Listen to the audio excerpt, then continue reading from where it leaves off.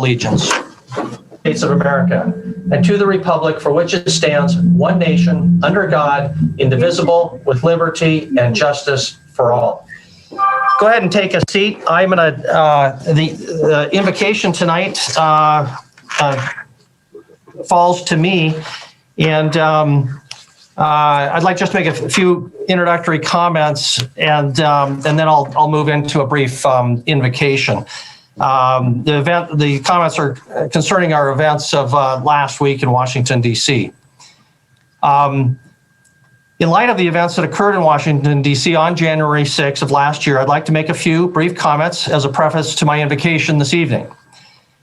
During the pledge that we all just recited, we promised allegiance to our flag as a symbol of, quote, one nation, under God, indivisible, with liberty and justice for all.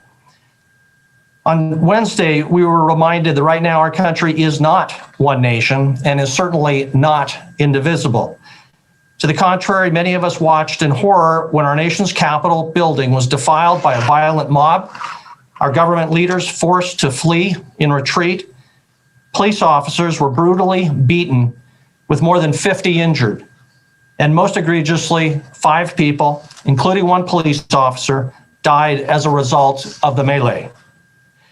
I'm sure I speak for all members of the City Council and for all of the city generally when I say that these criminal actions were deplorable and the perpetrators should be prosecuted to the full extent of the law.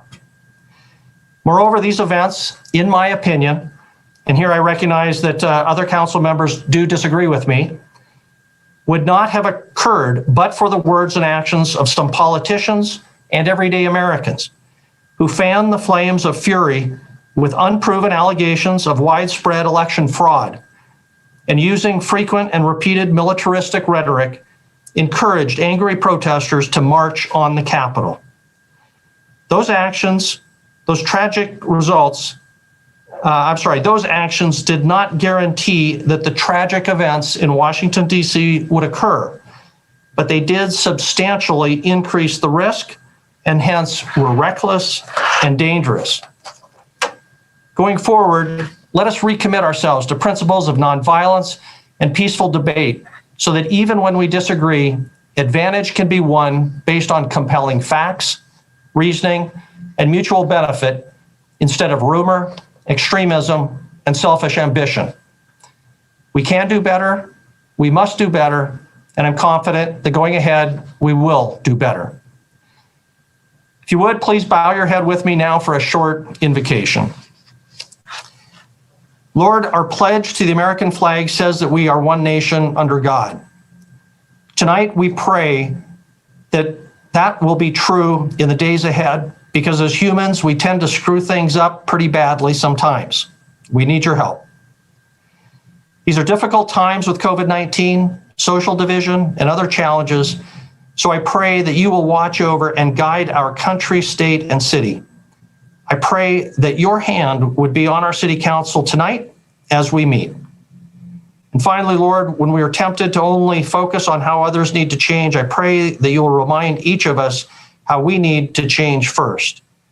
In these days of social distancing, please give us each a new appreciation for each other, for truth, humility, and especially the power of love. Amen. Thank you for that little bit of extra time. I'll ask the clerk to please call the roll. Shaw. Here. Yakowicz. Present. Neese. Here. Ewalt. Here. Joy. Present. Chariki. I am here. Harrington. Present. Ronning. Boyette. I couldn't get my mute here. Boyette. Here. Brown. Here. Mayor Cole. Here. Next item up then is approval of our minutes. We've got one set of minutes from November 23. The other minutes for the 14th and 21st are pending. Do we have a motion or questions relating to November 23 minutes? Councilmember Boyette? Thank you, Mayor. I move that we approve the minutes for November 23rd, 2020 as read. And is there a second? Councilmember Brown, is there any discussion? If not, if you're in favor of the motion, please raise your hand. Voting in favor of approval of the minutes are all members of the city. No. Councilmember Purington does. Okay. Motion passes unanimously. Thank you very much. Next item up are council courtesies. Any members of the council have anything they would like to offer? Councilmember Ronning. Thank you. My courtesy is to say thank you, Mr. Mayor, for the words that you read, the acknowledgement of what occurred in our country on January 6th this year. And I appreciate your words and stand in agreement with what you said. So thank you. Thank you. Any other council courtesies? Seeing none, we have no proclamations. Do we have any council reports from boards or other groups that council serves on behalf of the city? Seeing none of those, we'll move on to our city administrator reports. Chris, you had some items.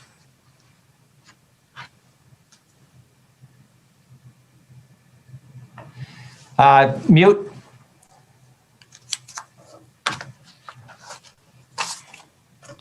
No matter how long we do this, right? We still miss things. My apologies. So I've got a list here. I just had opened up. I got quite a few items. So first off, is Melanie, and I didn't even get to check. I think Melanie Schwartz is with us to cover the brief update on COVID-19. Second up, Northwestern Energy lease. That lease is not going to be ready when we had originally hoped. That is the opportunity up near the airport. So I just want to let the council know we're still working on that, but we've got some work to do to bring that back to the council and have you sign off or agree, as well as Northwestern Energy is looking at its full options there. I've got two items. I'll circle back to these, but two items I need the council to consider removing from the agenda tonight. They can do it in one motion, or you can separate them if you'd like, but consent item 1D is in dog. David, consent item 1D, the sellers have asked for some more time. They're not ready to sign the document, the buy sell there. So I need 1D removed from the agenda. And in light of our agenda tonight and what I expect to be quite a bit of public comment, there's still some questions about action item number 3. That is the council compensation to clarify statute and our compliance with statute and our own code and charter. I would ask that item 3 be removed from the agenda as well. We can just come back to that another evening. Next up is the 2021 legislature in full swing. Hard to amend, but it absolutely is. We will continue to refine. We get reports sometimes daily, sometimes hourly, depending upon the topic, from our lobbyist team of Greg Dorrington, Amy Gramales. We're going to, the approach this year is to push more of that information to you, not so much filtering it, but just getting it to you. So you'll see more of that, as well as from time to time as we get updates from the Montana League of Cities and Towns and possibly from the Infrastructure Coalition. Today, along those lines, you should have received this morning a how-to guide for remote testimony.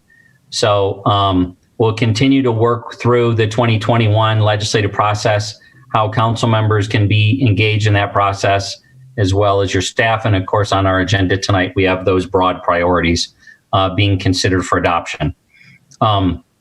January 18th, so next Monday, is Martin Luther King Day. Therefore, the work session is on Tuesday, January 19th. So just a reminder to the public and to the council of that. So Tuesday, January 19th is our next work session. And then a couple things, because of time, I had intended to talk about priorities in my administrator report. I'm going to include those in my weekly report. I'll give you a copy of the adopted 2020 priorities, as well as my proposal. They're just mine, but I will tell you they're 98%, 95% similar to what you adopted in 2020. I'll give you those two documents in the weekly this week. And two more items here. The library community room. We continue to work through that, and unfortunately have had another technical glitch, frustratingly, working with the private contractor there through those issues. We have laid out the room where we do believe you can get 15 council members and staff socially distanced. Not that I believe we'll have all 11 council members. Some of you have been very clear that you do not intend on meeting in person, but I do think it's important the room be able to potentially meet that need if it's there, as well as what I would deem as the 4 critical staff members that pretty much have to be at every council meeting.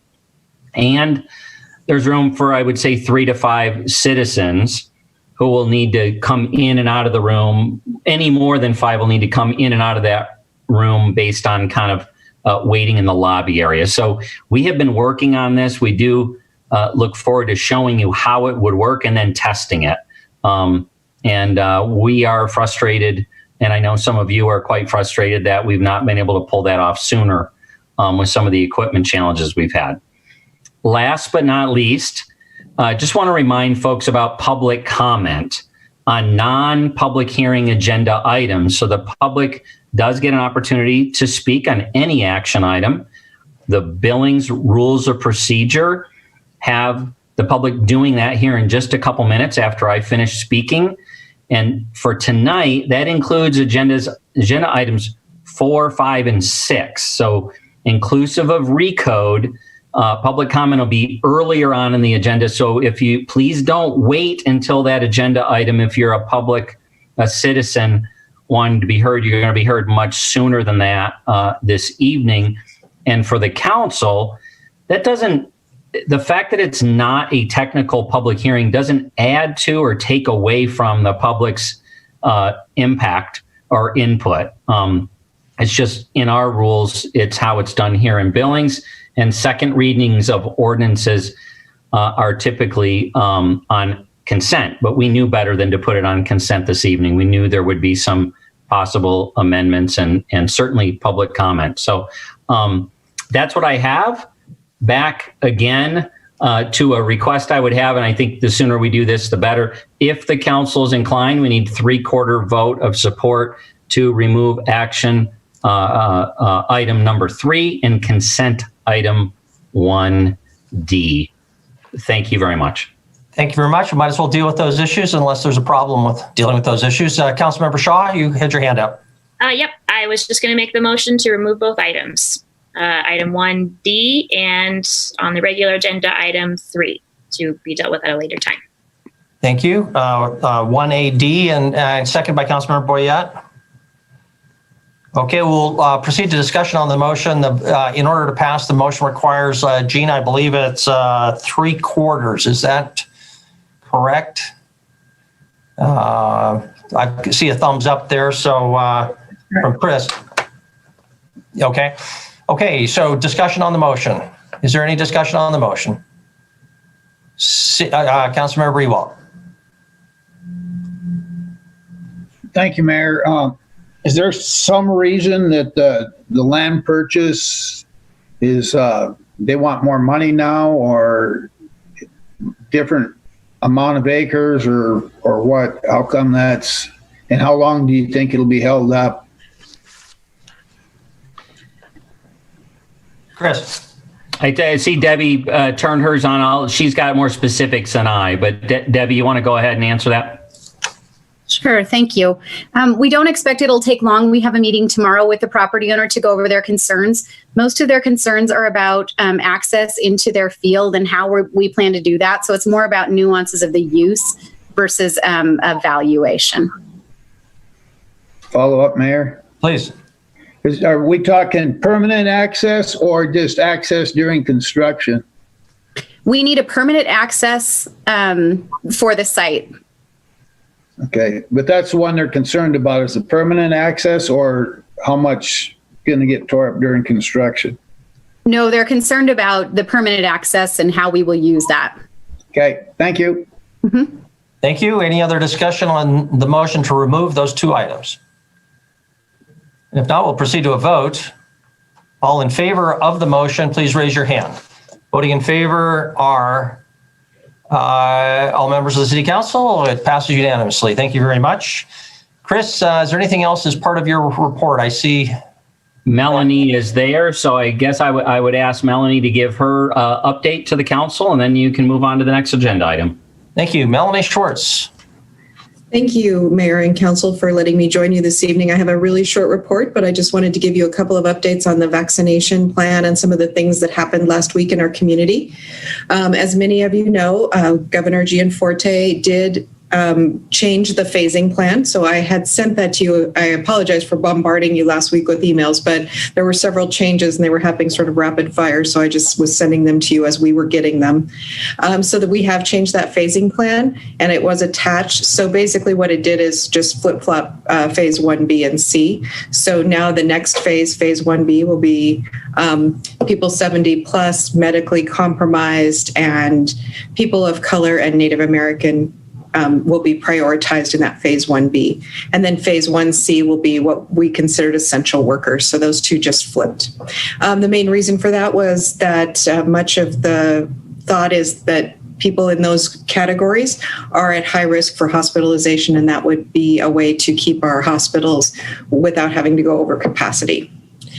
The other thing that happened that was major last week is our Yellowstone County Health Officer rescinded his order, his local Yellowstone County order, which now puts us under the state's directive, which was dated 11/17/20, and also under phase 2 of the reopening the Big Sky plan. So it's not that all orders were lifted and everything's just back to the way it was. It's our local orders have been lifted, but we are still under the state's directives. So I wanted to make sure that was clear for everyone. We are anticipating Governor Gianforte making some changes to that. I actually thought it might happen today, but he will probably make some of those changes within this week. The other major thing that's happening in our world is there is a vaccination planning team. There are 17 people in the community working on a vaccination plan as we move into phase 1B. We are meeting on Wednesday, and so we will be moving towards a more public community plan about what our vaccinations and how we will distribute them into phase 1B next, and then phase 1C. So be watching for that, and I will keep you updated as things progress in that. We did get an update from St. John's this week, and I thought it was good news that they are doing their vaccination clinics via CVS, which is the federal contract that's doing long-term care.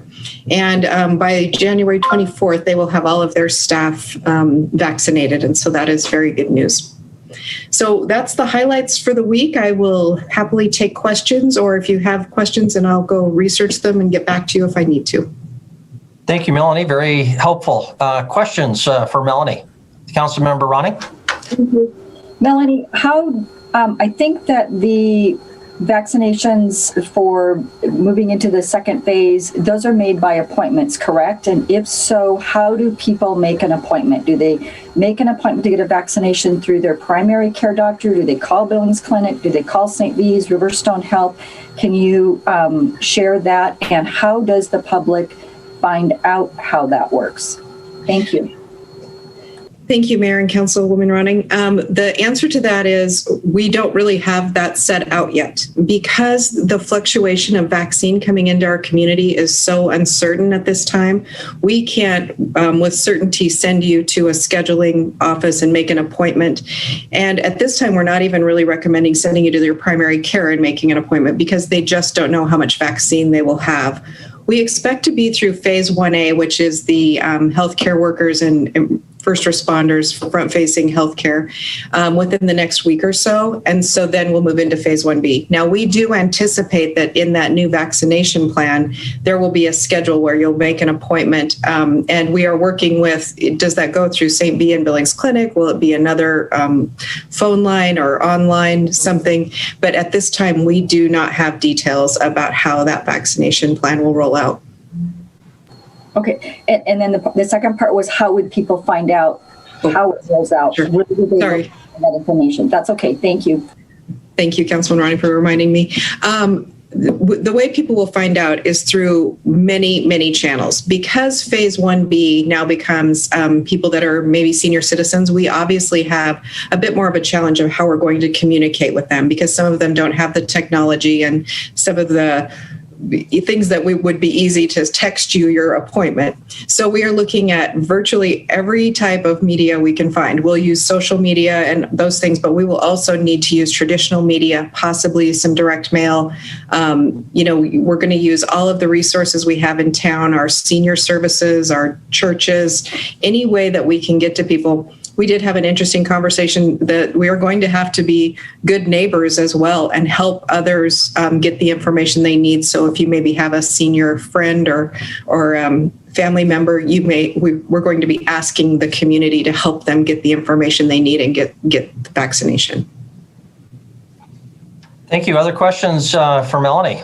Councilmember Neese? Thank you, Mayor. Melanie, with all the changes of orders being rescinded and governor changing things, can you address the 3 W's as far as if there's any change in what people do as far as wearing masks whilst they're watching their distance and washing their hands? Thank you, Councilmember Neese. No, we are not changing the 3 W's at all. They are still in place. They are still important. Because the vaccination will take a while to roll out to a large number of our community, we need to continue to do the 3 W's, and we will probably need to continue that for an extended length of time. Thank you, Councilmember Neese, for raising that point. Councilmember Trickey.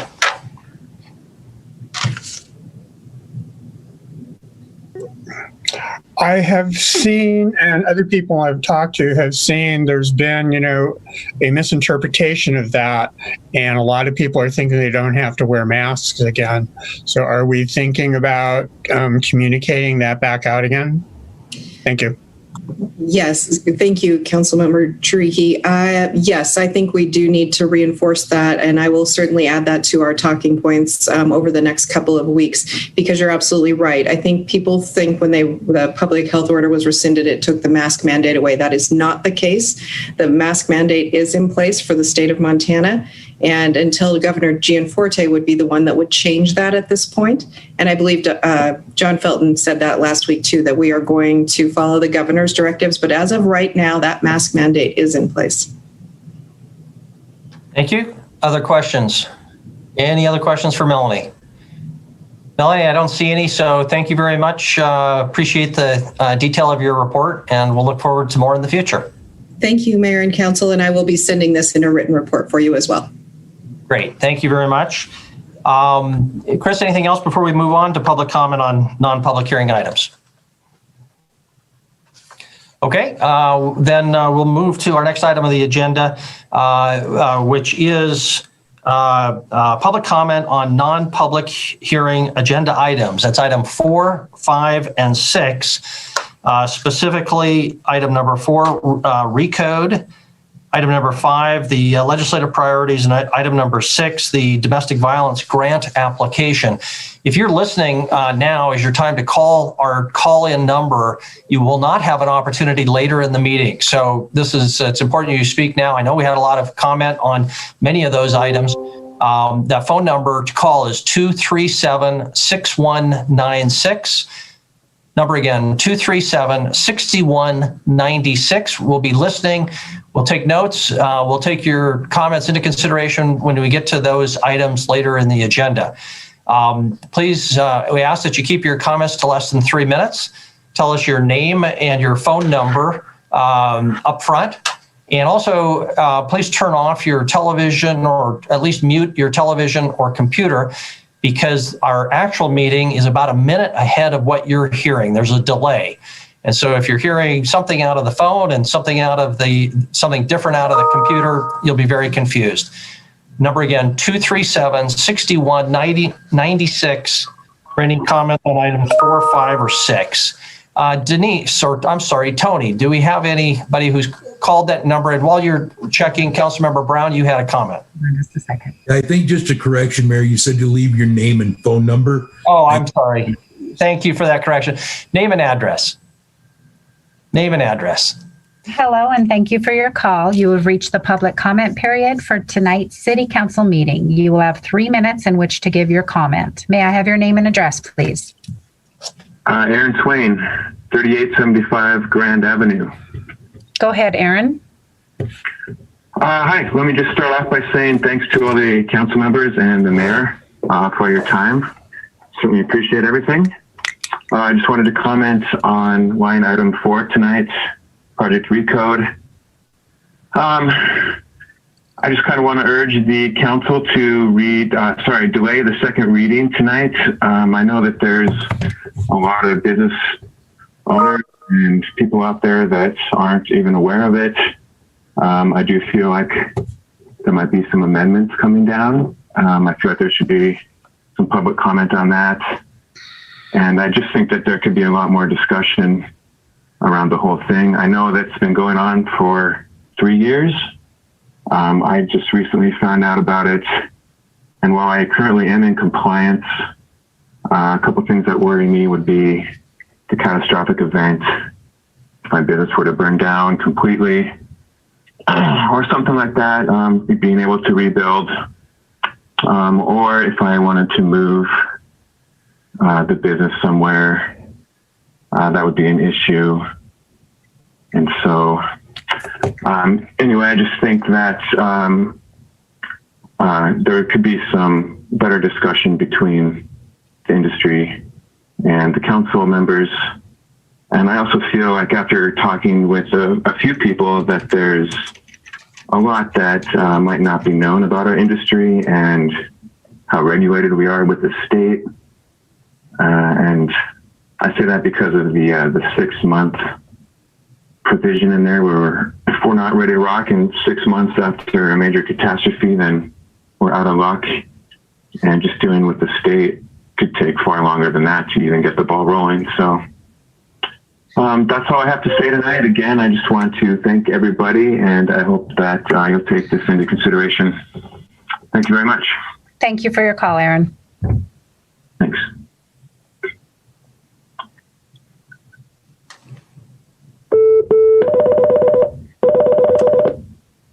Hello, and thank you for your call. You have reached the public comment period for tonight's City Council meeting. You will have 3 minutes in which to give your comment. May I have your name and address, please? Hi, my name is Spencer Stone, and my address is 2811 Missouri Street. Go ahead, Spencer. Hi, council members and mayor. I have a business in town and also I'm a landlord and have a few short-term rentals as well. Currently, my short terms are full of nurses trying to help out with the COVID issue.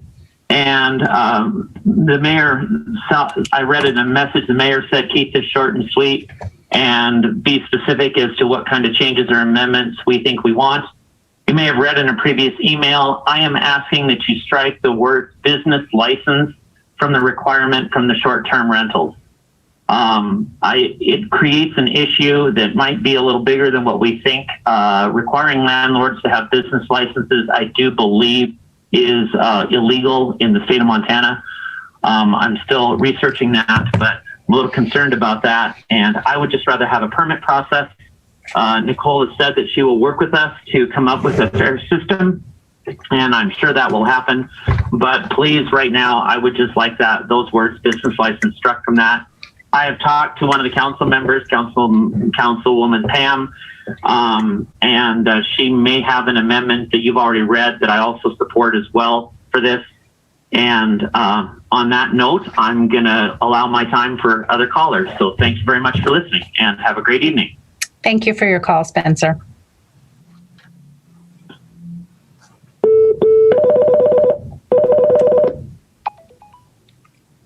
Hello, and thank you for your call. You have reached the public comment period for tonight's City Council meeting. You will have 3 minutes in which to give your comment. May I have your name and address, please?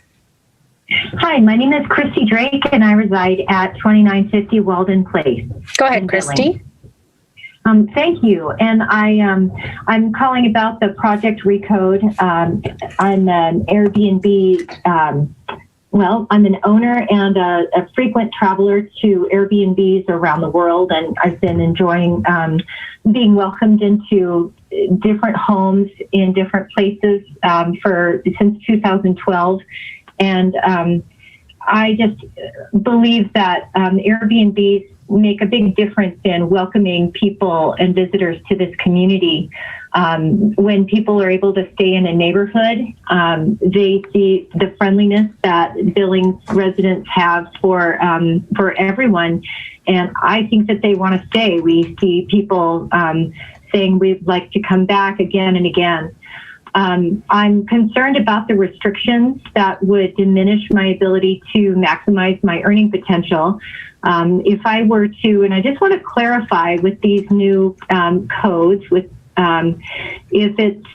if the permit, if I want to rent a house and an ADU on one property, and I also want to rent a room in my home, will the permit allow me to do that, or is it going to restrict this one permit per person, one property, one rental?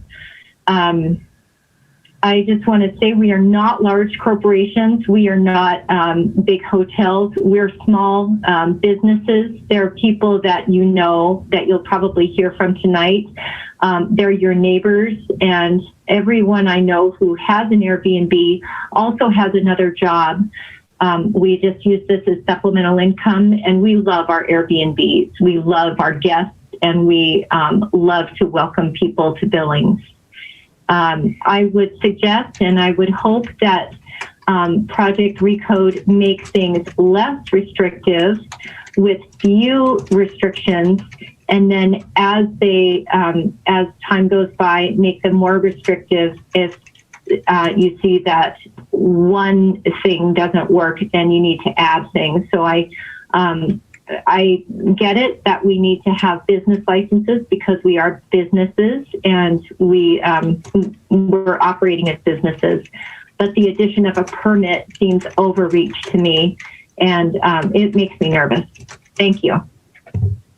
Thank you for your call.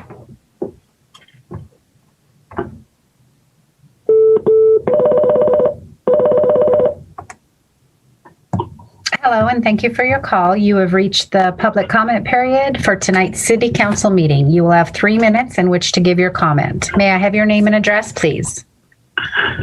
Russ Palmer, 221 Lewis Avenue.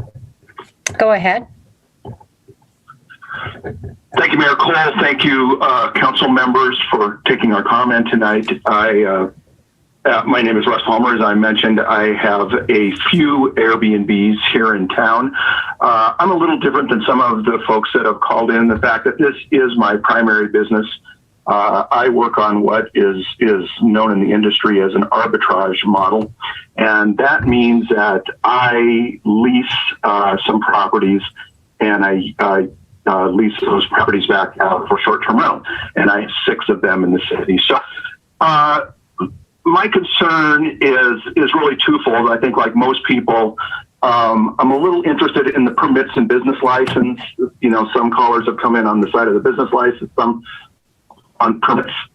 I'm not sure. I just like to not do both. And I've been in other businesses in Billings for 30 years, so I understand what a business license process is. That makes sense to me. Rental permits, you know, I'm worried about what that looks like. It's really arbitrary what it means, what the cost is going to be. So as I'm looking at costs in my business, I'm not sure what that is. That's a concern. The other concern is it seems like this is a solution with looking for a problem. 1 year ago, when we started talking to Nicole and the folks over there about some concerns here, there were 204 Airbnb and VRBO listings in the city of Billings. That number has dropped to 153. It's a 25% drop. We are not, of course, a city like Whitefish or Big Sky. You know, I grew up in Whitefish, Montana. The fact that there are 900 short-term rentals in there seems a little ridiculous. And I would be the first one to stand in line and say, yeah, that's ridiculous if we had, 3,000 of them in Billings. But we just simply don't have that problem right now. So what I would really like to see is some loosening on the restrictions of the number that can happen in a multiplex. If it does stay at the 20% that it is right now, one of the properties I'm in, I would instantly be in violation. And that would probably cut my business in half. That would be pretty detrimental to me. And I do have some concerns on the zoning coordinator and the amount of control and power they have on the ability to deny or approve these permits. So I think I agree with Christy Drake's comment that I would like to see more discussion. I personally would be very willing to be a member of whatever finding committee there is to help people understand what Airbnb really is in this area.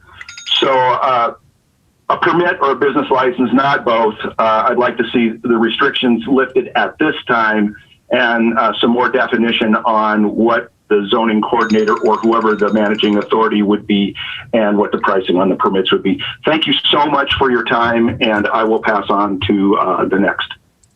Thank you for your call.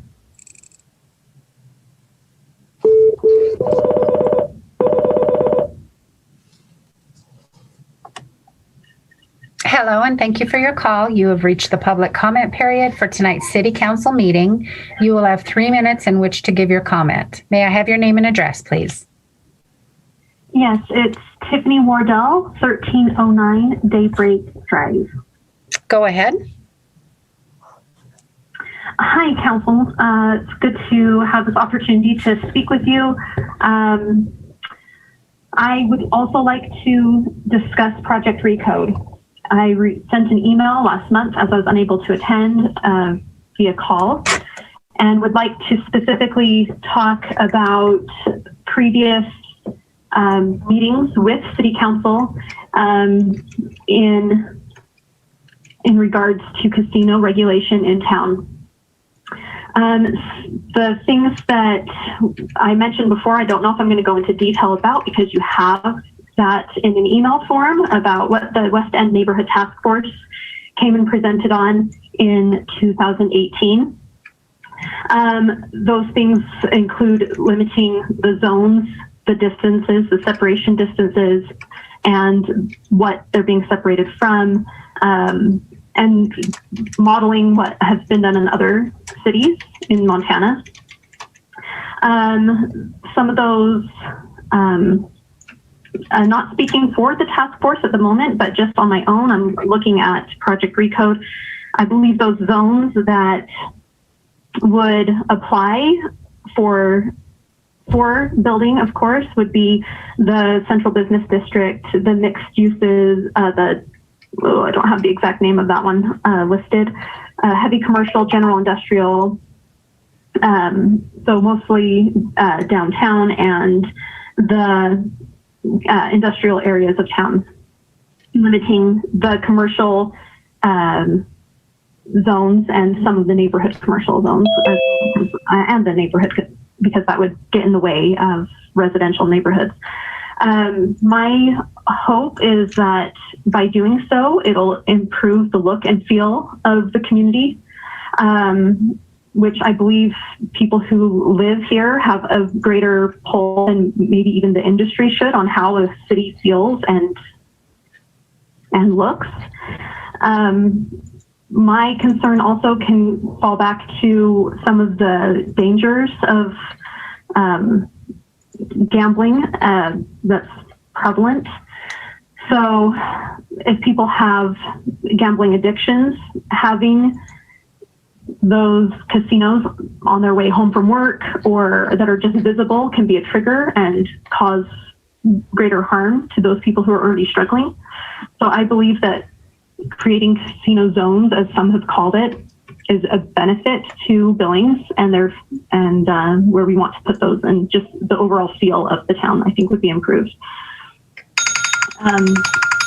Historically, that might be my time that's ringing, so I guess I got to be done. But I just hope that you will listen to the residents, the dozens of people who've already come up and asked for this as a result of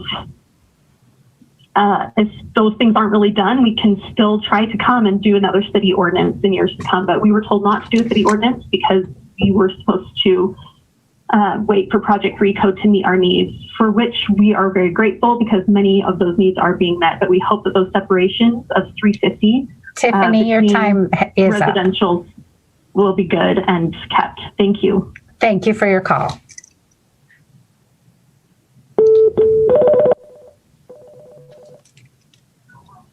Hello, and thank you for your call. You have reached the public comment period for tonight's City Council meeting. You will have 3 minutes in which to give your comment. May I have your name and address, please? Yeah, my name is Ed Gulick. I live at 3015 10th Avenue North.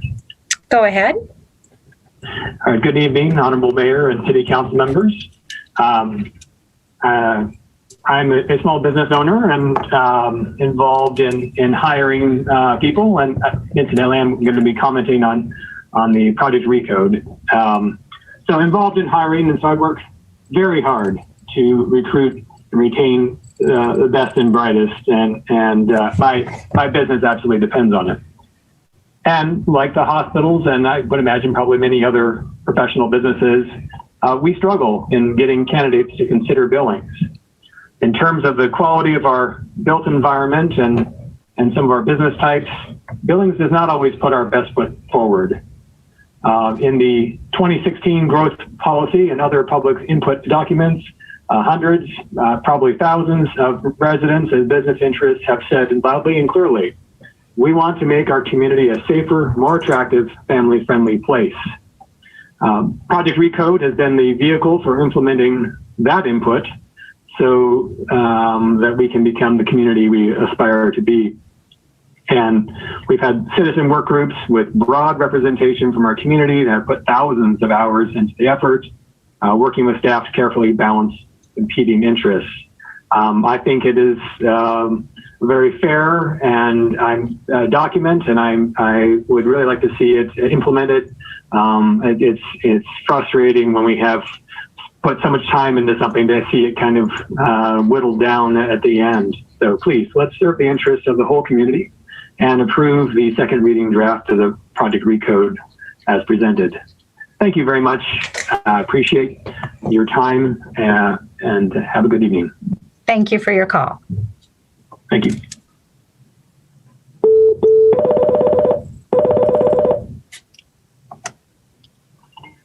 Hello, and thank you for your call. You have reached the public comment period for tonight's City Council meeting. You will have 3 minutes in which to give your comment. May I have your name and address, please?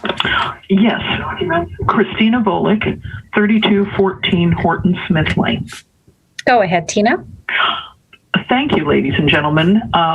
I appreciate I am speaking on agenda item 4. I appreciate those who agreed with your constituents at the meeting on December 14th and keeping the 350-foot separation between casinos and neighborhoods. I ask that you continue to do so at the second and any additional readings that you might have. Casinos do provide jobs and recreation in the city, although I do think there is a difference between a casino with gambling tables and slot machines and a neighborhood bar where hopefully at some point we'll all be able to get together with our friends and neighbors and have a beer and a burger. You have seen the staff memo on why you can adopt these regulations. You have regulated casinos since 1977 under state law and have the right to protect public health, safety, and welfare in zoning. Other cities in Montana, large cities, have similar regs. Bozeman limits districts in which they can occur. Great Falls has a 350-foot separation. Kalispell and Helena have 300 feet. The suggestion to cut that distance to 150 feet is less than the width of a football field and does not provide the adequate space for a home. I do agree that the concerns about a 50% destruction on a non-conforming area are concerns, and I believe they could be handled by the staff's suggestion on special review. Again, I ask that you please keep the 350-foot separation between homes and neighborhoods and casinos. I'd be glad to answer any questions, and thank you for your time. Thank you for your call, Tina. Thank you.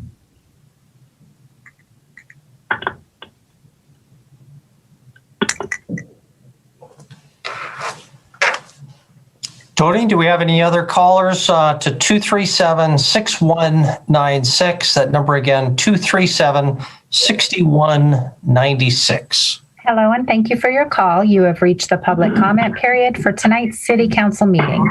You will have 3 minutes in which to give your comment. May I have your name and address, please?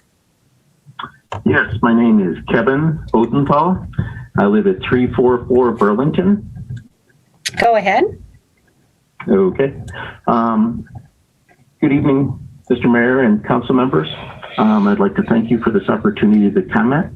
I'd like to comment about Project Recode, specifically on short-term rentals. I have some Airbnbs, and I get the idea that we need to recognize them in the code, but I think that the restrictions that you're offering are way above and beyond where we need to be. An example would be you're asking us to have a short-term rental permit and a business license. But if I rented for 31 days and were just a landlord, you don't require anything. No business license, no permits, no regulation at all. I'm not asking for more regulation on them. I'd like this just to be fair. You want to recognize us, do a permit or do a business license, but don't beat us over the head with it.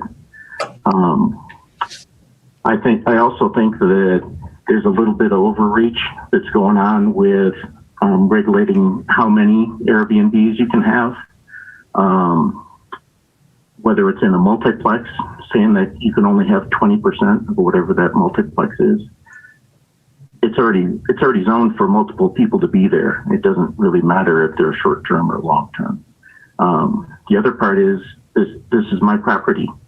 So if I want to have, for example, 2 bedrooms I want to rent out, apparently that's not permissible under this scenario that you've envisioned.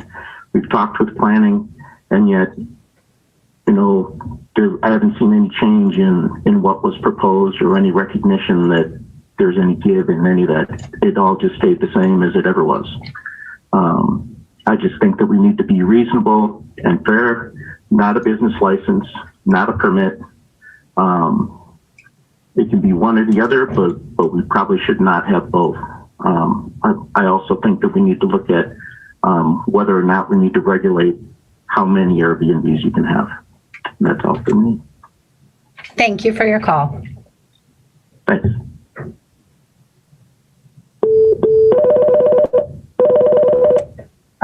Hello, and thank you for your call. You have reached the public comment period for tonight's City Council meeting. You will have 3 minutes in which to give your comment. May I have your name and address, please?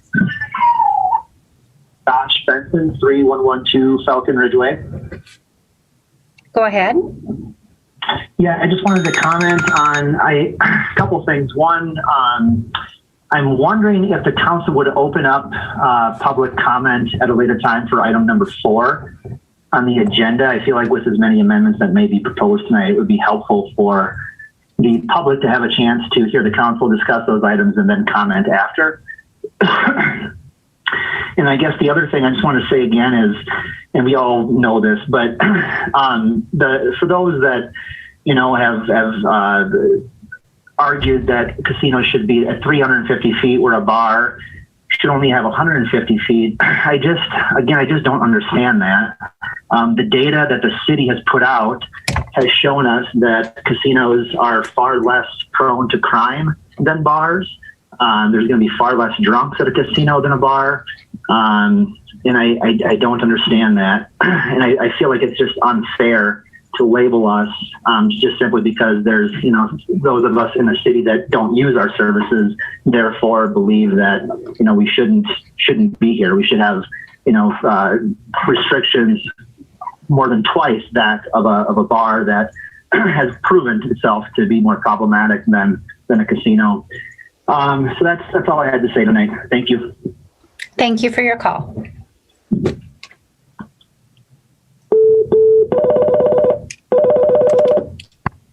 Hello, and thank you for your call. You have reached the public comment period for tonight's City Council meeting. You will have 3 minutes in which to give your comment. May I have your name and address, please? Hello?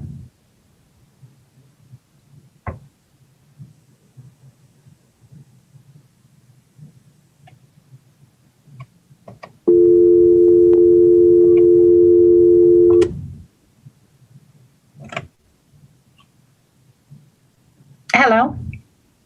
Hello. Hi, you've reached the public comment period for tonight's City Council meeting. Were you wanting to make a public comment? Yes. Okay, may I have your name and address, please? Doug Wild, 4712 Autobahn. Go ahead. Yeah, just wanted to encourage the council to look at some of the information that was passed to them over the last couple of weeks, specifically concerning garage width restrictions and garage placement on the N1 through N3 district, as well as the NX district. I think this information would be helpful so they can maybe make some amendments to the way the code currently reads, so that we can have better options for building modern structures here in our beautiful city. That's all. Thank you. Thank you for your call.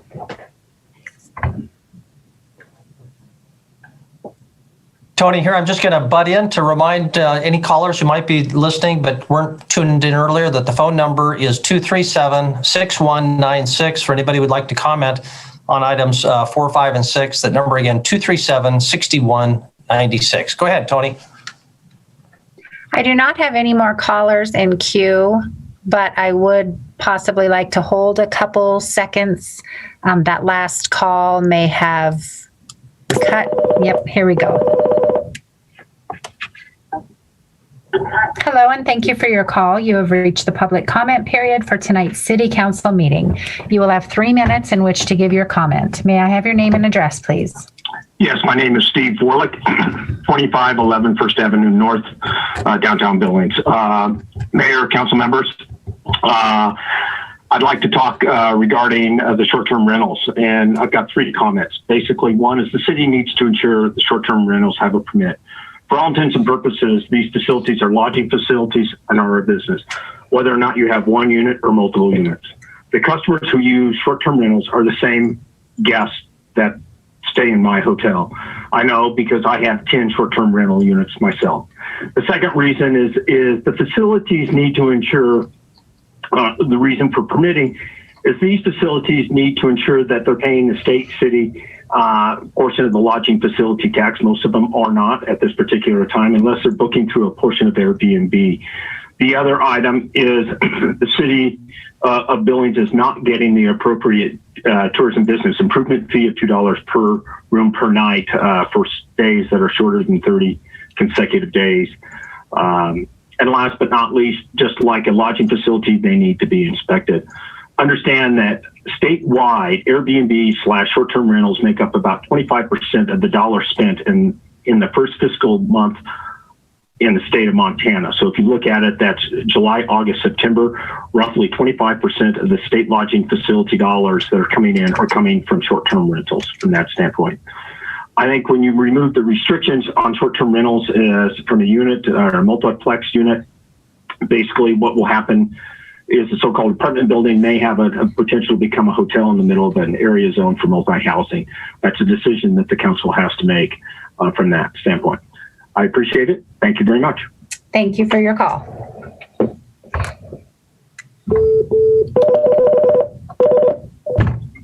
Hello, and thank you for your call. You have reached the public comment period for tonight's City Council meeting. You will have 3 minutes in which to give your comment. May I have your name and address, please?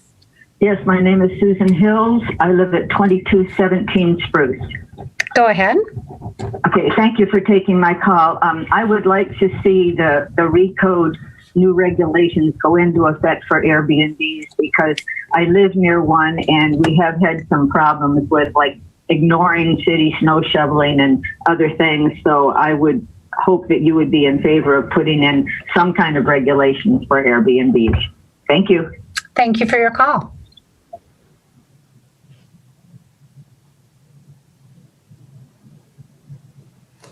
I do not have any more calls in queue. Okay, thank you very much, Tony. Thank you to our callers. A lot of good comment. We will close then our public comment period on non-public hearing items 4, 5, and 6. And move on to item number 1, our consent agenda. Reminder that item 1AD has been removed. Are there separations for further specific or separate discussion and vote? Are there any separations from our consent agenda? If not, is there a motion for Councilmember Purington? I just have a question, if I may. And because we're doing legislative stuff, on item number, what is it? The one where they're buying the vehicles. Which one is it? There it is. B. So 1B. So they're talking about they're buying these vehicles from Florida, and they're doing it through the state purchasing. And I'm just wondering, legislatively, I mean, we've got car dealerships here in Billings or in the state of Montana. Would that not be something legislatively that we could look at to put that forward, that they don't go out of state for purchasing? I know it's cheaper, but I think we need to support our local merchants. That's just a question. That was a question I had. And so, I mean, I'm going to approve it, but I'm just saying. Okay, it's technically not, directly relevant to, but right. It makes sense. So, Chris, you want to make a quick comment, and we can also take it up when we get to the legislative agenda. Thank you, Mayor and Council. I can't quote them, so it may be a good thing to reference in the weekly. Number one, we do really want to see local dealers bid the work. We'd prefer to give it to a local dealership, or we do take the best price. And so there are some state laws that limit your ability in that regard. So I'd like to put a little bit more thought into telling you what we can and cannot do. There are some preferences I do believe you could give to local bidders. In fact, I think we do, but they are limited as well. You can't just say we won't give a bid to an out of city or an out of state contractor, as I understand it. So if it's acceptable to the council, I'd like to just buy some time for Gina and I to give you a written kind of feedback on what are our limitations on that kind of a scenario. And then Chief, I don't know if you wanted to add anything relative to what you've seen over the years or anything to the comments. Thanks. Thank you, Chris. Mayor, Council, good evening. Not so knowledgeable on the legislative side of things, but I will tell you historically, nobody locally is interested in bidding with the police cars. The closest we had several years ago was Great Falls. And then of late, it's been this Florida outfit. So it's not for lack of trying. Nobody's interested. Chief, it kind of begs the question, why? If you know. Mayor, I don't know. Okay, thank you. Quick discussion on this, then we still need a motion on either end or separations. Councilmember Ewald? Thank you, Mayor. That Duval Ford, I believe they're Montana middlemen, aren't they? Are they not? There's a Montana middleman between here and Florida, isn't that true, Chief? That's correct, council member. Okay. And it would be interesting to know how much is saved by going to Florida rather than an in-state place. Maybe the state should get together and do something like that, because it's just like saying, why not buy local instead of going online to Amazon? I mean, it's kind of the same thing. We have to support our own if that's what we're going to do. So, but it is getting a middleman in Montana. I just don't know how much they make out of it. Okay, thank you. Are there separations or is there a motion? Councilmember Shaw, you had your hand up. Thank you. I'd like to make a motion. I move to approve the items of the consent agenda as submitted, as there have been no separations. Okay, that's the motion. Second by Councilmember Ronning. Okay, opportunity for questions. Feel free to ask any questions on any of these items. Councilmember Yakwich? Just two real quick. I appreciate Steve Simonson for RC&D. Been with him for a bit. I really appreciate Mr. Ewalt working, representing the council, but they have done so much with so little. And I just applaud them, and I hope Steve can let his staff know we appreciate all their hard work. And secondly, I think this is the first time, Mayor, that Councilman Brown has not abstained. So something's wrong. Thank you. I checked and I couldn't find one. So I think that's he's not asleep. 7 years. Councilmember Neese? I guess I'd like to thank the Public Works Department for digging up this grant that we're looking at approving tonight, and hopefully we'll get this because we've talked about how we can bring more money in to offset some of the taxes that people pay in fees, and this is one of them. So appreciate the city staff working hard to get things like this before us. And here, I think you're talking item 1H, the FEMA brick grant, which would be absolutely huge. Yes, thank you very much. And our DES coordinator, Casey Williams, who's spurred a lot of that. I've had several conversations with him the last day or two about this, so this is great. Cross your fingers and knock on wood and don't walk under any bridge or any ladders. Further discussion on the motion or questions for staff about any of these items? If not, we will go to a vote. All in favor of the motion, which is for approval of all of the items on the consent agenda, please raise your hand. Voting in favor are all members of the City Council. Motion passes unanimously. Thank you very much. Chris, special presentation, our 2020 retirees. Oh, you're muted. Mayor and council, all the conversations in preparation for tonight, and I totally missed that we were going to cover this. I've got a slide deck I've got to find. In fact, I'm going to just ask that I do it 2 weeks from tonight. We have dozens of retirees who retired over the past year, several of which with 35 to 40 years of service to the city. And I just wanted to start something new, just naming them, recognizing them, and thanking them for their service. So rather than me fumbling around trying to find it, when it made me 3 slides with all their names and their date of service and what department they worked in, I will give it to you 2 weeks from tonight. Thank you. I think that'd be great. Councilmember Ronning. I'd just like to request, Chris, if you would include any of our canine dogs that have retired as well, and when they retire, because they do an extraordinary service for our community as well. So thank you. Thank you very much.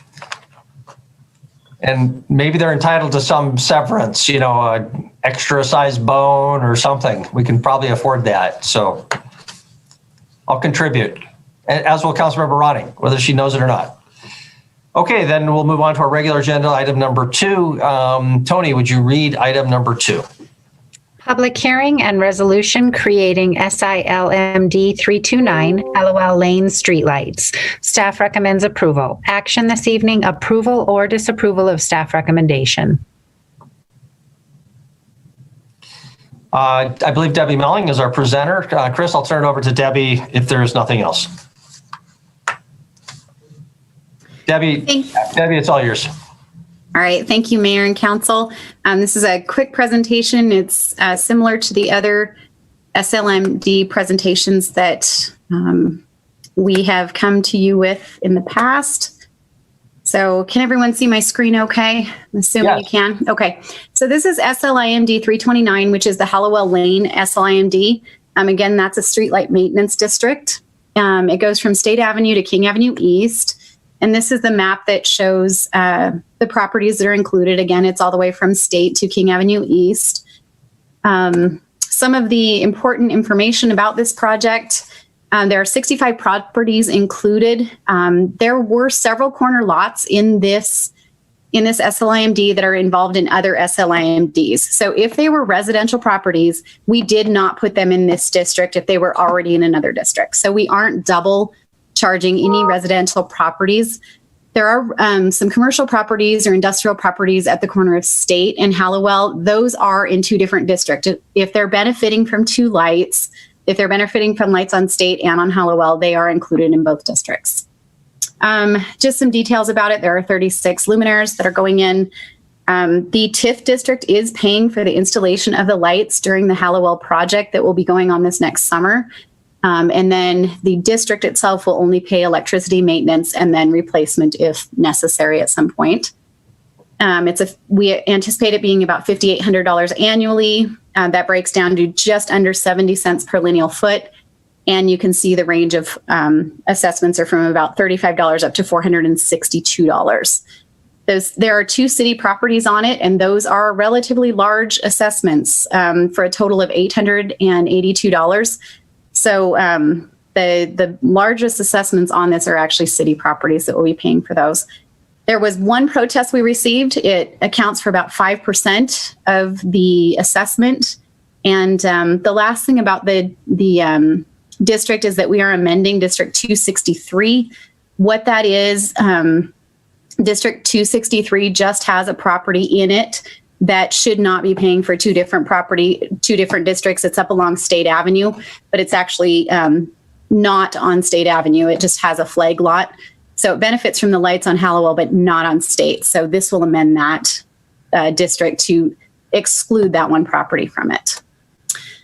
So tonight, I'll just answer any questions you have. There will be a public hearing after that, and then we recommend that you approve, after conducting the public hearing, approve the creation of the district. Okay, thank you very much. Debbie, questions for Debbie before we go to public hearing? Councilmember Neese? Thank you. Debbie, if I understand correctly from reading this is kind of like the new district now where we actually will charge for not only the light cost, but the future replacement costs of the district. That's exactly correct. We did add the new language that bond counsel recommended to us in this one. Great, thank you. Yes. Thank you very much. Councilmember Purington? Thank you. And Debbie, I don't know if you saw it or not. We did receive late this afternoon a letter from a resident. I believe she lives on Hallowell. And I don't know if that's the one protest either, but I just felt like to acknowledge that we did receive that. The council did receive it. And of course, I think there is part of her discussion was the notification over the Christmas time or something. And I don't know when that happened. But anyway, I just wanted to acknowledge that we did receive that. Debbie, what's that protest that you were referring to? Are you asking me or Debbie? I'm sorry. Debbie, can you clarify, was that the same protest that you were referring to? It is. We received a formal protest via email from the same property owner, yes. Okay, thank you. Thank you. Other questions for Debbie? Other questions before we go to a public hearing? The phone, you might as well call if you're interested in commenting on this. We will then open the public comment or the public hearing time. You need to call that phone number, same phone number throughout the evening, 237-6196, 237-6196 to participate in the public hearing on item number 2, the light district number 329 on Hallowell Lane, 237-6196. Please keep your comments to under 3 minutes. Tell us your name and address at the beginning, and please turn off or mute your television or computer because the actual meeting is about a minute ahead of what you're hearing, and you'll be confused if you don't. The number again, 237-6196. Tony, did we have anybody who called 237-6196? I have not received any calls. Okay. We'll proceed ahead then and close the public hearing unless somebody rings in the next few seconds, and recognize Councilmember Yakovich. Yes, Your Honor, Council, having conducted a public hearing, consider written and spoken public testimony, I move to approve the resolution creating SIL-MD 329 as recommended by staff. Thank you very much, Councilmember Boyette. We have 2 fingers, so Councilmember Boyette will be recognized with the second. Discussion now on the motion. Councilmember Yakovich.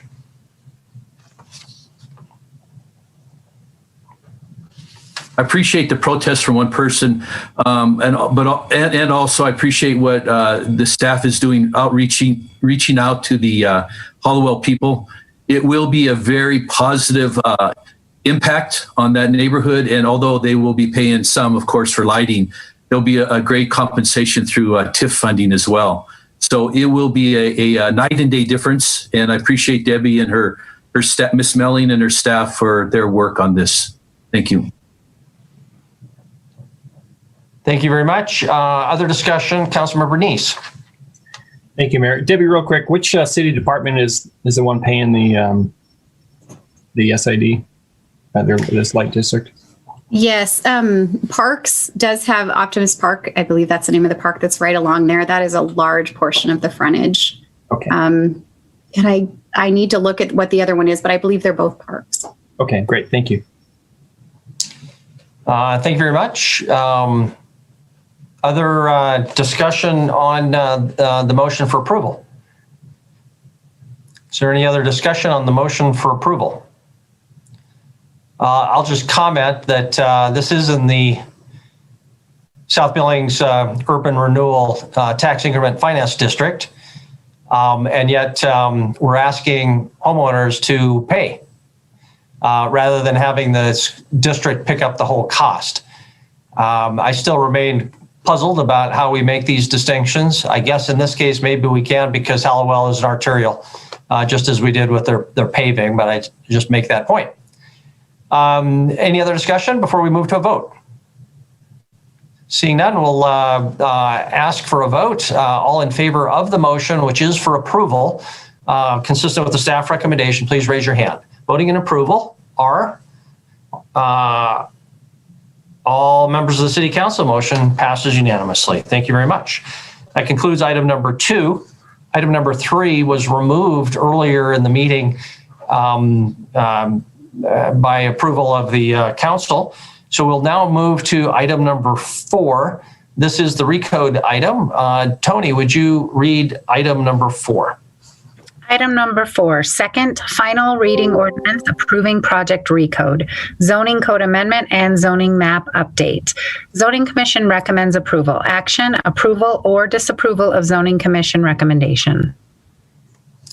Thank you very much. We have a staff, relatively short staff presentation here. I'd like to make a few introductory comments about kind of procedure. First, thank council for moving expeditiously to this point on all the other items. 5 or 6 quick things here. First, for any members of the public who've been watching, the council has received a number of emails in the last few days that have been considered. If you're interested in seeing those, they are available on the city's website. And please be sure that the council has seen those. Second, a request to council members, as you discuss, if you have interest in specific changes or amendments, I would request that you be as specific as possible, referring to page numbers of exhibits, section numbers, specific language, that sort of thing. It'll help the rest of us follow along and stay with you. Third, we now have before us 5 exhibits. Exhibit A, which was the original draft of the recode. Exhibit B, the original map. But then also now B1 and B2 involving map amendments. And then Exhibit C, amendments to the Exhibit A, the text. I've asked staff to kind of address what those are again and just kind of help us understand what those are. Pursuant to the enactment ordinance that you have in front of you, it only references Exhibit A and Exhibit B. I raised this issue with staff the end of last week, and they explained to me it's very important that when this go to Muni Code, which is the group that puts it in onto the web, if it is approved by the council, that there just be a simple Exhibit A and Exhibit B. And so that makes sense to me, but it does mean that in our motion, we'll need to squeeze those exhibits together and make sure it's clear that Exhibit C is amending A and the 2 Bs B1 and B2 make up Exhibit B, but staff can address that further. I just wanted to reference that and remind you that there was some new language, motion language circulated by Gina by email earlier this afternoon. Fourth, at some point, we may need to determine whether if amendments have been approved, if they are substantive enough that we need to continue this hearing, or if they're not, that we approve a final version tonight. But that is an issue out there. Gina Dahl is aware of that, and I'm assuming we'll have an opinion if we get to that point. I had a couple questions from council members about the possibility that somebody would make a very quick motion to approve, and then somebody would call the question to cut off debate. That's perfectly within the realm of reason. I wouldn't necessarily encourage that, but if it happens, I will, just as a courtesy to the rest of you, ask, since that motion is not debatable, I will ask, though, if there are others that would want to comment if the motion on the question fails, if there's further amendments or people would like to comment further, just so that you, when voting on whether to vote, you know if other people still have something they want to say. It's not binding in any way, and we won't have a debate because we can't, but just so that you know what else might conceivably be out there.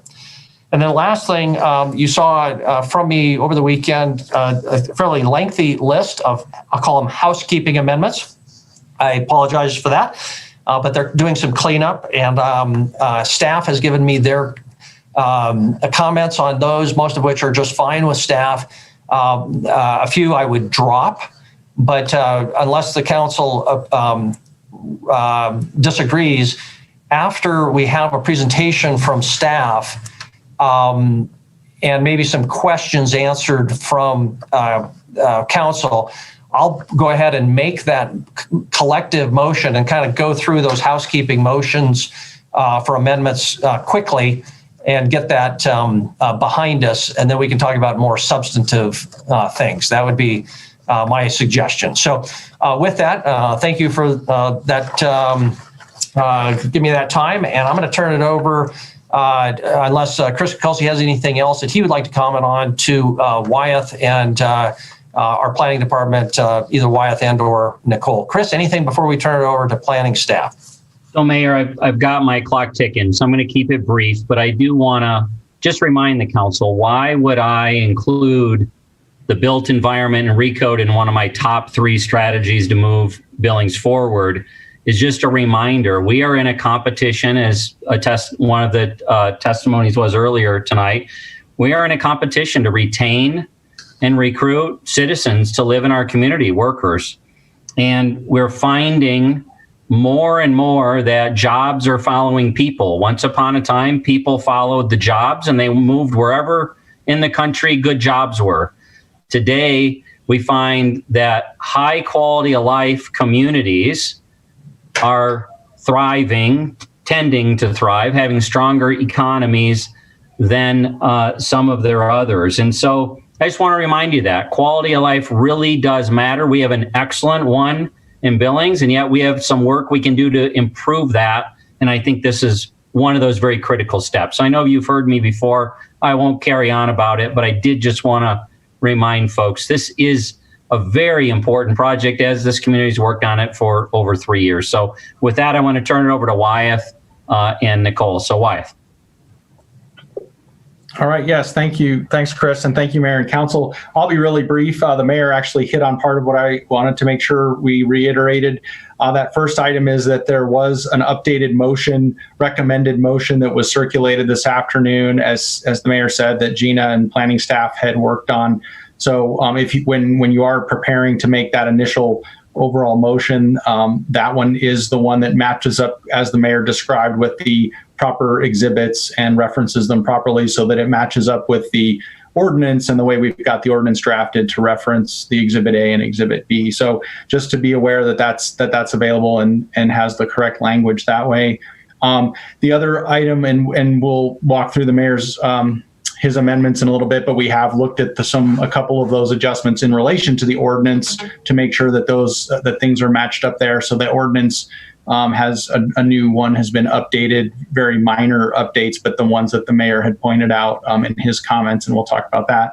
And then the last thing I just wanted to mention before Nicole gives her presentation is that there has been a lot of emails back and forth since Friday, really mostly until today right before the meeting started. There's been a lot of questions back and forth, both among council. We've had folks again from the community.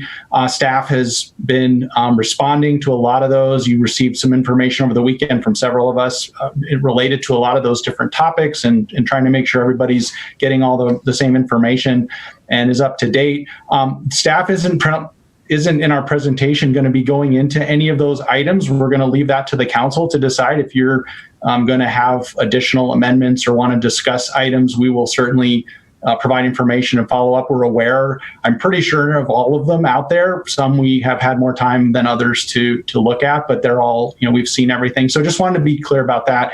We're going to, the council, what the council voted on that got us to where we are today that Nicole's going to review is where we are, and staff is all completely on board with that. So it'll be up to the council to move on or talk about other items and outside of that. So anyway, with that, I'll let Nicole start us off, and thanks very much. Thank you very much, Wyeth. We'll turn it over to Nicole. I would make a request to Nicole as you come to certain items, if you heard public comment on them, and people ask questions, it would be helpful maybe if you could address those specific questions or a request for clarification that members of the public made. I didn't make a great list, but for example, Christy Drake asked about if she rents a house and an ADU and a room in the home, can she do that? There was a lot of questions about whether we need business license and a permit for short-term rentals and whether those could be combined either now or in the future. And I'm sure there were many others that you'll remember, whether it was possible to rent 2 bedrooms in the same home, that sort of thing. But if you recall them, go ahead and address those as you have your comments. But thank you very much. We'll turn it over to our zoning coordinator, Nicole Crumlow. Thank you, Mayor and Council. And I do have a presentation I'd like to share. If Tony can make sure that I can share my screen, I think I can. And here we go. And let's start the slideshow.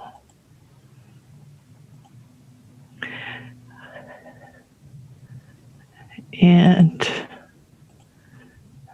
okay. Everyone can see that, I hope. So tonight is a second reading of what was adopted by the City Council on December 14th.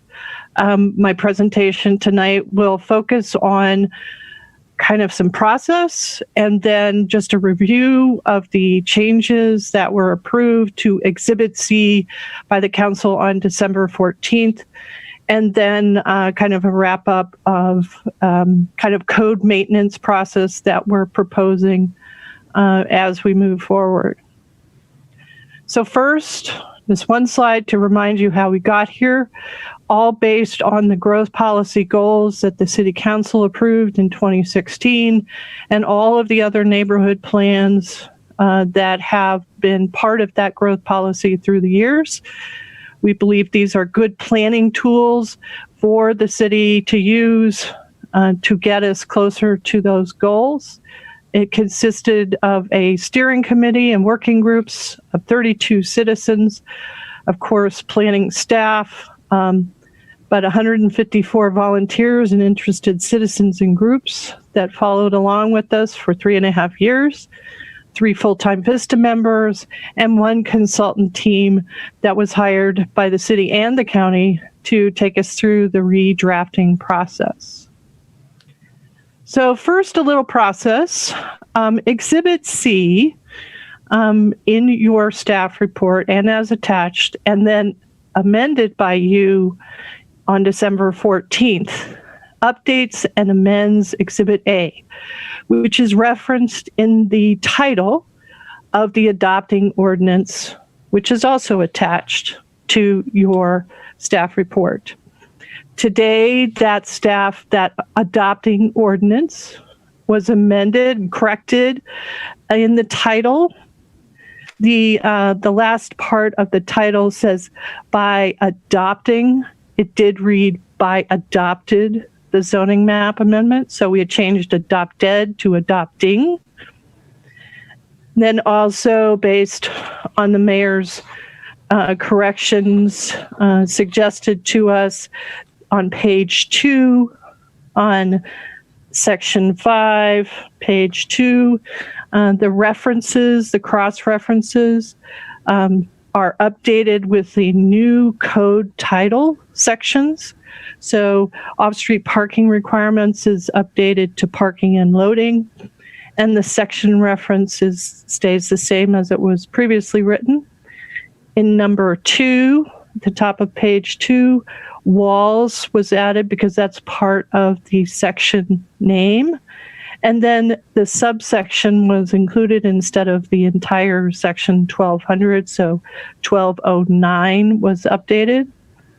Then the visibility at intersections, number 3, was updated to go to the specific section of 27-1802H. So those cross references are more specific, and the titles are as they appear in the zoning code.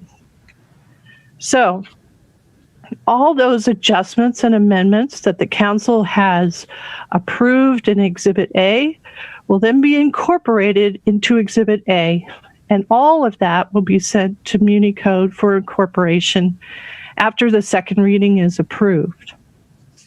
And then as well, the Exhibit B in the title of the adopting ordinance will be finalized and the adjustments incorporated by Exhibits B1 and B2.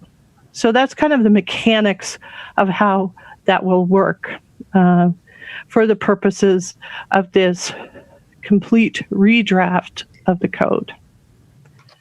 So the additions to Exhibit C from December 14th, I'm just going to go, I just have a few slides kind of bullet pointing those changes. On December 14th, we correct the garage opening in the N1 district to 35%. In 27305D in the N2 district, we had an amendment that was approved by the council on the 14th to allow 40% garage openings on the street front facade, a full second story for 2-unit buildings, 80-foot structure width for 2-unit buildings. 2-unit buildings can also have 2 separate front doors on the street front facade, and roofs may exceed the 612 pitch. The third change approved on the 14th was to 27801. That would require one district in each P&D type to be a minimum of 10% of the net acres. It was proposed at 20. So that 10% was what was approved by council on the 14th. All right. And I'm stuck. Oh, and I got to go back. Sorry about that. Okay.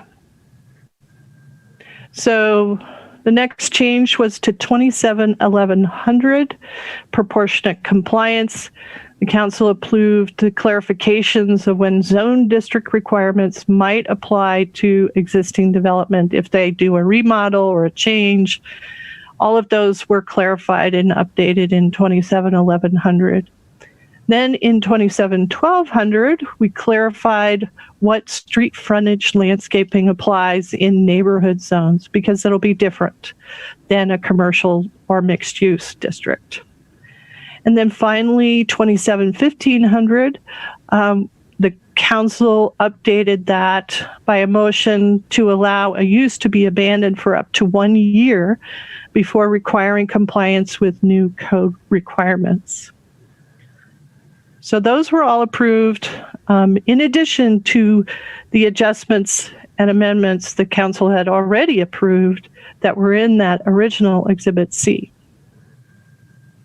Now, once the code is adopted, we are planning a maintenance schedule to report back to you on a periodic basis. And the first report back to you would be at the 4-month mark after it's in place and we're applying the code and using the code. So we're going to collect and report any errors, typos, clarifications that need to be made in the code, and any implementation challenges, that anything that's not working as intended, or it's just clunky, it's not working right. So we'll collect all that and bring it to you at 4 months.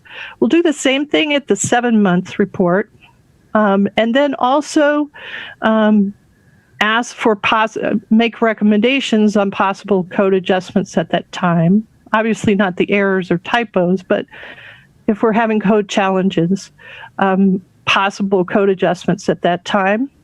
Then at the 12-month report, we'll just report everything that we've collected over the last year and all requested code adjustments by the public, and then code challenges that the staff has believes that still need to be addressed.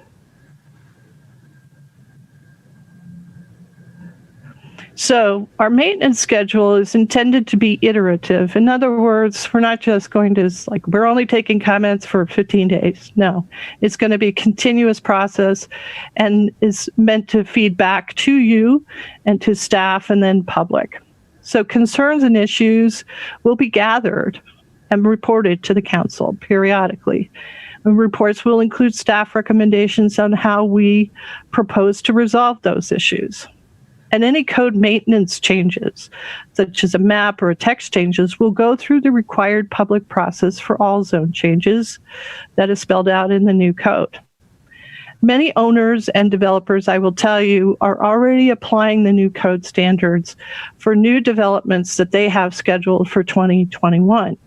And they are calling and asking for clarification and explanations of the new code requirements, and then the zoning requirements that are continuing in the new code. Okay, I will address the mayor's request to clarify at least the question about short-term rentals. As under current code, no short-term rental in a neighborhood is an allowed use of property. So this starter set of regulations is intended to, one, legalize those existing business operations and home occupations of people, 240 of them at least, who are doing this in Billings already. We did talk about a little bit about how we can work through the issue of business license and planning permit, whether it should be one but not the other. It's just until we start to implement the code and go through the permitting process, we're not going to know which vehicle works better for short-term rentals. The issue of how many short-term rentals you can have on a property is fairly clear in the code in section 27-10,005, subsection O on short-term rentals. And then in subsection C of that part of the code, the maximum number of short-term rentals on a single property is limited to 2. So if you have a primary dwelling unit that you live in and you want to rent out the extra bedrooms, that would be one location. And then if you have a second dwelling unit on the same property and you own both, it's not a townhome situation, then you can have a second one.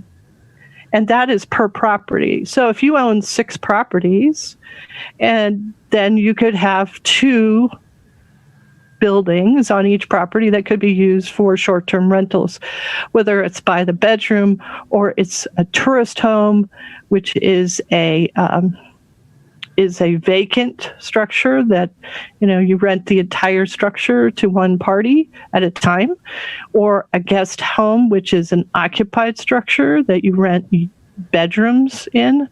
Both are treated equally. Both are considered short-term rentals. I believe I clarified to you, Mayor, about the limitation on the number of short-term rental units in a multi-unit structure. Has to do with the building code and life safety codes for those apartment buildings. Once you change from, a month-to-month rental as an apartment building to a nightly rental or a 3-day rental or a weekly rental for those units, it changes what building codes the owner has to comply with. So for life safety reasons, we put it in there. Once you're over 20%, then you're talking about a change of use in a structure. And if you're changing the use, that use has to be an allowed use in that zoning district. And many hotels basically are just not allowed in the multifamily or mixed residential zone districts. So that's the reason for those regulations. Now, if you have a multifamily in a zone district that's a mixed use district, then certainly that you could go through the process of doing a change of use, ensuring that the building meets the code requirements for a hotel or public accommodations. And then you could, do the whole property as a short-term rental. Let's say you're on a property that has multiple townhome or individually owned properties on an undivided lot. Each owner of each unit can have their own short-term rental permit. It's not limited to 2 per property in that case, because you all have separate ownership.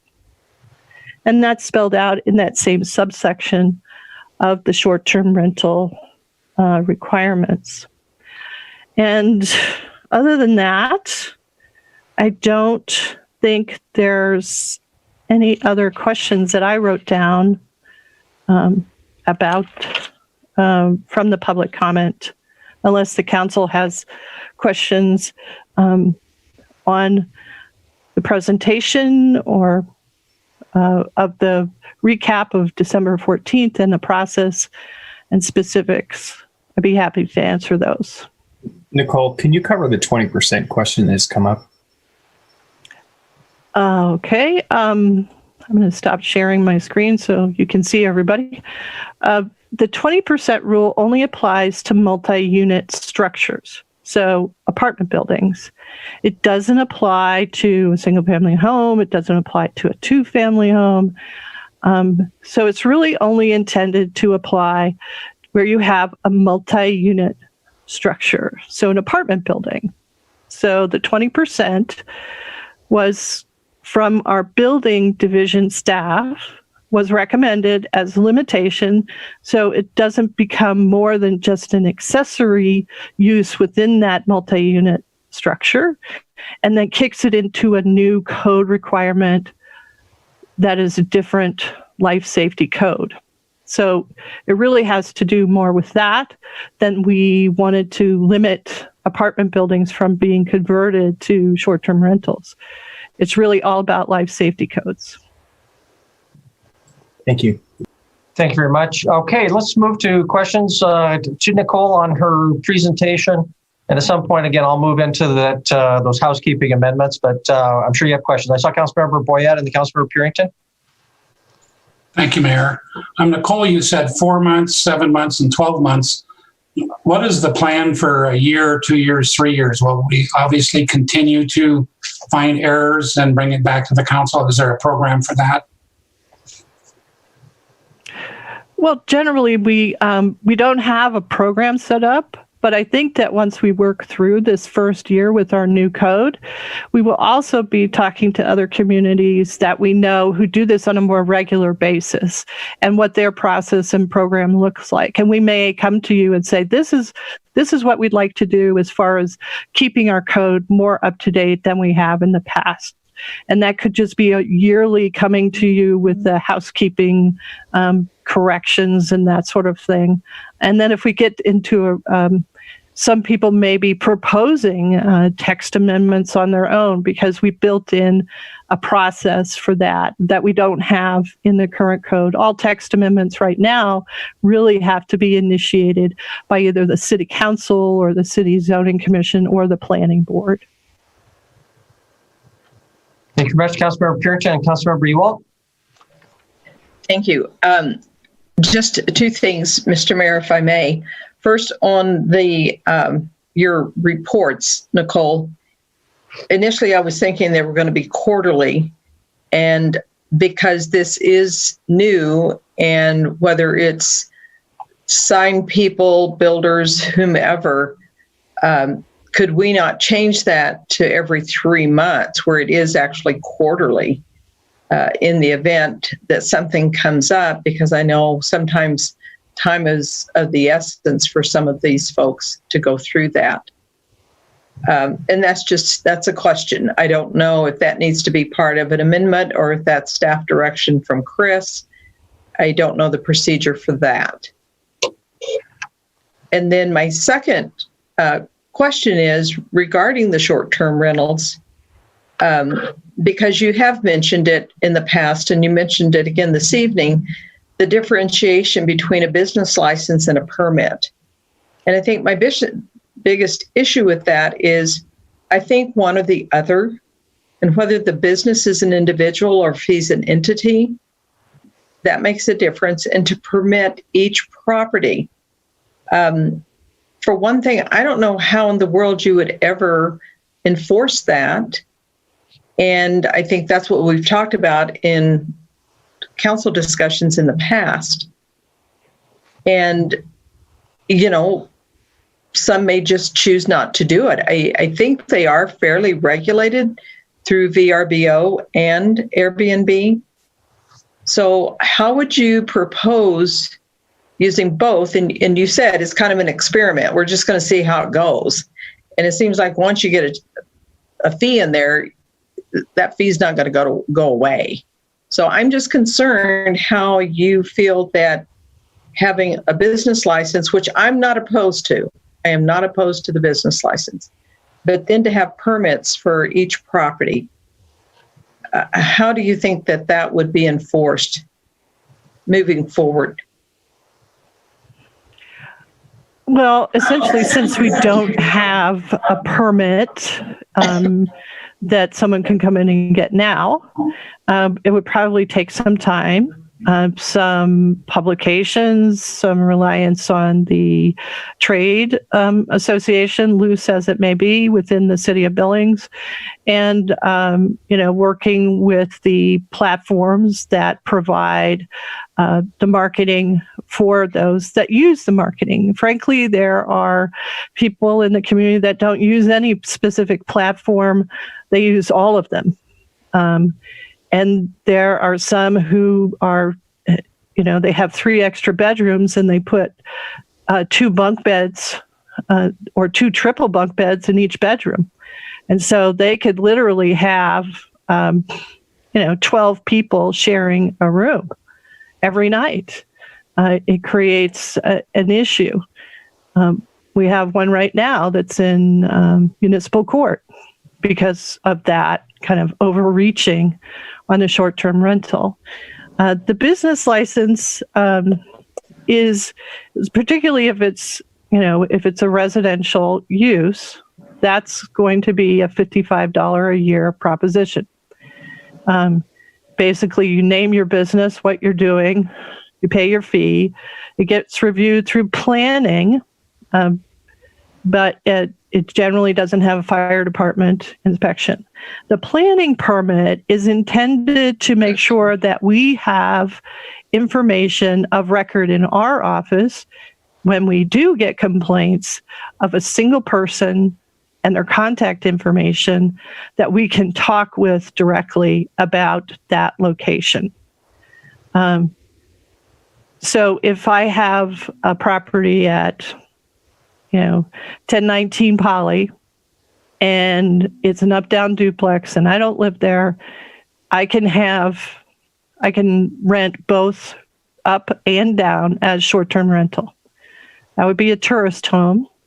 I would register it with the planning permit, depending on, how complicated we want to get, but it's spelled out in the permitting section at 27-16-21 about all of the items that are required to be submitted. It's very limited amount of information that's required.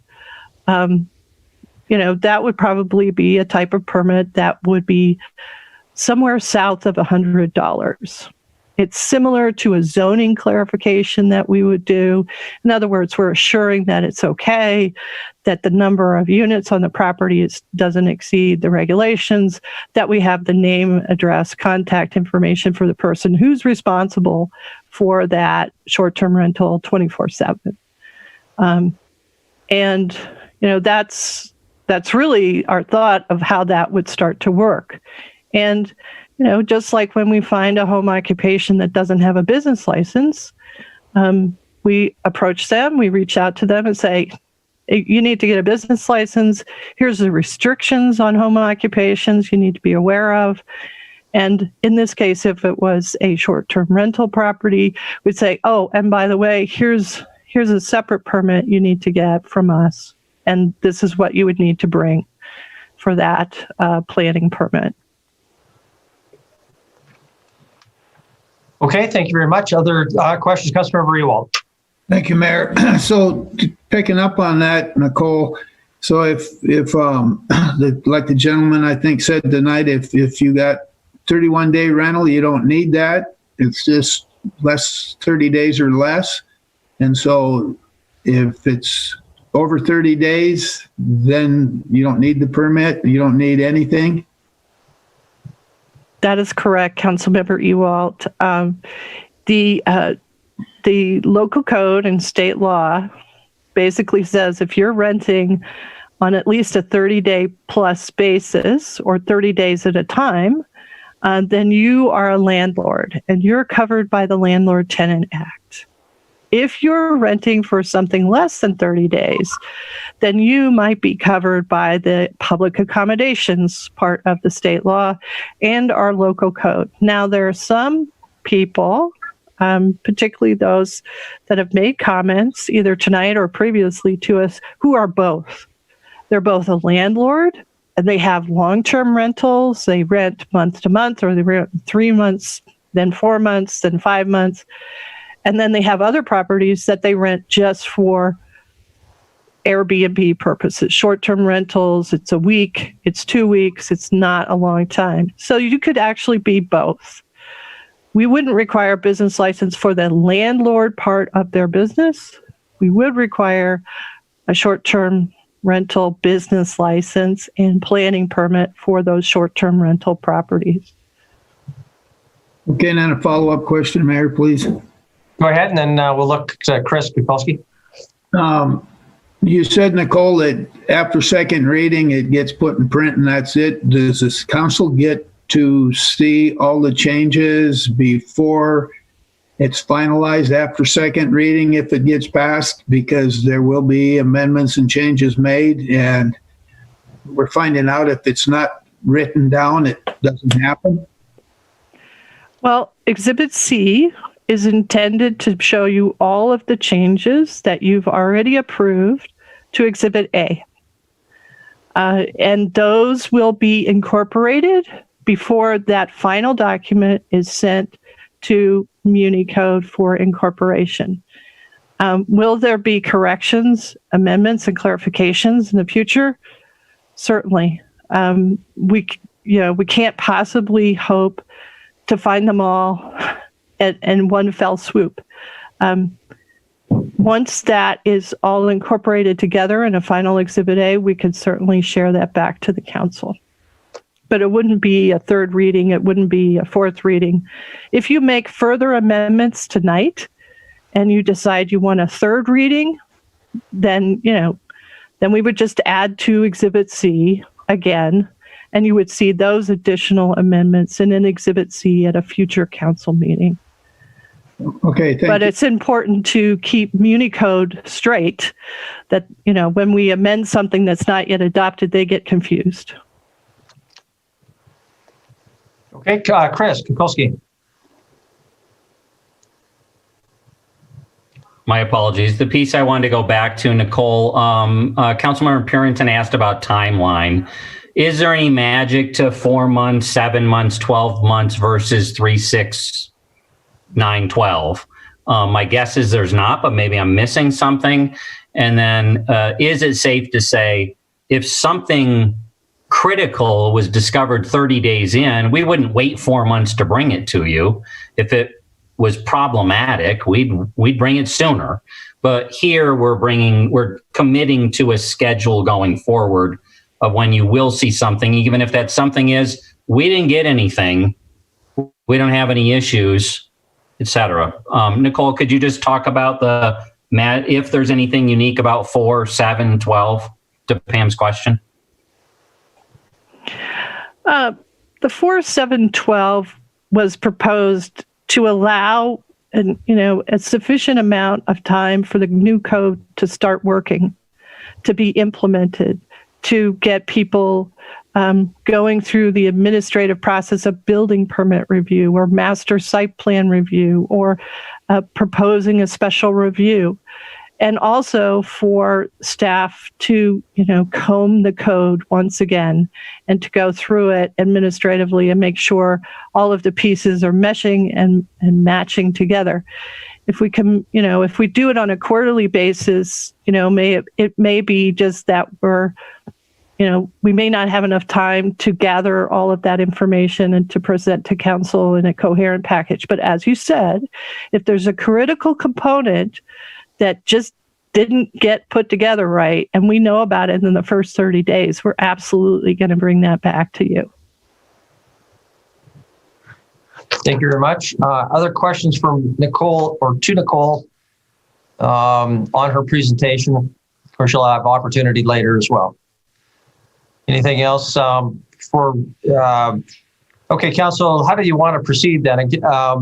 I would move into these amendments. It's 7:23. We can take a break first. Part of me would like to make a little substantive progress before we do that, but it's up to you. Councilmember Neese?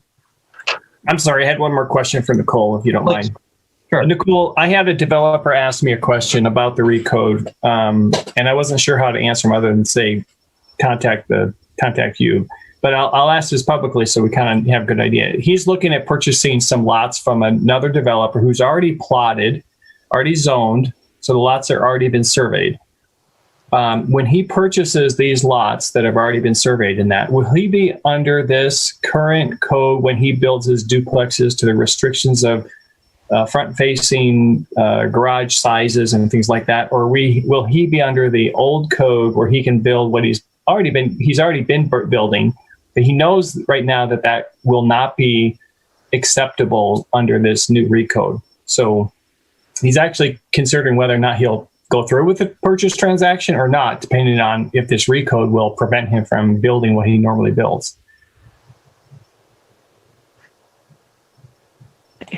All right. So in section 27-100, we have some language in there about continuing provisions for existing and approved projects.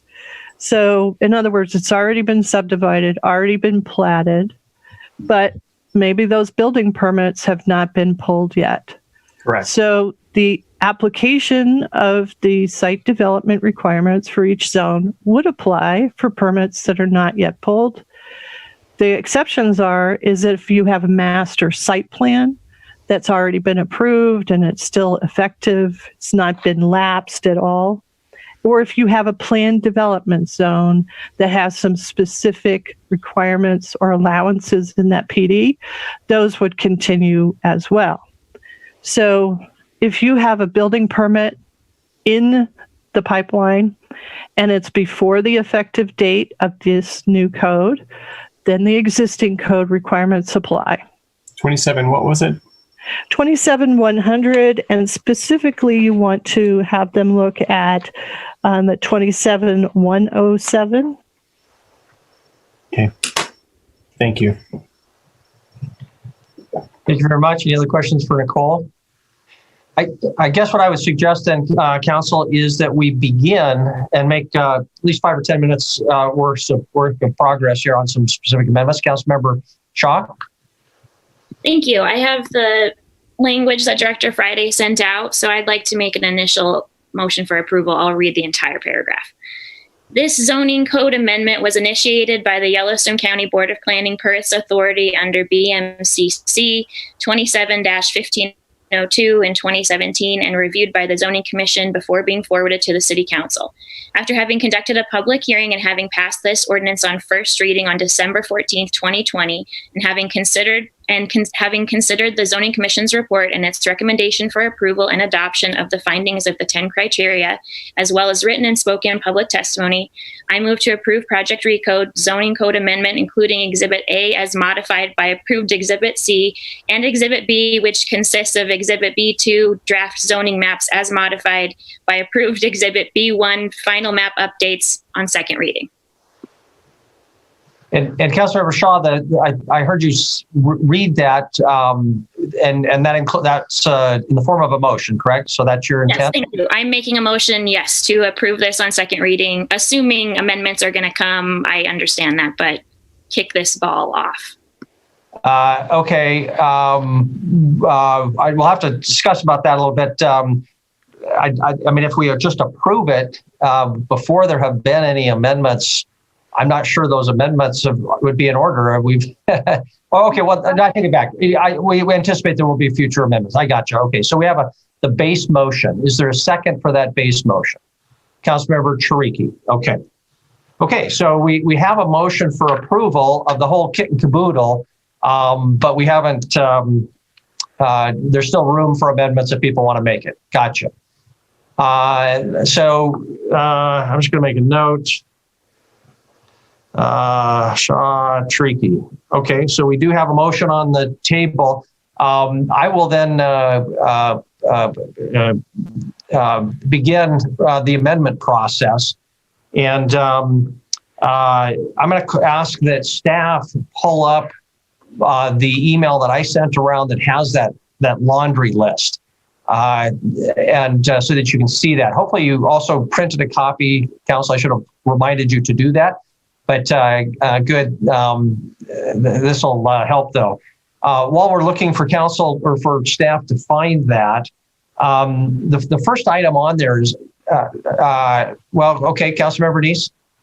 I'm sorry, were you going to have a break here anytime soon, or did you want to keep going through this? I'm gonna make two very quick ones, and then we'll take a break. Thank you. We won't continue discussion for more than I would guess 5 minutes at the most. I want to respect our traditional break time. Okay, thank you. So if you could go up to the top of this document. This is not an amendment, but just kind of by way of background. This issue was addressed, I think, by Councilmember Ewalt and Nicole. I'm concerned a little bit about how we deal with very minor changes that might appear needed after we approve something. And so I prepared some language that you see at the beginning that says the city administrator is hereby authorized to make minor changes in the approved documents prior to publication in order to correct typographical errors or make changes for stylistic, structural, grammatical, or clarity reasons, provided that such changes are ministerial and not likely to prejudice any member of the public. A description of all such changes shall be provided to any member of the city council or public upon request. So in other words, as that language suggests, we're giving some cleanup power to staff between now and if this is approved when it actually goes to MuniCode. That's the intent. Staff wanted to take out the list either written because there may be some oral discussion with MuniCode.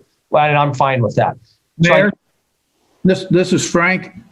It says any member of city council or public upon request. Well, how do we know there was a change that we could request if it's not provided someplace?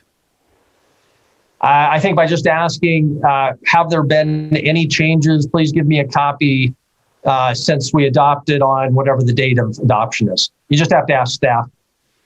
Yeah, And so, okay, we'll ask Wyeth to comment here, but now that we do have a motion on the table, I guess I will make this in the form of a motion And then we can discuss it. Is there a second to add this language to Councilmember Shaw's base motion? Councilmember Neese, you're holding up two fingers, so we'll call that a second. And Wyeth, did you want to comment on this process? Yeah, Mayor and Council, just really briefly. So this is providing the potential for the one time as the final materials go to MuniCode. So it's not that changes are happening over time. It's once. It's you adopt the code on second reading. We prepare Exhibit A, and that goes to MuniCode. That's it. So if you wanted to see that material, that's what we would provide, and we would work with MuniCode. As I said, if they made changes, I don't know exactly how how those are all depicted, but we could share that back with you. But it's just that one snapshot of time. We're not talking about over time. We're talking about once when this gets put to MuniCode. And that's fine. That's consistent with my intent, although the process of collecting those changes might last over a couple weeks. But yeah, it's before it goes to MuniCode. Okay, so we have a motion and a second by Councilmember Neese. Is there any discussion on the motion?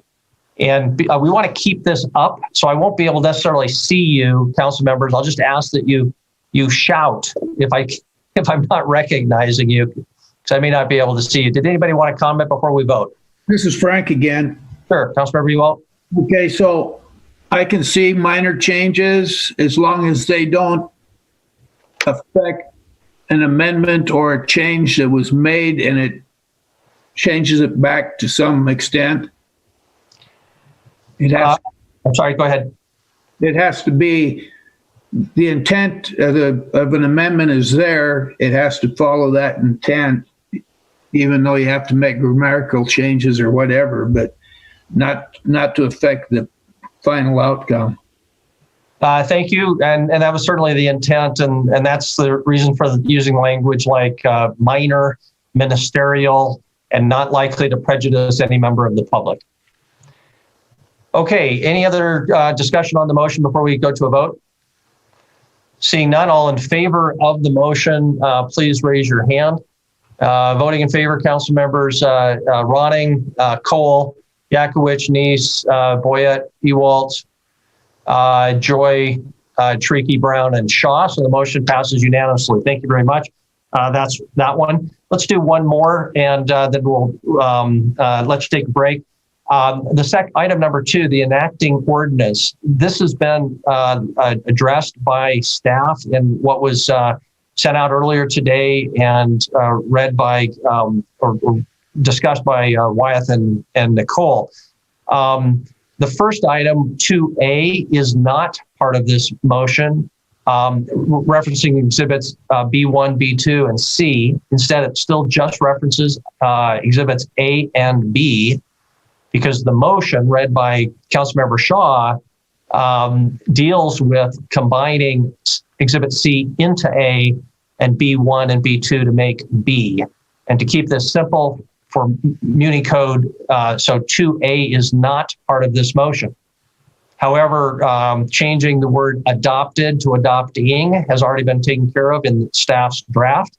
So it's 2B, and then changing the old section titles in the old draft that were incorrect to the new section titles in the new recode provision has been taken care of. So I make a motion to do item 2B and 2C here, to change the word to adopting and adjust the section titles and number. Is there a motion? A second? I see Councilmember Joy's fingers up. Is there any discussion now on that motion? Councilmember Ewald? Yes, does this have anything to do with the email that Nicole sent out at 2:05 this afternoon with like a million lines through a bunch of sentences? Yes, that is part of the adopting ordinance. It always has been, because it's deleting the code section that on off-street parking, and Nicole or Wyeth, you can comment on this if I get this wrong, but that was in a different part of our code. It wasn't in the zoning code, and so it's being deleted from that other part of the city code, because now it will be addressed in the zoning code and would be conflicting or redundant if they were in both places. So yeah, that's section 6-1203 off-street parking. That comes out of the old part of the code. Wyeth, did I get that right? Mayor and council, you are absolutely correct. That is what was going on with that section, was to get it into the right location and make sure it was struck from where it was before. Okay, thank you. Any now discussion on the motion? I'm still here, Mayor. I guess I'm a little slow. I can't quite comprehend what happened there. I tried to figure it out today when I got it. I read through it twice and I'm going like, what is this? So can somebody put it in layman's terms so I can understand it? Okay. I didn't do that very well. So Wyatt, do you want to take a stab at that? Yes, Mayor and Council and Councilmember Ewald. So that section, the parking regulations for many years have been in a section that is administered by the City Engineering Division. Not to go into length, but years ago it was actually in planning. It moved to engineering. The decision was made when we started to work this code to pull that parking regulation portion back into the zoning code. And so that's what that's doing. It's just striking what was in the section that would be in the engineering portion of the city code. And then we're incorporating the new parking regulations into the zoning code. So that's what that's doing. So if I'm understanding you right, that helped a bunch, but I'm understanding you that the new parking code will be 27-1300. I believe that's correct. I'd have to just double check that, but I think you're. That is correct. Okay, now I can, thanks for the layman terms. All right, very good. Thank you. Any other questions on the motion? Okay, if not, all in favor of the motion, please raise your hand. Voting in favor are council members Ronning, Joy, Treaky, Brown, Shaw, myself. Councilmember Purington, you're blacked out. Are you still with us there? Yes, Councilmember Purington votes in favor.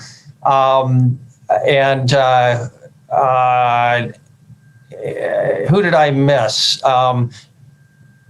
Councilmember Brown and Cheriki and Joy vote in favor. Was there anybody voting in opposition? Seeing none, the motion passes unanimously. Thank you very much. That then concludes those two. Let's come back and discuss housekeeping amendments on Exhibit C after our break. It's 7:38. We'll aim to get started as close to 7:45 as we can. Mayor? Yes. Can we have them bring that back?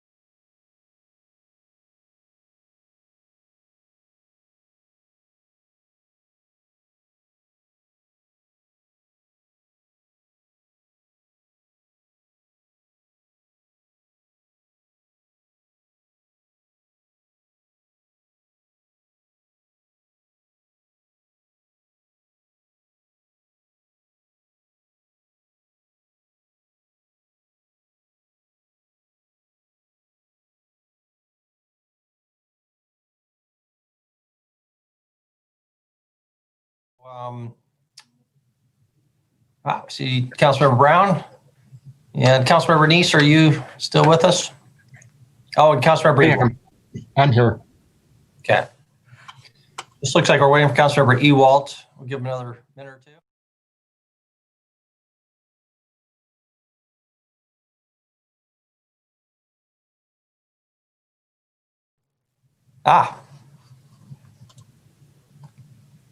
Okay, we'll reconvene. Welcome back, everyone.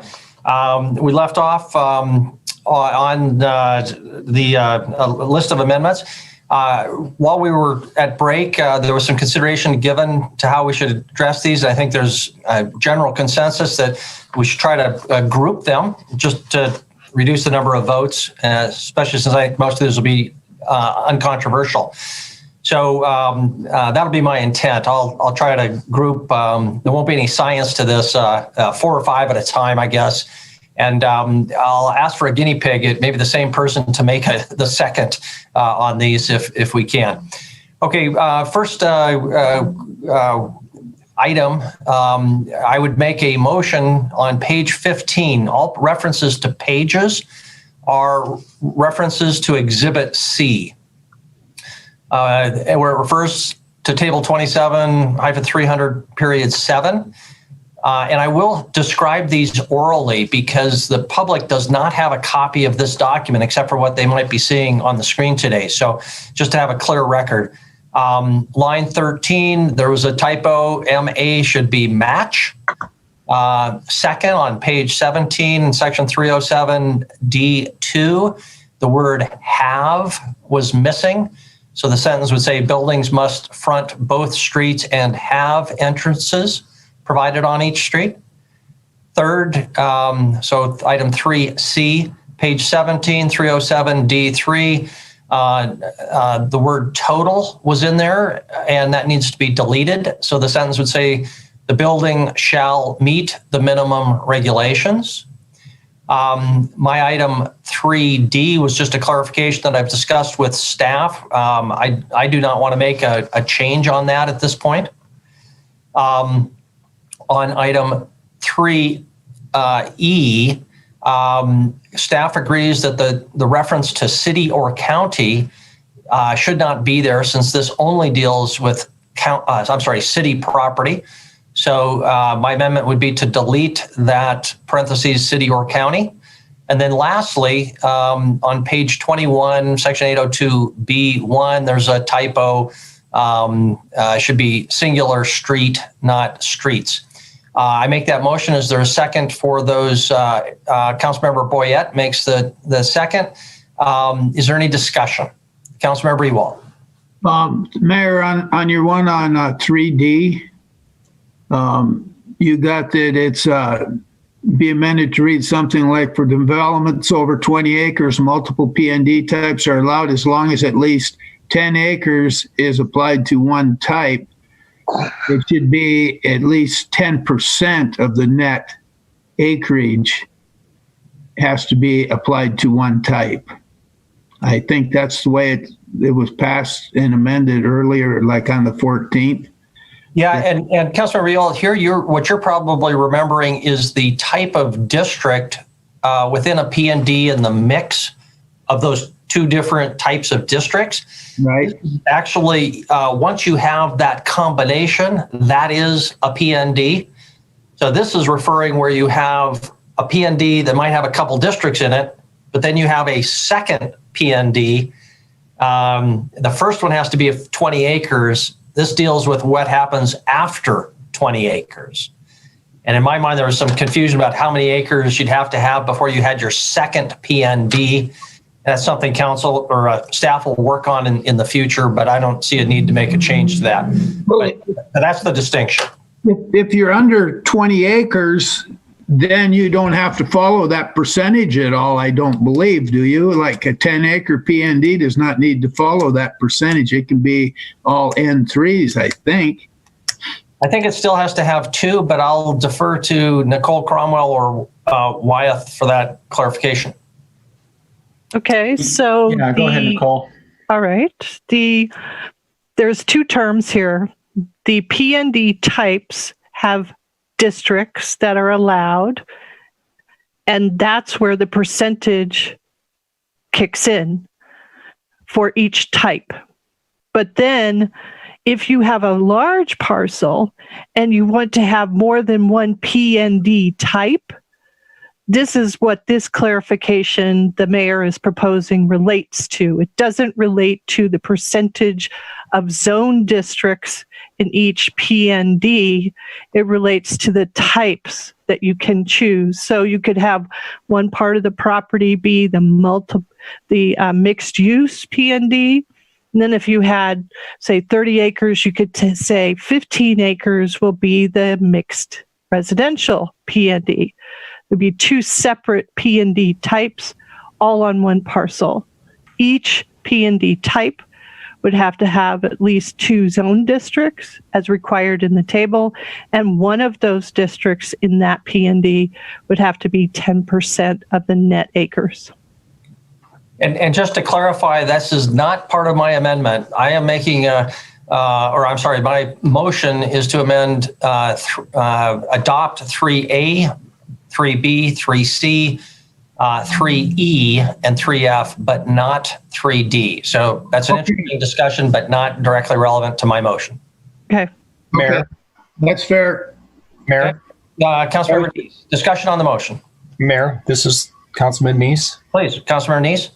The E, I think you said that your motion was to delete city county. I don't see that written in that document there. Or am I looking at my document, not yours? I'm not looking at the one on line. I'm looking at the one that you sent early on. It should be the same. 3E, clarification requested, page 20, table 27-800.1. So instead of asking a question, it should say delete city county from each row. That's correct. That's correct. I was just, it was a question before, and now it's a affirmative. So if Wyeth can change that so it's there, that would be helpful. Or whoever is sharing screens.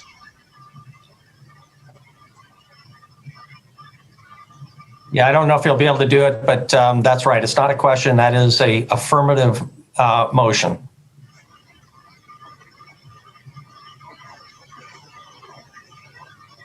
Okay. Okay. Is there any further discussion on that motion? Yes, Mayor. Where Wyeth just filled that in, where he says city and county should be deleted, it should say city and county will be deleted from the table. Sure. Okay. All right. Any other discussion? Hearing none. All in favor of the motion, please raise your hand. Voting in favor are Councilmembers Ewalt, Cole, Shariki, Boyette, Neese, Joy, Yakowicz, Purrington, Ronning, Brown, and Shaw. All members vote in favor. Motion passes unanimously. Thank you very much. Moving on, we'll try to take maybe the next 4 or so. So I'm on 3G. On page 21 of Exhibit C, section 802, B3 little a, the new phrase the existing language was confusing. And so the motion is to change the phrase that previously said at a minimum 88/10% mix measured by, to instead say with a percentage mix of 88% maximum and 10% minimum measured by. Hopefully you understand that. We can get into it, but that's the exact language. The second proposed amendment is at page 21, section 802B3. It now reads that the zoning district area minimums and maximums are set as a percentage of the total net parcel area, not including the required P1 open space. My concern was that would suggest that you would subtract that 2% first, when that's not the case. And so the motion is to delete the phrase "not including the required P1 open space." To delete the phrase "not including the required P1 open space." Next, item 3I, page 23, section 27803. The motion is to add the word "must" in the first sentence. So it says a plaza must share street frontage. I think that was basically just a typo. Item 3J, page 30, table 27, 1200.1. Inadvertently, there was a key once in that table, but when the table was amended, the key got lost. And so the key will define what A means, namely applicable, and will also define what L means. So add that key back in. So that's the motion. Is there a second to that group of amendments? Councilmember Boyette, I'm going to just assume you agree with these unless you tell me otherwise. How about that? That'll be a little easier for our clerk. Is that okay, Councilmember Boyette? Got a second. Okay. Discussion on this group of changes. Councilmember Ewald. If Wyeth can roll that down again, I think you missed F. I don't think that was in the last one, was it? Keep going. Thank you. Yep, I don't think that was done in the last one. It was supposed to be, and I apologize if I forgot to mention it. I did mention it. That's where we're getting, it was a typo. Streets should have been singular, street, not streets, plural. So I did mention that in the first go round. Okay. Yep. And so then on, if I can go back to H. Please. I'm not quite understanding the 100% net, 98% net. It's when you got your 100% net, 88% can be one type, 10, that's the maximum, and 10% minimum with 2% open space. Is that the way it's supposed to be? I think so. The 2% from the net, 10% minimum, and 88, that adds up to 100%. Yeah, so that's correct. And that's what I was trying to clarify. All of these percentages are against the net acreage, 88%, 10%, and 2%. The concern was that the old language or the current language said that those calculations were to be made, quote, not including the required P1 open space, which would suggest you take that out first and then calculate what 88% and 10% are. But that would mess up the math. You need to look at the whole 100% and figure out what's 88, 10, and 2 of the whole. So that was the reason for the change, and staff agreed with that. Any other discussion on this group of changes? Mr. Mayor, it's Pam. Councilmember Purington? On your table where you're adding the key, I know when I looked at that, I was kind of confused because I didn't look at eBird, but it almost seems like that is taken out. And so there's a very light shading, but I think that eBird column located in section 2790 or 900 should somehow be still part of the graph there, or not graph, but the table. It just seems like it's thrown in there. Do you see what I'm saying? It doesn't seem like it's really designated for eBird. Okay, just to clarify, we're talking about a different table that's not strictly germane to this motion, but we don't want to lose track of this. So Nicole, maybe you can take a look at that. It's in 27,900, is that correct? Well, it's that table that you're talking about adding the key to it.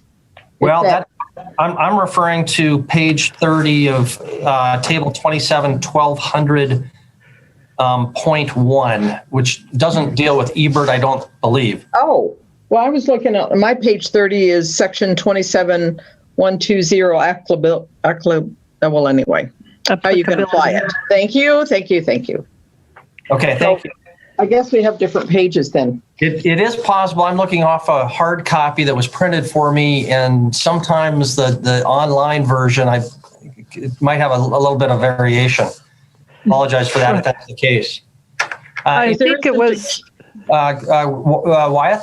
Yeah, just Mayor and Councilmember Purinton, just to clarify, the table on page 30 that the mayor's referring to, 27-1200.1, it does have the eBird in there. But what it says is that you go to section 27-900 for eBird. It's just being clear that for those landscaping applicability items, you would eBird is separately addressed. So that's why it's showing it referenced, but not listing what is allowed or not allowed, because that's a separate section. So that's what's going on. So you're correct. It's the same table. Yeah, okay. And so I'm just saying that put a line there. If you're going to put a key in, put a line there so it shows that it's eBird. You see what I'm saying? Mr. Mayor and Councilmember Purinton, Yes. in Exhibit A, you will see that lines are in that table, and the key is in that table. For whatever reason, in Exhibit C, some of the lines got deleted and the key got deleted from the third row. Okay. Which is what the mayor is talking about. When MuniCode incorporates this table, they have their own formatting requirements, and it will appear, and so you can read it legibly. Thank you. Thank you very much. So let's keep this as part of the motion just to confirm that it is part, but it may already be in the online version. It sounds like it just doesn't necessarily print.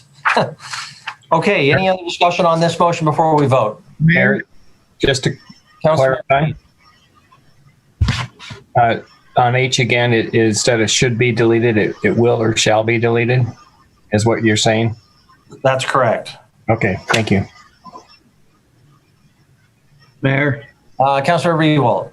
Well, we are going forward with getting the key added to that page 30, so we know what L stands for. And A must be allowed, I think, but I don't know what L stands for. And so there is no key. That's part of your motion, right? That is part of my motion.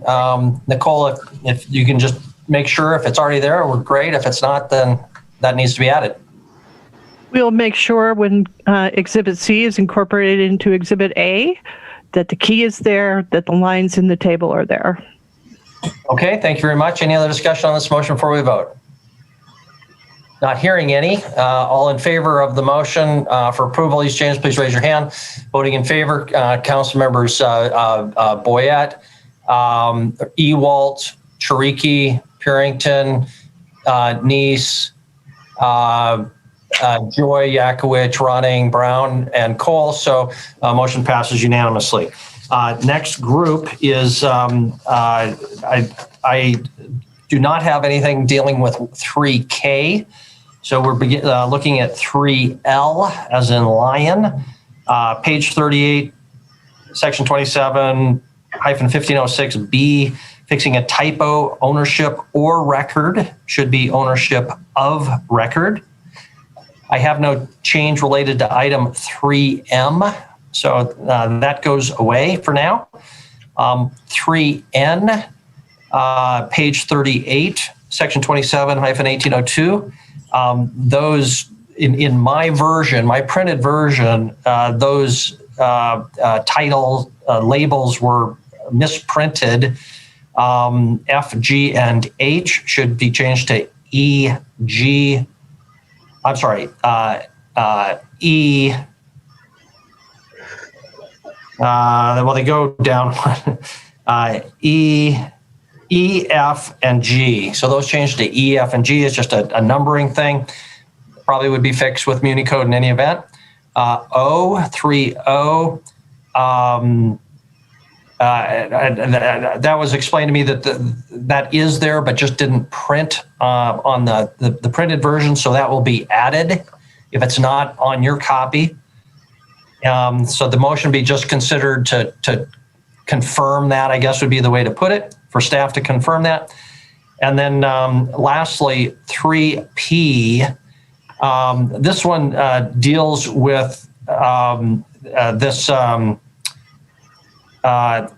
issue of when the separation for casinos or bars, if a special review is necessary and a property has moved to that separated use in the meantime, like a church, for example, that it's only an issue if 50% of the occupation is for that protected use, like a church.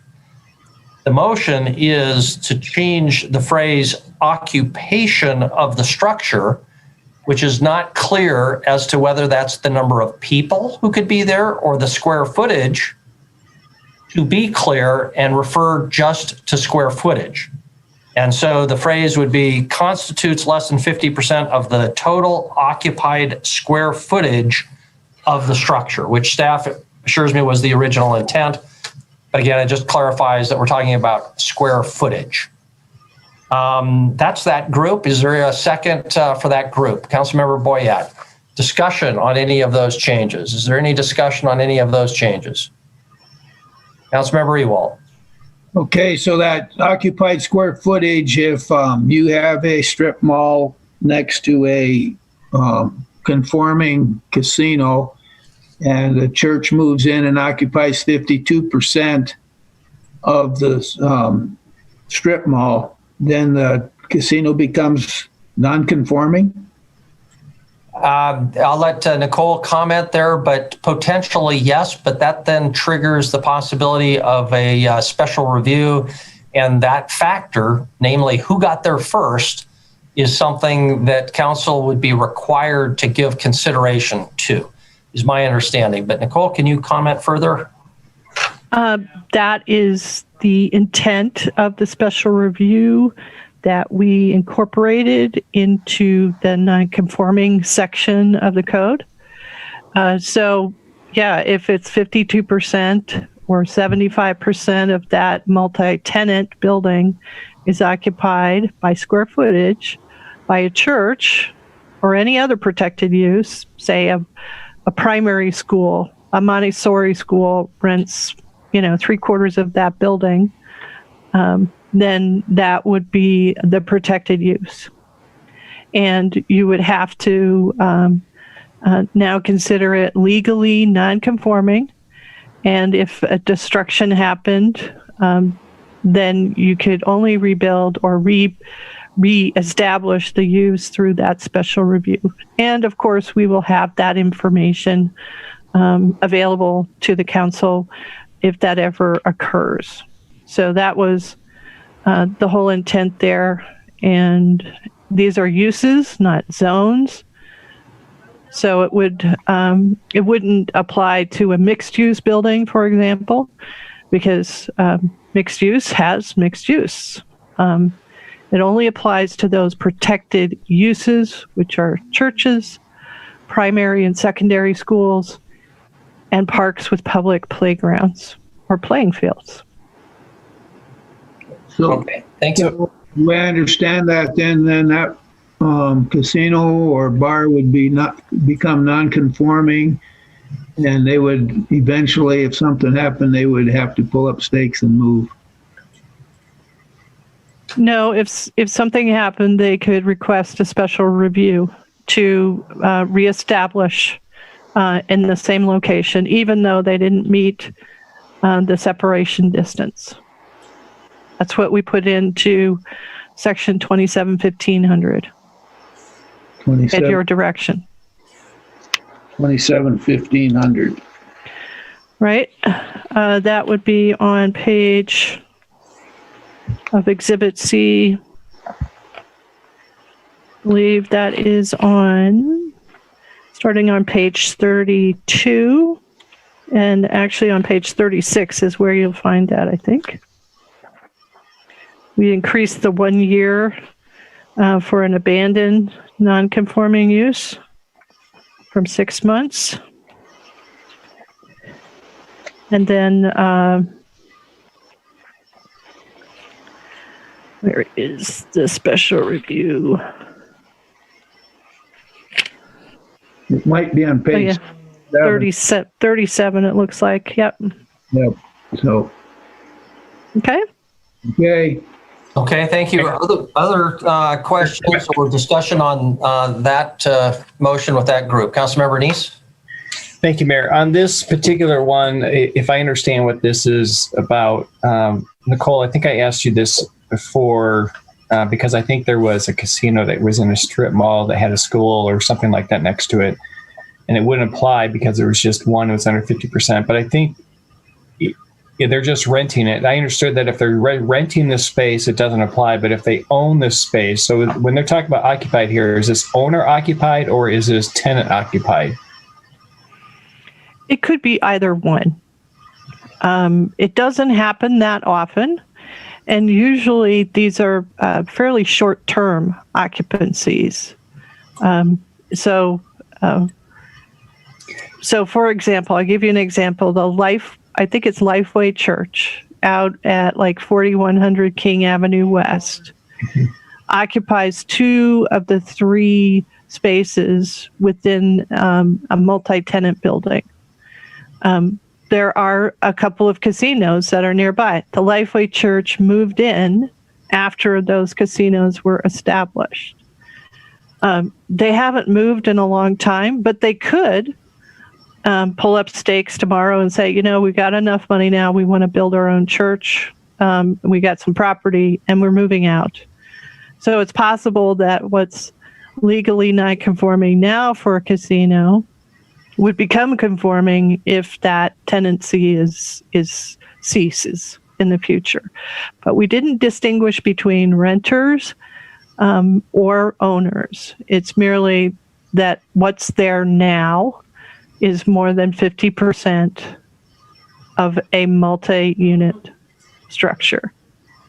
Okay, thank you. Mayor, I guess I'd like to make an amendment to your motion to include owner-occupied and not just tenant, because tenants come and go, as Nicole said. I'm sorry, I'll make the motion first and see if there's a second, and then I can speak to it.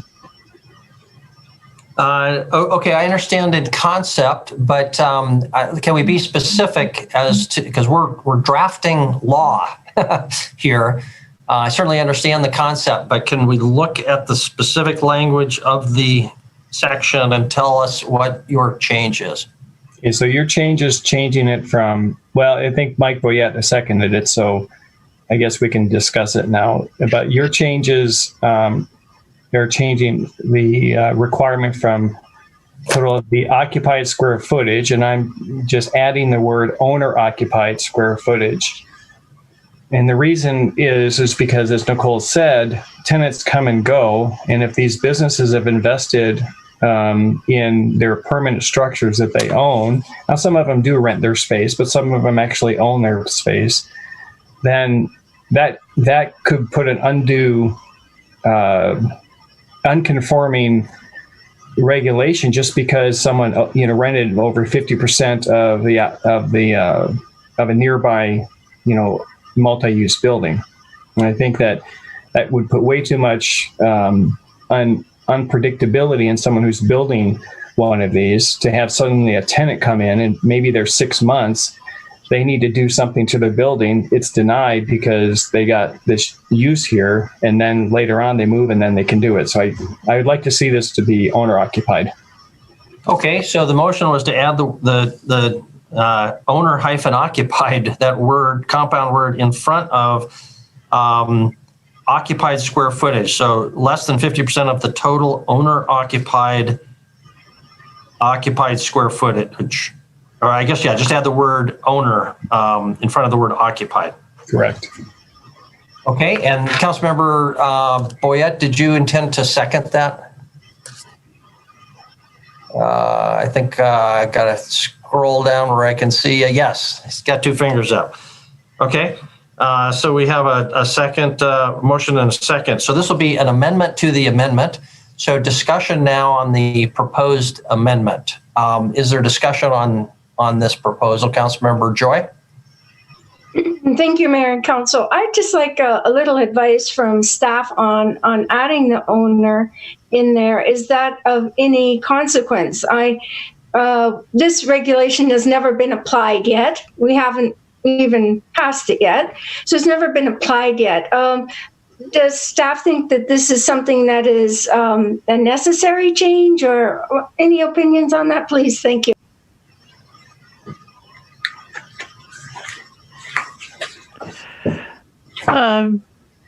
Councilmember Joy, as you correctly stated, we don't have this yet.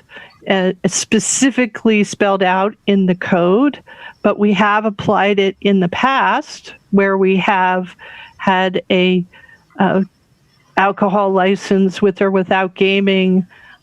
We look at all of the occupied properties around there to ensure that we're not, that if need be, that they have part of their application is a request to waive that 600-foot separation distance to that use. We have never distinguished between a tenant occupancy and an owner occupancy under the current code, but we've never been very explicit about it either. In the current code, which I don't have with me, but I could certainly find it, it talks about the use. It doesn't talk about whether it's an owned property or a rented property or leased property. So current code is interpreted that way. We have had, an entire building was rented by a church. They didn't own it, but we knew it was a church that was in that building. We wouldn't be able to tell by the ownership records because it wasn't listed as exempt property. But we knew it was a church and it occupied the whole building, even though they just rented or leased it. So that's my clarification. I hope it was clarified for you, but that's the way we do it now.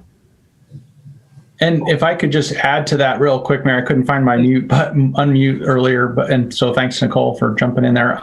Just the purpose of this what's in here now, this new language, is actually trying to, in most cases, which I think in most cases it would, not create a trigger, with the conformity issue, because many mixed-use structures or multi-tenant buildings are big and have enough tenants that if a church or something is in one of those, it's not nearly 50%. So while we're talking about why we think this is an issue, it's actually, the idea of this, and again, we haven't tested it yet, was to try to make it more flexible for like casinos or things like that might be have an issue with a separation from one of these protected uses, because a lot of these multi-tenant buildings have enough tenant spaces that it's not a concern. So just wanted to bring that up. That was part of why this is being, was put forward.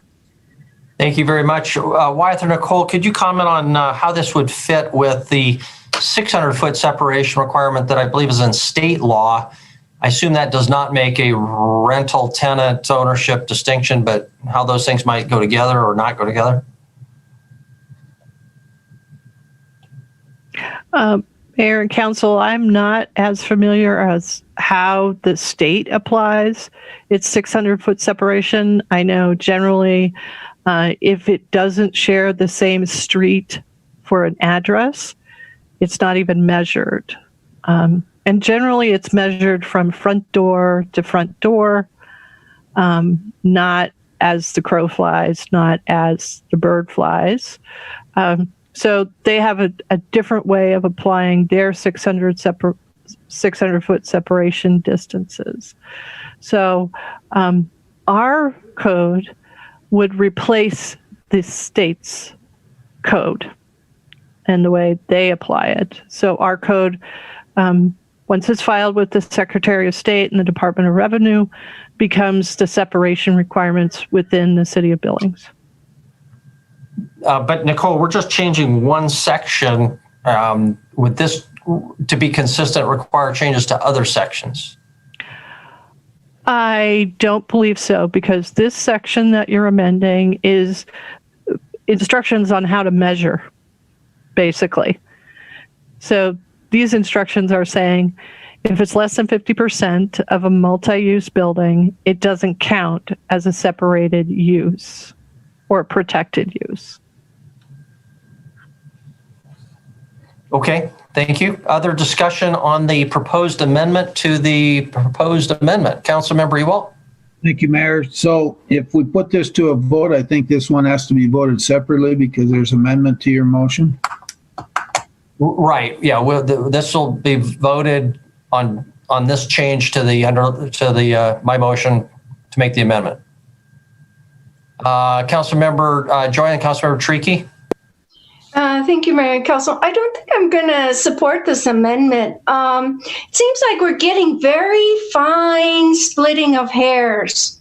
And considering that this hasn't been implemented yet, if this is something that became an issue, I think that staff could very easily bring it back to us and we could make those kinds of distinctions if that was really necessary. I think we're getting into splitting some very fine hairs that I don't think really we have we know those impacts or implications for. So I won't be supporting the motion. Thank you. Thank you very much, Councilor Treaky. I'm not going to be supporting this motion at this time either. These restrictions are about usage and they're not about ownership. And the point of doing these things is to make sure that whatever bad influences are happening around these things, that there's distance between the use and the use. So whether you're renting or owning really doesn't make any difference in my mind because it's about the use. And I would also say that we have put in considerable adjustments so that the owners of a casino actually do have recourse and consideration and standing in those situations. So I don't, for that reason, I also don't think it's necessary. Thank you. Thank you very much. Any, Councilmember Ronning and Councilmember Brown? Thank you. Bill, my question is actually for you. Was your intent that this particular change be for throughout and the entirety of Project Recode or just this specific section? I'm sorry. That was a question for Councilmember Neese? No, that was for you. Because I think I was only looking at this one provision dealing with how you measure occupation and clarifying that it's measured by square footage, not the number of people. Okay. I just wanted to clarify that because of the communication that had taken place between you and Nicole. So thank you for clarifying that. Okay. Thank you, Councilmember Brown. Thank you, Mayor. I guess I have a couple questions for clarification from either Wyeth or Nicole, either one. So in this separation, I assume that if a church were to move into a property where a casino already exists, I think Nicole said that they would sign a waiver. So at that point, does that take this off the table? Or is there no waiver or anything like that? And let me explain why I asked. My concern would be a lot like Councilman Neese is talking. If the casino owns their property and there's a place right next to it that has multi-use, and every time somebody moves in, they become non-conforming, then they move out and they're conforming. Somebody else moves in, they're non-conforming. You see what I mean? I'm not sure if this deals with that or not. So I just kind of want to clarify that.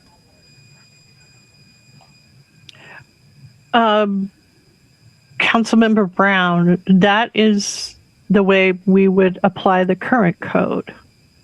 So when an application comes in to, say, expand an existing casino, and the 10 years that they've been there, there's a building next door that's now 75% occupied by a church, we would say, okay, we'll accept your special review for expansion, but now you also have to ask for a waiver of the 600-foot separation distance because of this protected use. Okay. So I think the same would apply in the future. I literally have never had a location, a casino owner come into our office and ask whether they're conforming or not conforming. And it just doesn't happen. We get the liquor license applications through the state of Montana to say when they change ownership, when they change locations. And that's the point where we look at the location, we look at the zoning history, we look at the zoning district, and then we look at the surrounding uses. You know, if it's got a special review, then it's okay. You know, that's the way we look at these. It's one at a time at the moment that is requested. We're not looking over time. We're not, checking a box off, every week saying, okay, now we've shifted again. We have, church uses or a school open next door. That's not the way we would look at that or administer the code. Okay, so just one more, Mayor. Please. Okay, so if that casino owns that property, there's no churches anywhere around, a new mall or whatever is built right next to them, and a church goes into that end unit and the next unit, they have 52%. Is that casino now non-conforming, or do they fall into that we were here first special review type of a thing? They would fall into the legal non-conforming use category that allows any legal non-conforming location for a casino, whether it becomes non-conforming because of the new requirements, or because in the future some church moves in or a school moves in. We would look at them the same way, and they would be able to do that special review in the future if they needed to reestablish that use due to some catastrophic loss of the building. And we would have that information of the whole zoning history, occupancy of both their property and the adjacent property to pull from for that special review. Okay, thank you. Thank you, Nicole. Mm-hmm. Okay, thank you very much. Further discussion, I'm going to just ask if anybody, we'll go back to Councilmember Ewalt if nobody else had something. Councilmember Ewalt? Thank you, Mayor. Nicole, so are you telling us that if this recode goes through, all these non-conforming casinos will have the availability of a special review if they have a loss of 50% or more? That is correct, Councilmember Ewalt, as well as any other non-conforming use that suffers a catastrophic loss can also approach you as well. I think that's what it's in Exhibit C, if I recall the way that was worded. Or maybe it was just for the abandonment of use. So go to page 37 and read it again. I'm on page 37 right now. Some of that stuff's a little hard to read, but so if this happens, that special review, what is the procedure for the special review? Does the planning department do a study on it and then make a recommendation and then it comes to council, or does the planning and code department, they just make the decision for the special review? Or what is the process for this special review if they want to rebuild in that same place? It is mostly the same process as you do now for special review. So the application is through planning. Staff studies the issue, makes a recommendation, presents findings of fact to the zoning commission. The zoning commission hears the application and takes all the testimony, and they forward a recommendation to you to either approve or conditionally approve or deny the requested special review. Special reviews are no longer considered quote unquote allowed uses of property. They are special exceptions to the zone district in which they're located. And that could include separation distances that can no longer be met because we changed the code. So the special review is always through City Council. You're the final decision makers on special reviews, whether that's for new uses or to reestablish a nonconforming use that suffers this loss. So all those like you used as an example on Grand Avenue from 8th to 56th, what is there, 17 or something like that out of 22, they will become non-conforming.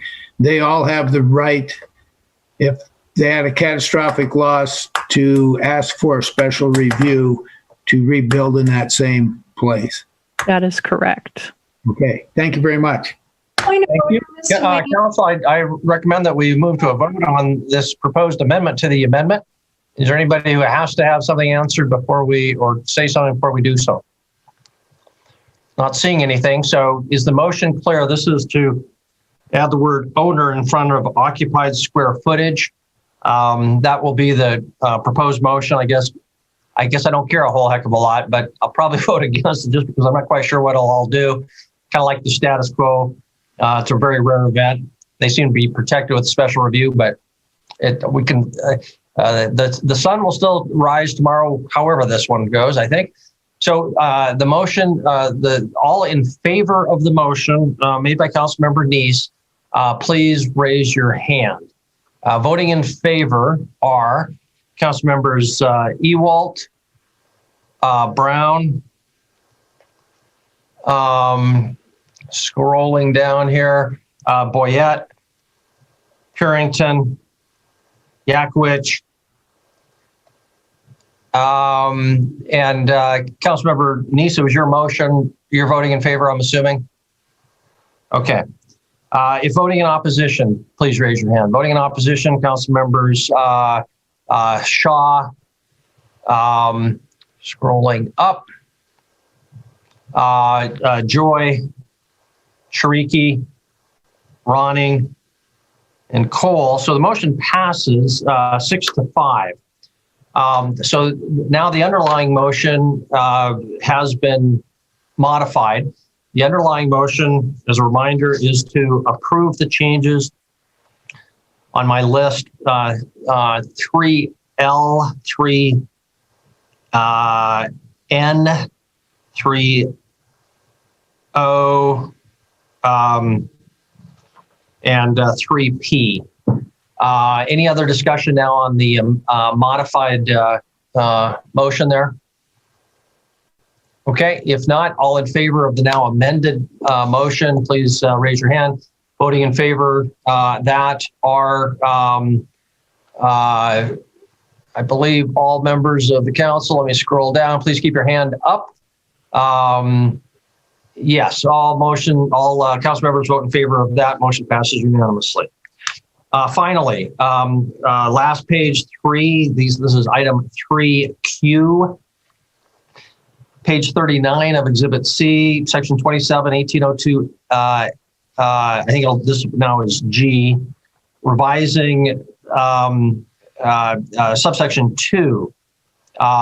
This deals with, I'll just describe a little bit, the method for measuring these separations. And normally it would go from the, call it the edge of the church property to the door of the separated use, like a casino or bar.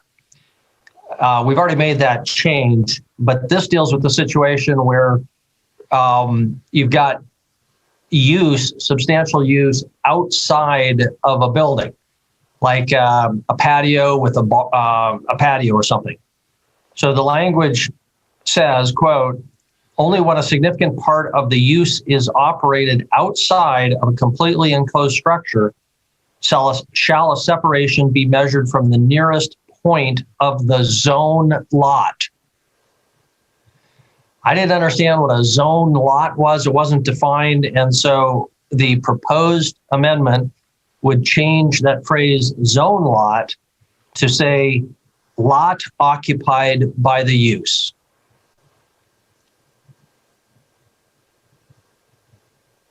And now I'm looking at that, and it doesn't deal with the patio. It goes all the way out to the lot, which I'm not sure that was my intent. Nicole, can you comment on this situation? I assume zone lot doesn't actually mean anything, but we need to clarify where this is being measured in the case of like a patio. So this is intended to say, where you have a large outdoor patio, and it has to be a significant patio. It can't just be a smoking patio. It's where activity happens. It's where, outdoor music happens or events are staged. In that case, you're not measuring from the outside of the occupied structure. You're measuring from the property line. Because that outdoor activity can affect a larger area. So if it's a significant part of that project or that casino or bar, then you measure from the property line to property line of the zone district, or no, property line to the property line of the protected use. Okay. So it's only in the event when it's a significant portion of that property. Okay, thank you, Nicole. I'm a little concerned. I guess that really wasn't my intent. I wanted to just say you go to the patio, edge of the patio, not to property line to property line. What does staff think of that? Should we clarify you go to because it says my change would be the nearest point of the lot occupied by the use.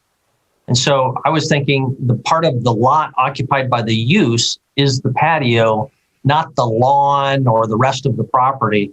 It has to be actually occupied by the use. That was my thinking, but can you comment on whether that's a good idea or bad idea? We could certainly measure it from the outdoor occupied space, from the exterior of that patio.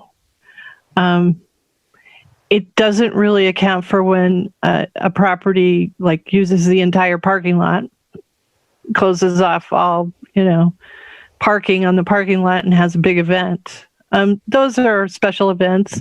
We could probably cover that in another section of the code under special events, but if we needed to in the future, but we can certainly measure from the occupied outdoor space. It's occupied on a regular basis. And it's significant. Mr. Mayor, this is Pam. All right. Well, we don't have a motion on the table yet, so let's before we get into the discussion, I apologize, but let's get the actual motion there. My motion then is to change that to say nearest point of the lot occupied. Or I'm going to say the nearest point of the portion of the lot occupied by the outdoor use. To the nearest point of the portion of the lot occupied by the outdoor use. So that would be the patio. If they use the parking lot for parties, then that's being used. So that would be the point, not all the way to the property line. So we can come back, we can debate this. We may want to change it, and I'd be open to a friendly amendment if that's the consensus of the council. Okay, let's move on though to item number 2 in this list, number R. This was basically just a typo that was brought to our attention by Gene Culver, council member, and to my attention by Councilmember Ewald. In table 27-1000.1 primary use table, this is page 131 of Exhibit A. The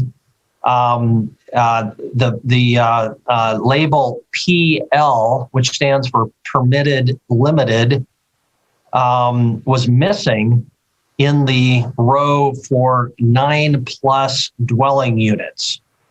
And so this would add PL into that row, which was always intended, and staff confirms that. So that's that one. And lastly, item 3S in table 27-1300.1 off-street parking standards, page 236 of Exhibit A.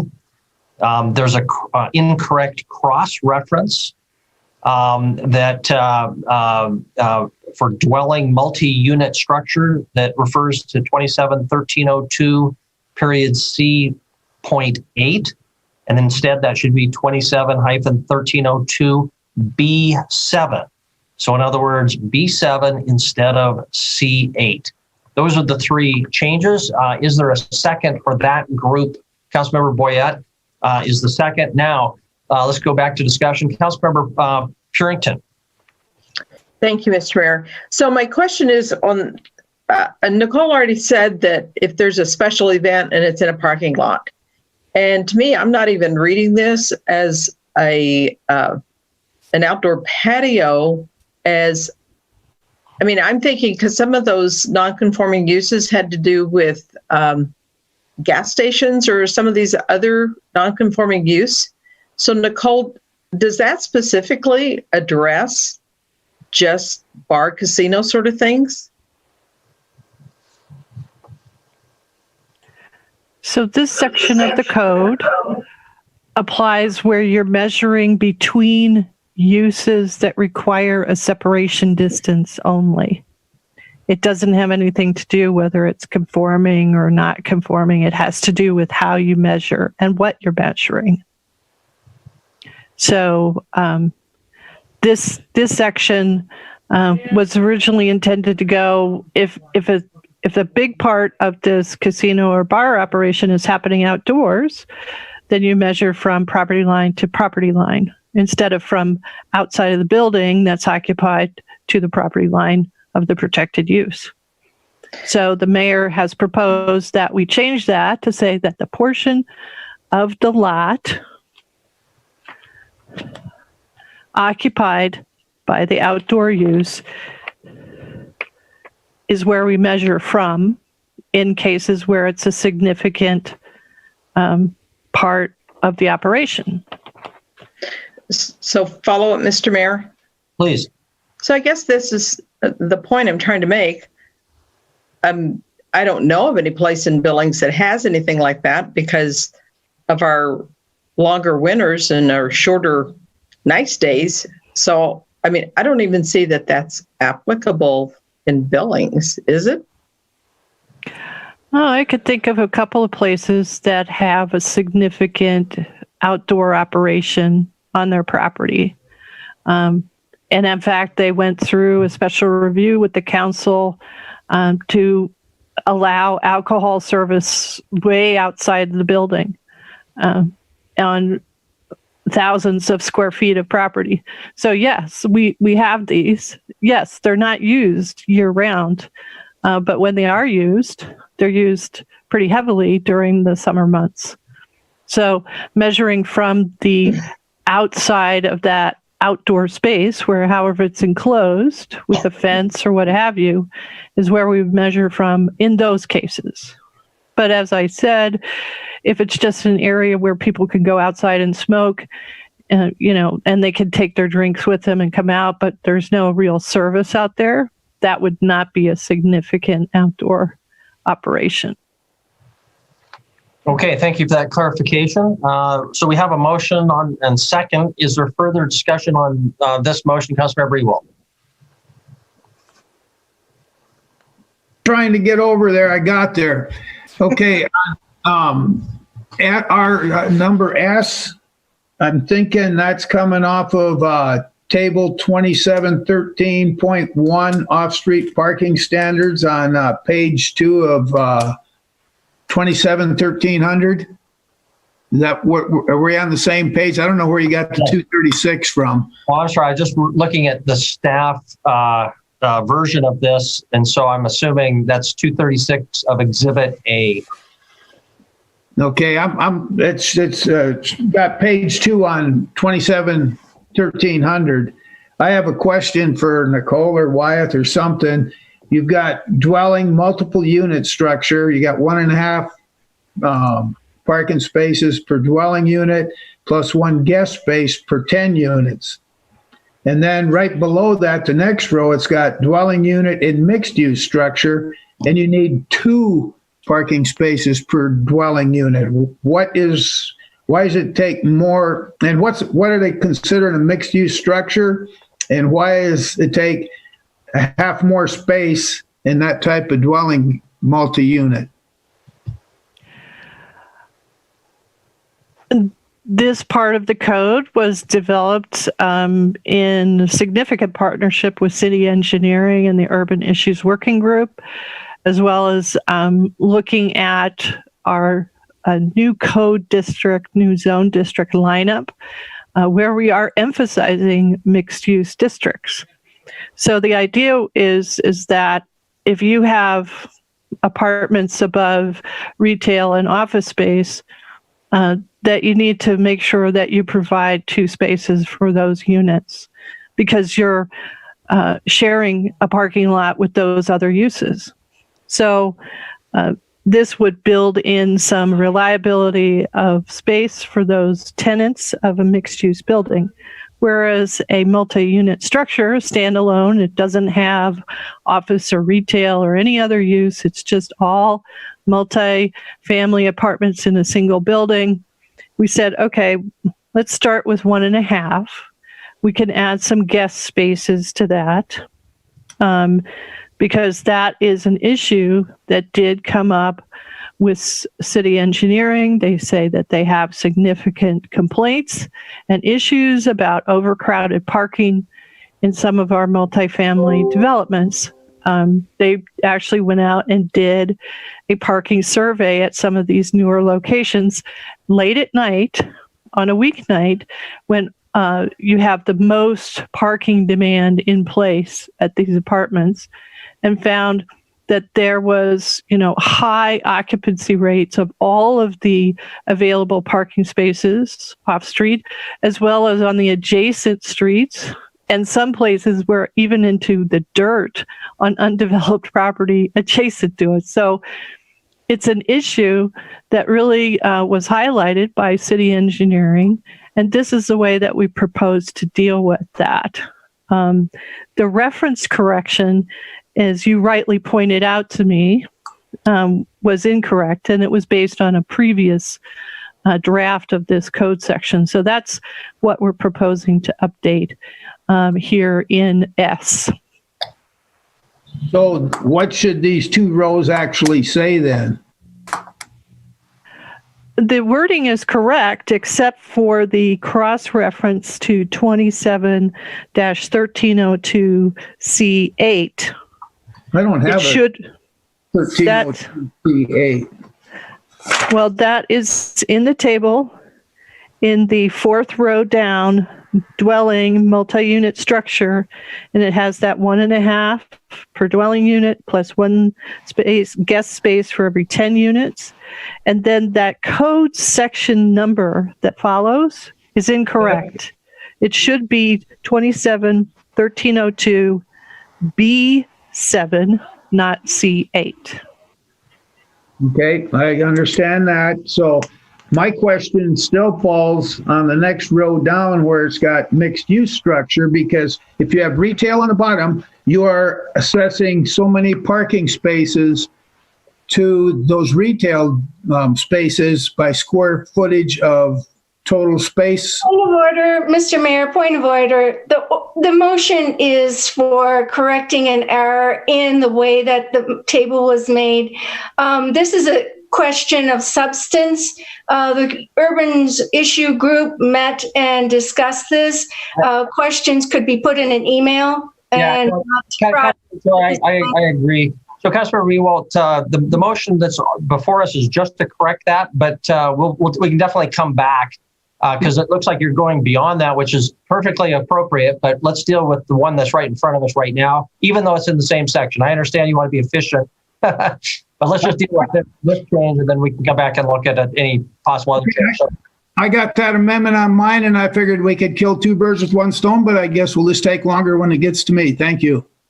We won't forget. So Nicole, be prepared to address that. Any other questions though on the amendment right before us? Councilmember Ronnie? Thank you. Nicole, I apologize if you clarified this and I'm just went past it. So my clarification question is on The language that Mayor Cole has changed where it's a separation may be measured from the nearest point of the portion of the lot occupied by the outdoor use.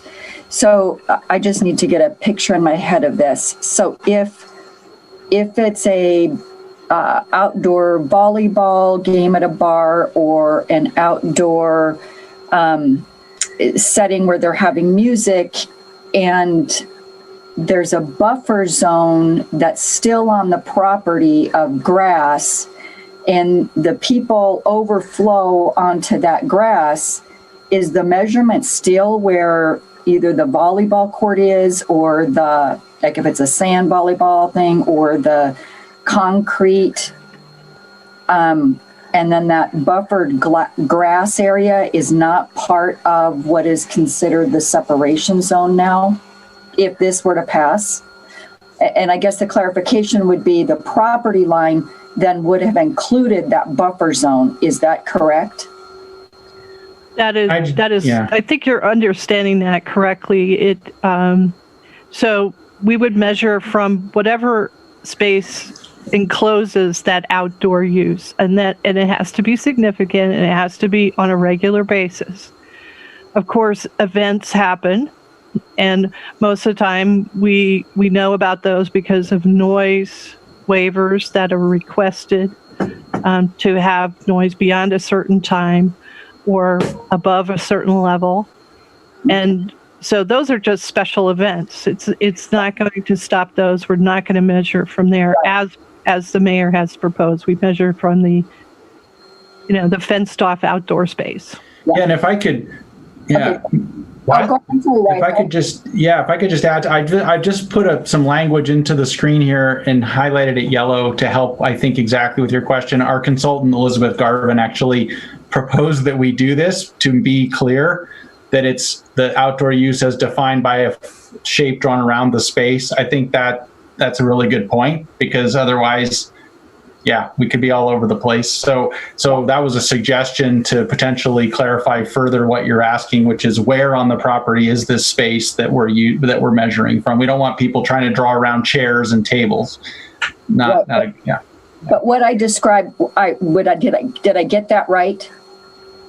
Yeah. No, I think that made sense. Okay, thank you. So I'm not going to support this. I do like the measurement from the property line to the property line. I think that's clear. I think that's understandable and is not questionable and doesn't get wonky. I think it's really clearly defined when it's property line to property line. So thank you for that clarification.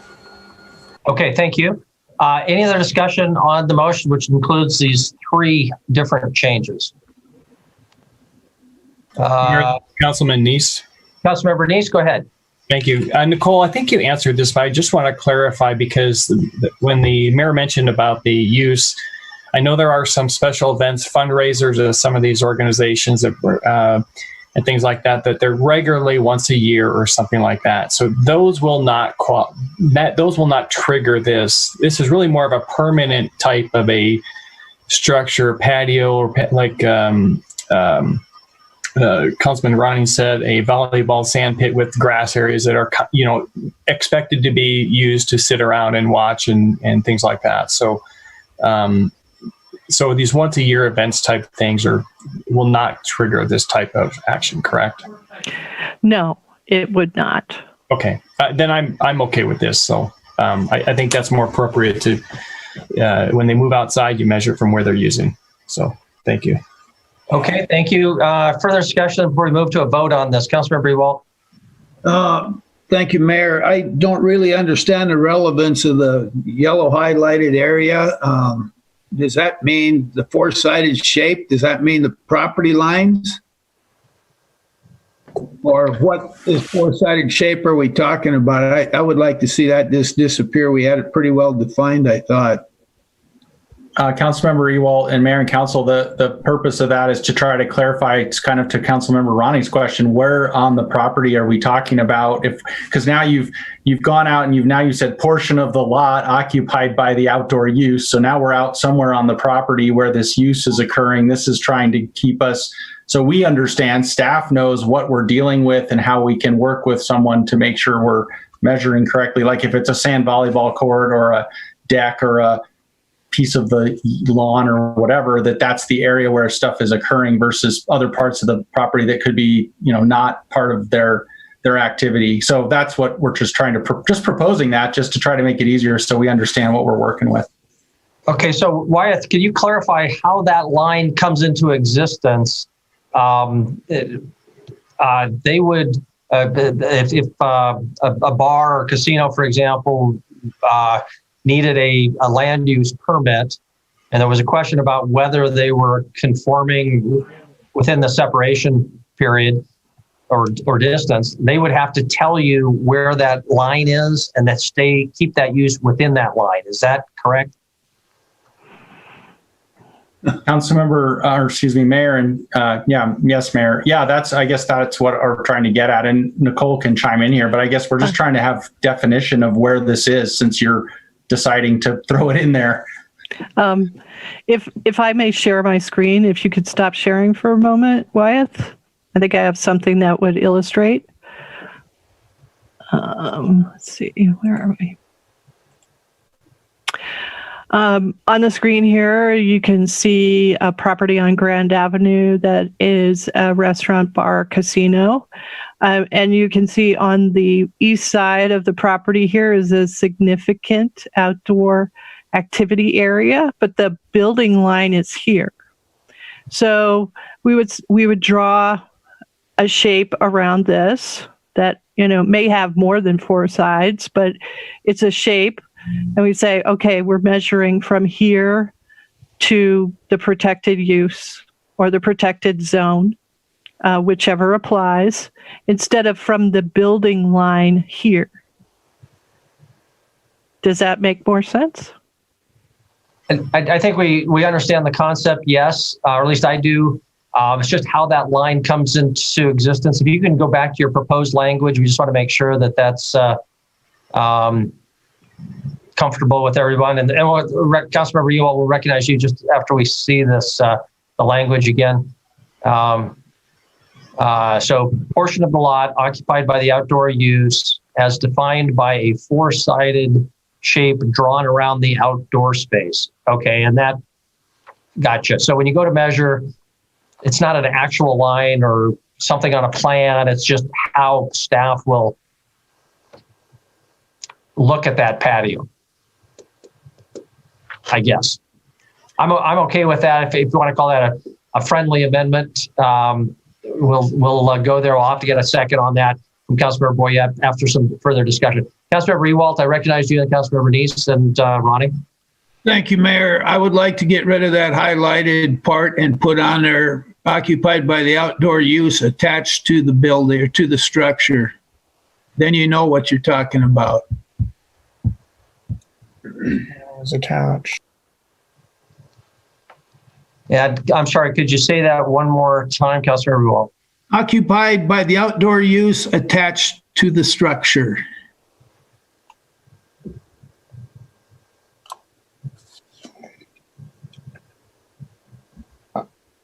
I have a problem with that because it's not always attached. For clarification, Your Honor, were you accepting that as a friendly amendment? Well, yeah, we're kind of drafting together here. I guess I haven't done that yet, but no.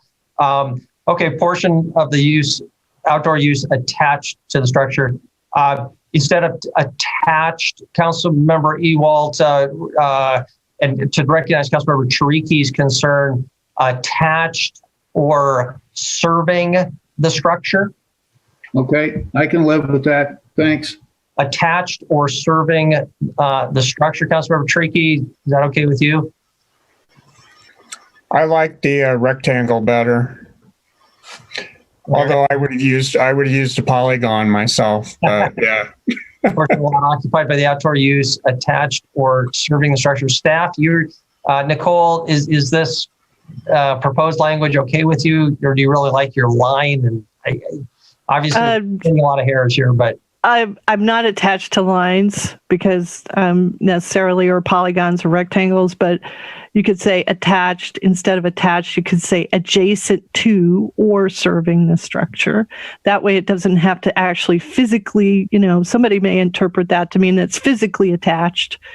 Okay, so we could say attached, comma, joining with the word, comma, or serving the structure. You got your choice, all three of those. But staff, Nicole, you're okay with that? Is that true? You can apply this? Attached to, adjacent to, or serving the structure. Okay.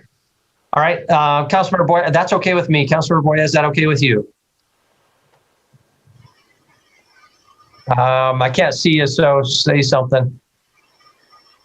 Yes, it's okay. Okay, that's the language then that's in front of us. Councilmember Neese. Thank you, Mayor. I actually, if the staff is okay with that, I'm fine. I was okay without it just to let the staff interpret the use, but if they're okay with it, I'll support this change. Okay, I think we need to move to a vote real soon, folks. Any other discussion on this one? Councilmember Ronnie? Thank you. Nicole, thank you for putting that picture up. That clarified a lot more than what the discussion was.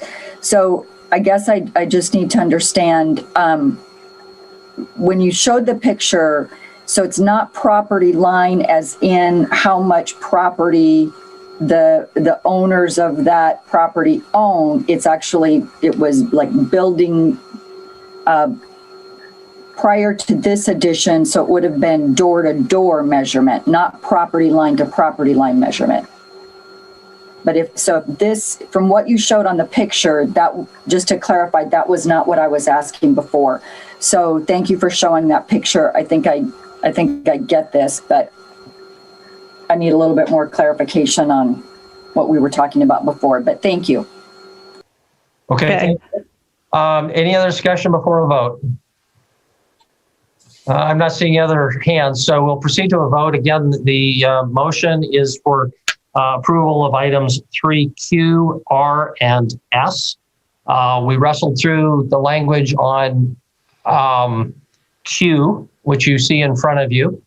And all in favor of that motion, which has those three parts, please raise your hand. Voting in favor are council members Ewalt, Chariki, Neese, Shaw, Boyette, Joy, Purington, Ronning, Brown, Yakowicz, and myself. So motion passes unanimously. Thank you very much for your patience, everybody. That concludes that group. Thank you for all that housekeeping. It's 9:05. We're still short of another break time. Back to council. Do we have other questions for staff? Discussion on the underlying motion, which has now been amended, or further amendments? How would you like to proceed? Councilmember Ewalt, you were addressing one in section 20, table 27, 1300.1, asking questions for staff about dwelling unit in mixed use structures, 2 per dwelling unit. Did you want to come back to that? If I'd be allowed to, I sure would. You're allowed. Go ahead. Thank you. Okay, Nicole, we're back on that page again. So I have a hard time trying to visualize why, if you have a mixed use structure that has commercial or retail space based, parking spaces based on square footage added to the dwelling unit space, why you have to have an extra half a space for the dwelling units, because if you have retail space or commercial space, the evening time, those places aren't open, so there's going to be all kinds of places to park. You won't be overcrowding those parking places. It just seems like it's a half a point penalty or half a parking space penalty because it's a mixed use structure. Coming from on that? It's not necessarily a penalty, and not all non-residential uses in a mixed-use structure close doors at 5 o'clock. It's in order to balance those two uses on a mixed-use project. So we are not requiring quote-unquote guest spaces like we are for the single-use multi-unit structure developments. Debbie Melling is still with us. We do have some information that was presented to the Urban Issues Working Group when they formulated this part of the parking table. The current code for mixed use parking demand also, mostly requires every use to have a parking space assigned or provided, regardless of what's occupied at what time of the day, unless it's strictly there's a night use and a day use, and they don't cross over at all. So if you would like to, we can certainly put those documents up for you to look at. It includes that information from their nighttime surveys of multi-unit structures. It doesn't cover necessarily multi or mixed-use projects, as I think Wyatt sent to everyone recently. There was this issue of that the Shiloh Commons project could not be built, that it would increase the required off-street parking by a minimum of 25%. And I ran the numbers based on their approved site plan.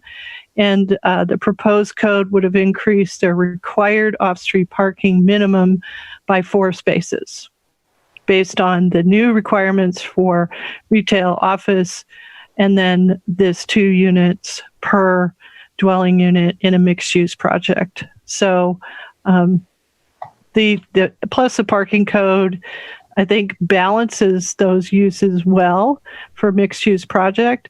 It also provides offsets, which we didn't include in our proposed off-street minimum parking for that project. So if you'd like me to, we can certainly share those pictures and some information on what they found. Okay, well, first, before we have any more discussion, I'll make the motion I was asked to make. And that motion is to remove the 1 guest space per 10 units on the multi-unit structure for residential dwellings. Councilmember Ewell, can you refer us to section or page numbers? Page 27, 1300, table 27, 13.1, second row down, dwelling multiple unit structure. The current requirement is for 1.5 parking spaces per dwelling unit, plus 1 guest space for every 10 units. And your change would be to change that to what? To remove the 1 guest space per 10 units requirement. Thank you. Okay, is there a second for that motion? Councilmember Purington. Okay, discussion on the motion. Councilmember Ewell. Okay. I'm sorry, back to Councilmember Ewell. Go ahead. You can speak to your motion. Okay, so I find it that's it would take it from a 25% increase to about a 15% increase by doing that. But I find it hard to believe that if you built this same thing in the eBird or the downtown business district, you don't need any off-site or off-street parking. How can that be when, I mean, if they built the Shiloh Commons on 3rd Avenue Commons and they don't need any off-street parking there, that's what the eBird says. Why do we have 2 cities inside a city? Okay, well, we'll come back to you, Nicole, I'll ask you to comment, but let's get some other comments from staff, or I'm sorry, from the council. Councilmember Nice, you had your hand up. Sorry, I was actually trying to reference the section where Frank was talking about. I found it in his email he had sent out to us, so I'm looking it over now. Okay, yeah, in the December adoption draft, it's page 236 on my copy. Again, table 27, 1300.1. Second requirement for dwelling in multiple unit structures, apartment buildings in layman's terms, I guess. Get rid of the requirement that for every 10 spaces, there be one guest space. Okay, discussion on the motion. And I apologize, I cut off Nicole. Councilmember Shaw, with your permission, I'd like to just recognize Nicole, and then we can follow up. But Nicole, you wanted to say something, and you also said before you'd done an analysis on the particular property for Shiloh Commons, because the comment was once made that couldn't be built today. And I think most of us think that's one of the best things that's ever happened to Billings. So it's a great development on Shiloh at Central, and that'd be a shame. So can you, again, just say whatever you're going to say, but also address that larger question of the analysis you did? Well, I just wanted to point out that I do have those documents and information from the City Engineering Division if you'd like to see them. Then the analysis that we did was we looked at the approved site plan. We looked at the uses listed for parking purposes on that approved site plan, and then ran those same uses and square footages through the new parking or the proposed parking code, and found that there's between the current minimum off-street required parking is 542, and the new code with no offsets, nothing included there, just straight up parking, the new minimum off-street required parking would be 546. The provided off-street parking of Shiloh Commons is 642 spaces. So they have plenty of parking to meet the current minimum and the proposed minimum without using any offsets at all. So just wanted to point that out. If you wanted to go use by use, I can certainly do that, but okay, thank you. And just to be clear, though, the amendment proposed by Councilmember Ewald deals with multiple unit structures, where the Shiloh Commons are mixed-use structures, correct? So this that's correct. Element technically is not in play when you're talking Shiloh Commons. Is that correct? Right, that is correct. And the current code for multifamily dwellings is based on the number of bedrooms in each unit, not by the actual parking demand. That is a 1950s vintage parking code based on bedrooms instead of units. So that's why we updated to say, even if it's a one-bedroom unit, you could need more than one parking space, so 1.5. And then those guest spaces are where we see we don't have that provision now. And so that would help and get people, off the dirt lot next to the apartment building where they're, kind of making their own parking lot right now. Okay, thank you. I want to recognize Councilmember Shaw, and if Debbie Melling, who did that analysis, wants to chime in on any of this, we want to make sure she has the opportunity. But Councilmember Shaw, you had your hand up. Discussion on the motion.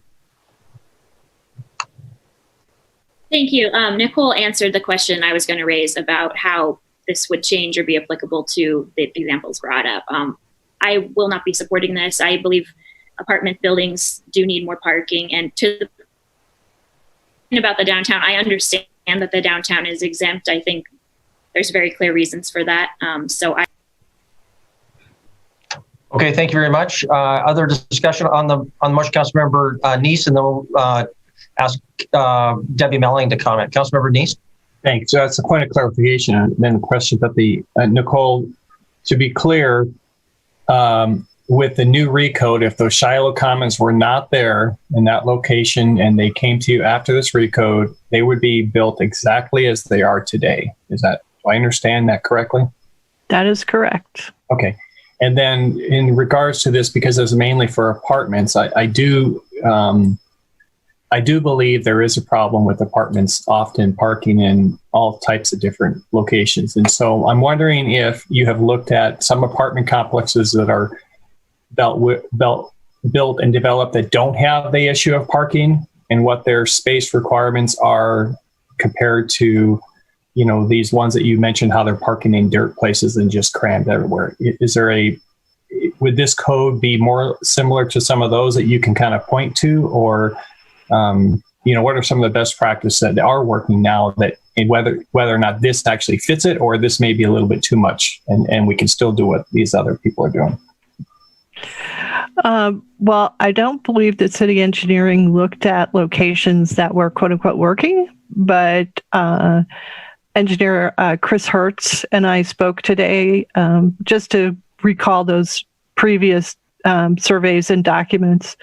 And he pointed out that Hunters Point Apartments on Central doesn't really have a problem with parking.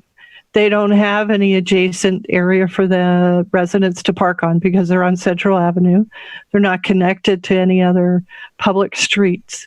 But for whatever reason, the way they've laid out their parking, both with enclosed spaces and then some carport spaces and then surface spaces, seems to work for the number of units that they have there. But I don't know what those, if it's that 1.75 per dwelling unit or not. I just haven't looked down into the details of that particular site, but Chris Hertz did point out that development seemed to work well. Okay, thank you. Debbie Melling, can you chime in on any of this? Sure. Thank you for the opportunity. I would like to caution, if we're going to change one part of the parking, to look at all of it. When we did multifamily, we looked at how this was done in other communities, and it's all together. It's how we're dealing with garages. It's how we're dealing with the driveways, how we're looking at each apartment, plus the visitor spaces. If we take the visitor spaces out, we need to look at the whole thing. So I would just caution, I don't want to tweak one portion of it without looking at the whole thing. Hunter's Ridge is unique in that way because they don't have assigned parking. They have a lot of open space. So instead of these assigned spaces that get some of them not used, they have a lot of unassigned places where the use is higher. So that's possibly why we see better results there. We do have three new multifamily that we did the study on. Happy to pull that up, but they're severely underparked. They're parking everywhere, and that's what we will continue to see if we use the same numbers we've been having. Thank you, Nicole. That's great. These are all on the west end. They're south of King Avenue. You can see Montana Sapphire that runs through here. This was at night when people were home, and you can see all of the community spaces were filled. We had 16 of 16 in one spot, 17 of 17 in the other, 86 cars parked within the complex on streets and driveways, and then 28 on the public street. If you put one of these in the middle of an existing neighborhood, we get so many calls on parking concerns. So we know that our existing code doesn't work. The second one is further to the west. You can see 44th is in there. When 44th is built, let's see, let me make sure I've got the right way. Yes. So King Avenue there is on the left-hand side of the drawing. So when 44th is constructed, you can see all the cars that are parking there. There's 46 cars parked on that street. When we construct 46, that will not be possible. 44th, I'm sorry. That will not be possible. There won't be parking on 44th to the level that's necessary because of this situation. You can see all the community spaces were filled, and there's on-street parking all through the complex as well. And I think we had one more just really similar. You can see the numbers. I don't need to go through them, but basically completely full and still parking on all the public streets. So again, these three multifamily developments were in areas that had not been developed. They weren't infill. So we're not getting the kind of complaints that we would have gotten in an infill sort of situation. But as they develop around here, we anticipate getting a lot of complaints. Thank you. Okay, thank you very much. Okay, we have a motion. Further discussion on the motion. Councilmember Purington?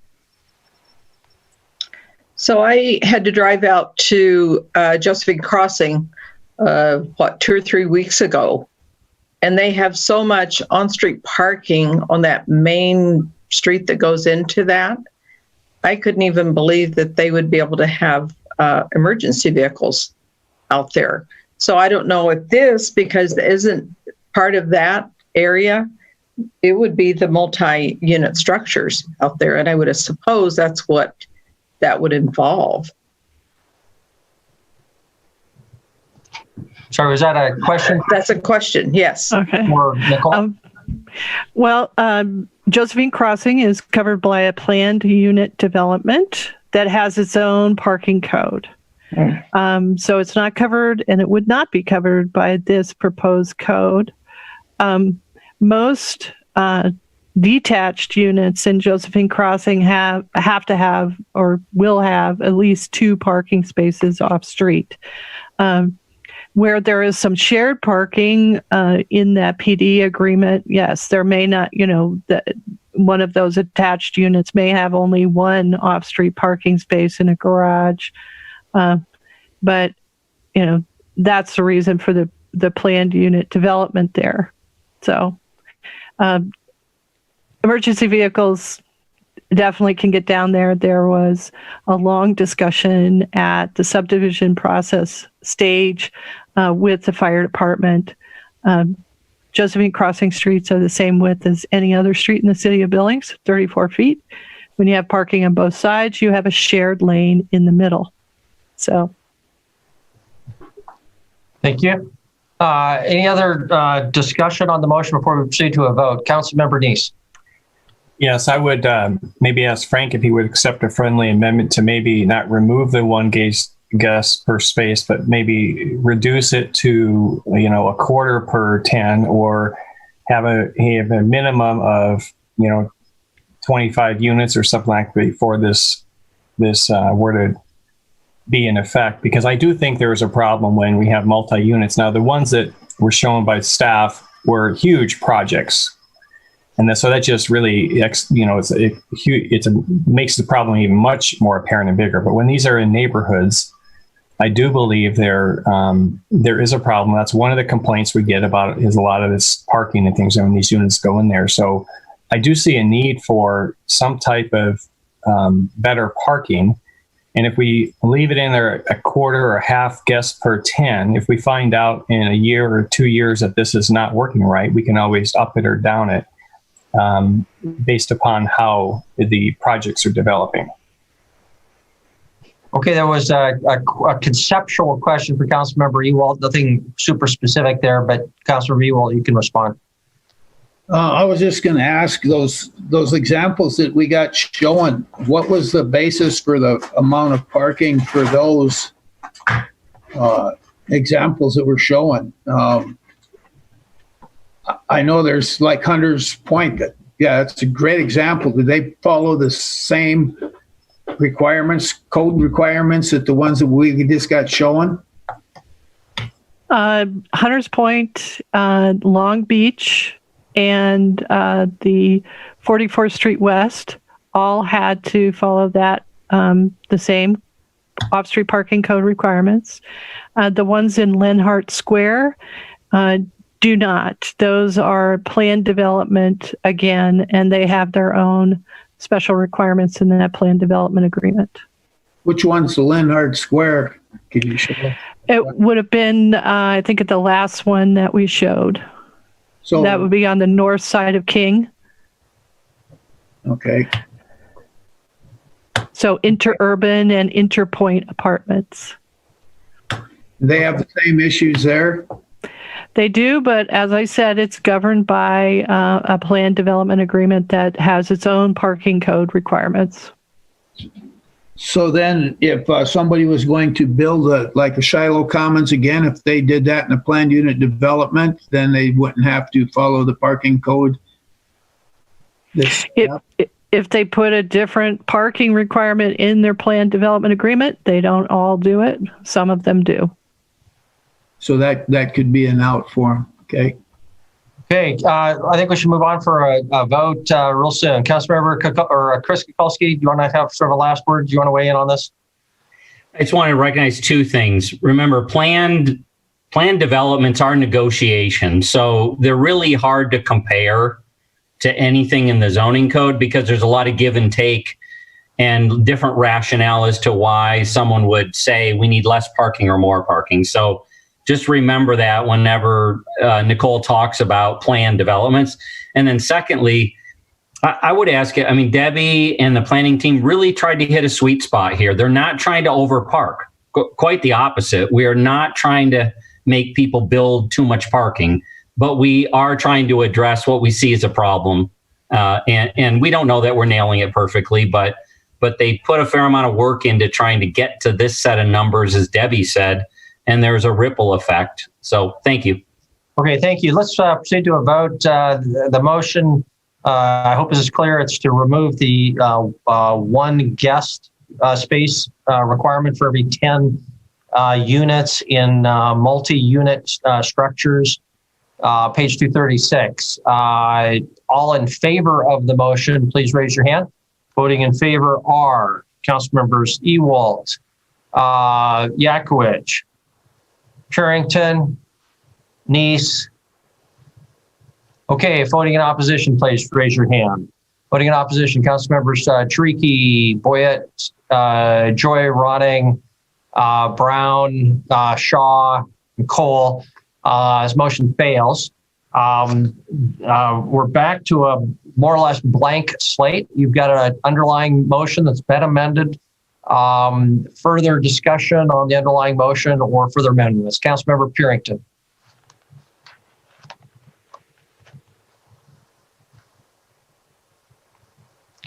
Councilmember Purington, you are muted. Sorry, thank you.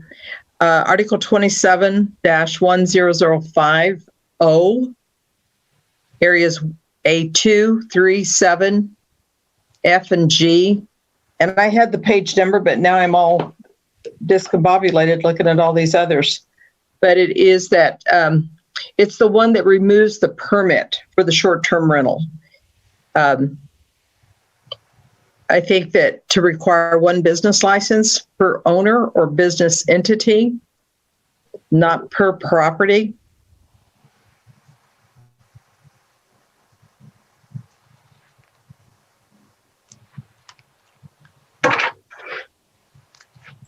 I'm sorry, what was the reference on that, please?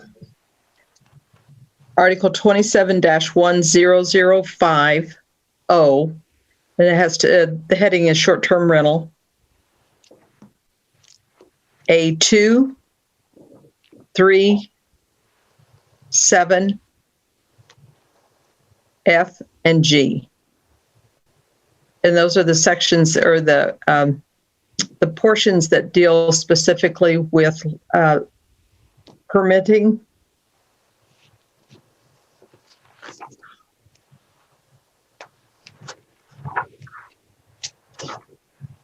If anybody has the page in Exhibit A, please. It's page 148, 149, and 150. Thank you. Okay, thank you. What's the pages in Exhibit A? Those were the pages in Exhibit A. If you've downloaded it by section, like 27-1000 as a separate section, I'm not sure what the number would be. Probably close to 23 to 148, page 25 or 26. On page 48, excuse me, on page 48, all it has is O, and it's short-term rentals. So it actually starts on page 149 with section A. Okay, thank you. So Councilmember Purington, what exactly is your, or I'm sorry, do you have questions or were you making a specific motion? Motion. On A2, okay, it says that it's unlawful for any person to operate any guest home or tourist home without a valid short-term rental permit. And I would like to delete the rental permit. It does have business license. I don't have an issue with the business license. So 3 also says that the short-term rental permit is issued to the property owner and it does not run with the property. So I think that one, 3 would have to be deleted.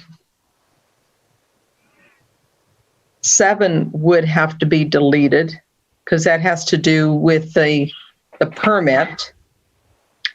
And then F and G has, that's the part about the events. To me, you can't even, I just think that should be struck for the pure and simple fact that, it says something permitted with special review, and that may be something that's not ongoing. So I think enforcing that would be difficult. And then G was the addition of a short-term rental permit. So I think to take that out, the owner shall obtain a business license from the finance office.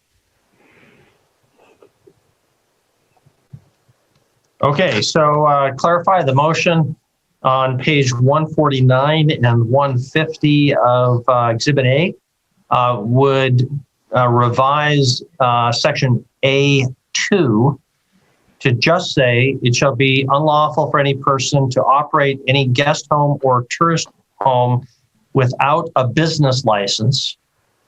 So all the language about permit and in between comes out, as I understand it. Councilmember Perry, can you correct me when we're done here? Delete subsection paragraph 3, delete paragraph 7, delete paragraph F, and revise G to delete the first part that says in addition to a short-term rental permit. So that would just say the owner shall obtain a business license from the finance office. So, right. Did I get that motion correct, Councilmember Perry? Well, yes, but it also, I guess in E under affordable units, it also asks for the short-term rental permit. So you would delete that, is that correct? Correct. Okay, so the motion includes deleting subparagraph E. So that is the motion. Before we have a discussion, is there a second to the motion? Councilmember Neese. I'll second for discussion. Okay, and now discussion. Councilmember Brown, you had your hand up. Is that correct? Yeah, Mayor, I think we would have to include number 4 under A as well. That all talks about the permit and who it's issued to. Thank you. So friendly amendment, Councilor Purington, you agree with that? And yes. Member Neese, you agree with that? Okay, so the motion. Mayor? Mayor? Nicole, I just want to clarify that is part of the proposed amendment, the deletion of what was just said, section 4. Was that what we were talking about? 4? No, I was talking about section 271621, which is the permitting section, the procedure. So if you're going to delete the permit, you also have to delete 271621 in its entirety. Okay. So we'll come back to that. But just to clarify, the last one we added that was a friendly amendment was the deletion of 4, correct? In 27-1000. Okay. So now to Nicole's point, if all of those came out, 1621 is the section dealing with how to get a permit.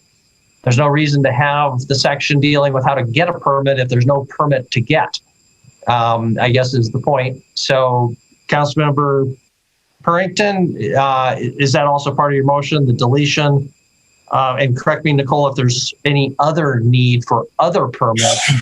But from what you said, my understanding is there isn't. And so all of 27, 16, 20 would need to also come out. Nicole, is that your point, that there's 1620 serves no purpose under the rest of the proposed amendment? Correct, Mayor, but I think the permit, even though it's referenced in here, the issues of not issuing a business license to a corporation as opposed to a person, and not issuing a business license for an affordable unit is substantial change, rather than just eliminating the planning permit. So you probably want to think about that. Oh, okay, substantial change. We need to have another hearing, I guess. Also, so I was mentioning 1620, but it's 1621 that just deals with short-term rental permits, not 1620. I stand corrected there. Okay, so that issue is not resolved, but it's out there. We still have the motion. It's been seconded. So discussion on the motion. Recognize we still need to realize or deal with 1621. I saw lots of hands. Councilmember Boyette and then Neese. Thank you, Mayor. Nicole, can you just give me the 1, 2, 3 of why you suggest that we have a permit, just without going too deep into the woods, some general ideas of why we want a permit? Well, the way we've set it up, it allows the planning department to directly be engaged with those short-term rental operators so that we can explain the code restrictions, where they're allowed, what type of short-term rentals are allowed, how many on a property, that sort of thing. The special event language in there was intended to, because other communities have experienced where a short-term rental is only an event property, where they have just party after party after party, very disruptive to a neighborhood. I guess the third thing is that the business license is reviewed by planning, but then we would have to dig more and engage more without a permitting process to point to say, you have to give me this information. You have to provide some assurance to us that you're going to follow the code requirements. So I understand the issue of not wanting to be subject to too many permitting or administrative processes, but I think that we need to let the code work before we start chopping all the branches off the tree, so to speak. Okay, thank you very much, Councilmember Neese, and then Yakovich. Thank you, Mayor. Nicole, I have to say I don't fully understand all the codes. I'm going to ask some questions and maybe you can help clarify some of this. The short-term rental, do they or do they not have to be owner occupied? The way it's currently written, both types of transient occupancy are allowed. So it could be owner occupied or long-term occupied, or it could be a completely unoccupied structure. Okay. And then are these, Mayor, if you don't mind if I ask another question? Go ahead. Are these subject when they are rented out to pay the lodging tax, the bed tax, things like that are required in the city? They should. They should be, and that's through like Airbnb. Right. Or if, they have another platform that they're listing through, a lot of the platforms provide that kind of service to their listing folks. Some don't. They have to file their own reports and pay those lodging taxes if they're required. Okay. And we're not addressing that at all in this code. Okay. And then, Mayor, if you don't mind, another question, maybe some comments. I had asked Andy about that bed tax because I saw that email that the mayor passed around, and he indicated that only units or only people that are have 6 or more bedrooms are required to pay it, if I understood his email correctly, and are members of that. So I do see a need for a permit. I second this mainly for discussion. I do see a need for permits when we have a lot of these in use. I'm not opposed to a single owner occupancy, having it without a permit, but anything over a single owner, where what you call transient owners, I think those should be permitted. So I guess I'm asking for a friendly amendment to not delete all the permitting stuff, but to just say, owner occupancy for the first unit is not permitted, and then anything else after that would be follow the permitting process in here. Does that make sense, Councilwoman Purington? Well, it does. And I think the issue that, in speaking with the people that have these, whether they have 1 or 10 of them, is the permitting per unit. I just don't see that's necessary. I think that's very heavy-handed. And whenever we speak about the 30-day before, or shorter than 30-day or longer than 30-day, then you had some of those, and just looking at the medical health team that has come in, they may have come in on a VRBO, but those days were extended well beyond the 30 days. So now we're into the landlord thing. And I think what they're wanting to do is to try to not do much different than what the landlords have. And I know that they have some state laws governing those. So I think it's just a matter of how heavy-handed, the city wants to be in these permits. They're not going to be able to enforce it. And okay, go ahead. Yeah, just a question on the permits, and I guess I didn't realize this. Nicole, is it correct that the permits are per unit, or is it per, say, tax ID or per business? Well, interpreting this part of the code between 1621 and this code, it appears as though you can issue a permit for a property. In other words, you can have 2 STRs on that property. We would probably process that as 1 STR permit for that property. If you have 10 properties, then we would do a permit for each one, because we have to look at the zoning. We have to look at all of those specific requirements for each property separately.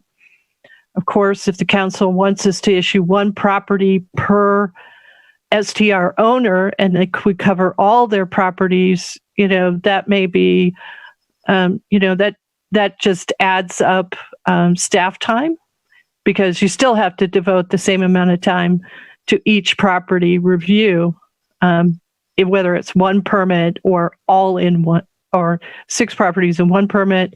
If you have 1 property in 1 permit, it may, it just make the fee structure a little challenging to do it that way. Yeah, so you could change the fee structure to per unit. The first 3 is this fee, next 5 is this, and something like that. And that way, they're just 1 permit process, one paperwork process, but then the fee just changes based upon the number of units they may have, or the number of properties they have. Right. Okay. I see. Okay. Thank you. Let's move to a vote real soon here. We're past our usual break time. So Councilor Rewalt and Councilor Brown. And I'm sorry, Councilor Yakwich. And I apologize. I recognized Councilor Yakwich before. I never came back to him. Councilor Rewalt, I apologize. I'm going to go back to Councilor Yakwich. I'm going to call a question, Your Honor. Okay. So we have the questions called. We'll now vote on whether to vote. I think we need 2/3. Maybe you can check that, Gina. Make sure it's not 3/4. We'll vote on whether to proceed to a vote. All in favor of moving to the vote, please raise your hand. Voting in favor of vote, council members Cole Trickey, Boyett, Joy Purington, Ronning, Brown, Yakwich, and Shaw. Voting in opposition, please raise your hand. Voting in opposition, council members Ewald and Neese. I think that means it passes whether it's 2/3 or 3/4. So we will now proceed to a vote on the motion. The motion was pretty extensive, but basically gets rid of the permit obligation through a lot of deletions on page 149 and 150. I can go through the individual sections if any council member would like, but I will not unless you raise your hand and ask me to. Not seeing anybody, then we'll assume the motion is understood. All in favor of Councilmember Purington's motion, please raise your hand. Voting in favor are council members Ewald, Purington. Okay, if voting in opposition, please raise your hand. Voting in opposition are council members Tricky, Boyett, Joy, Ronning, Brown, Nishakowicz, Shaw, and Cole. That motion fails. So again, we're back. Let's take a break, and we'll come back and either go to the ultimate motion or further amendments. Thank you very much. We'll see you. It's 9:48. We'll try to come back at 9:55 or as close to that as we can.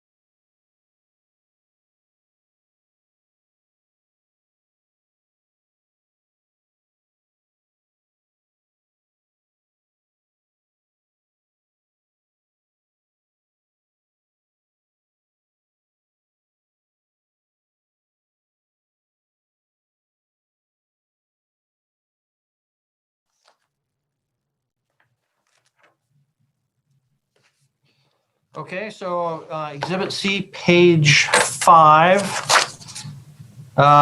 section C3 of section 27-303, regulations applicable to neighborhood districts.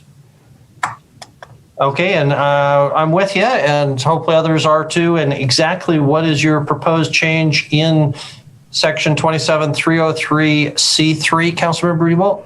My motion is to give the builder and the purchaser, or the purchaser and the purchaser, whichever, the option of having front street facade or alley access to attached garage.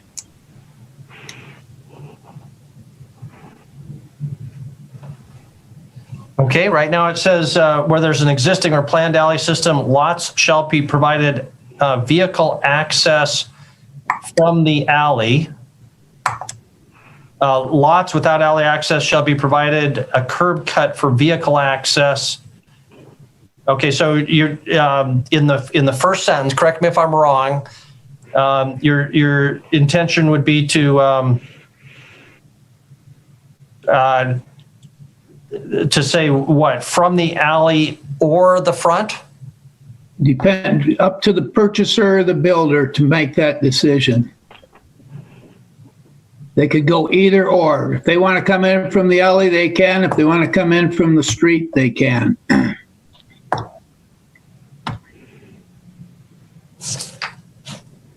Okay, so if we need specific language, something like from the alley or the street as determined by the property owner?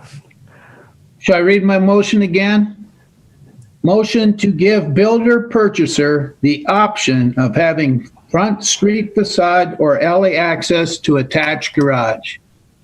Yeah, and I understand the concept for sure, but just trying to get to exact language. We'll come back to that, but Nicole, I think you want to clarify something about what the current requirement is, and we'll come back to get exact language. But Nicole, can you comment? And then I think I believe since we don't mention developer, purchaser anywhere else in this part of the code, that a simple word change from shall to may in the first sentence will work. And then it says lots, the second sentence, insert the word lots with or without alley access. And then change the shall to may. Okay, so because now the first sentence, Councilmember Ewalt, is mandatory. You shall provide an access from the alley, and that would just become optional. May. And Nicole, just to clarify right now, there's nothing that prevents somebody from putting one in from the front. It's just they have to come in from the alley if they've got an alley. Is that a fair summary? That was the intent of that wording. But if you want to change it to optional, you can replace the word shall with may. And in the second sentence, you could put in the word with/without alley access, and then change shall in that sentence to may be provided a curb cut. Very good. Thanks, Nicole. Sounds good. Okay, further discussion, or is there a second to that motion? Councilmember Boyette? Okay, discussion now on the proposed motion. Councilmember Ewalt, it's your motion. Did you want to start? And then Councilmember Ewalt, I'm sorry, then Councilmember Yakovich. Okay, thank you, Mayor. My main reason for this is alley access was used for all utilities before, and some still on the existing empty lots. But accessing a garage from the alley was usually an auxiliary garage that was built after the house was built, and somebody moved in and they put a garage on, and they didn't have access in front any place, so they had it in the back. Nowadays, everybody wants their garage access on the street because they're paying a residential street snow removal, and it sure is nice when all you have to do is shovel your driveway off and you can back out on the street and get to where you're going. And I'm done. Okay, thank you, Councilmember Yakovich. Yes, I'd like to call the question, Your Honor. Okay, so now we will vote on whether to vote. I said before, I'd reserve the option. If this fails, are there people who want to discuss this further? Just give me a quick show of the hands so people have a sense for what the desire is. I guess I'd be interested, but okay. So now we'll vote on whether to vote. Gina, remind me, is this 2/3 or 3/4? It requires a 2/3 vote. Okay, that would be 8 council members. So we'll now vote on whether to vote. All in favor of proceeding to a vote on this issue, please raise your hand. Voting in favor are council members Boyette, Ronning, Joy, Brown, Yakwich, Shaw, Purrington, Neese. It passes. So we will proceed. I apologize. For our record, we do need an accurate record, and I didn't finish that. I should have recited that. I apologize. If voting in favor of proceeding to vote, please raise your hand again.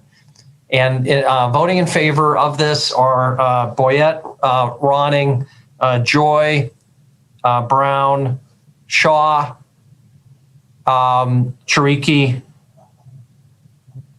Neese, and Purrington. It's 1, 2, 3, 4, 5, 6, 7, 8. That is 2/3. If voting in opposition, please raise your hand. Voting in opposition, Ewalt, Cole. Who'd I miss? I voted for, Your Honor. Which vote is your motion? Okay, so definitely pass it. Thank you. We'll now proceed to a vote on Councilmember Ewalt's motion, which I want to be specific about it. So on page 5 of Exhibit C, section 27303C, subparagraph 3, would be revised to say, where there is an existing or planned alley system, lots may, so to replace shall with may, be provided vehicle access from the alley, period. Lots, and then insert with or, so it says. Mayor, it said alley or streets. I'm sorry, you're right. In the first sentence where it says from the alley, that would say from the alley or street. Then the second sentence, lots with, or so insert with or, and then continue without alley access, change shall to may, be provided a curb cut for vehicle access pursuant to curb cut and driveway standards in BMC 6-1208. Is the motion clear? Hopefully I got that right. Correct me if I got anything wrong. Okay, so we'll proceed to the vote. If in favor of that motion, please raise your hand. Voting in favor are Councilor members Ewald, Boyette, Yakwich, Purrington, and Neese. If voting in opposition, please raise your hand. Voting in opposition are Council members Ronning, Joy, Shaw, Brown, Chariki, and Cole. Motion fails. Okay, back to council. How would you like to proceed? Anything further? Councilmember Ewald.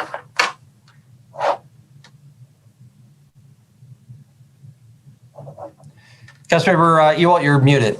Amendment to N1 districts. Motion to allow as an option for builder purchaser, which will probably get changed, to have a 16-foot width attached garage, 2-car garage for single dwelling unit. Any greater dimension in garage width to be determined by percentage of facade assigned to district. Okay, what part of Exhibit C are we working with? Amendment to N1 districts.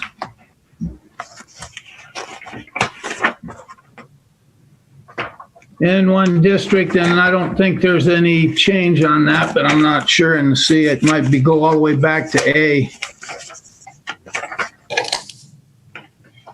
Okay, yep, goes all the way back to A, Exhibit A.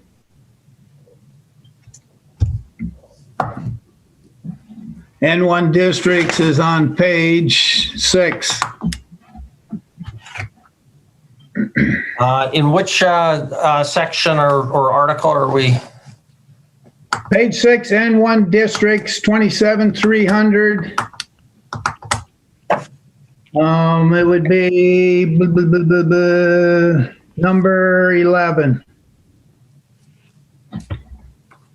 I think there's been a change to it, but I don't see it on my paperwork here.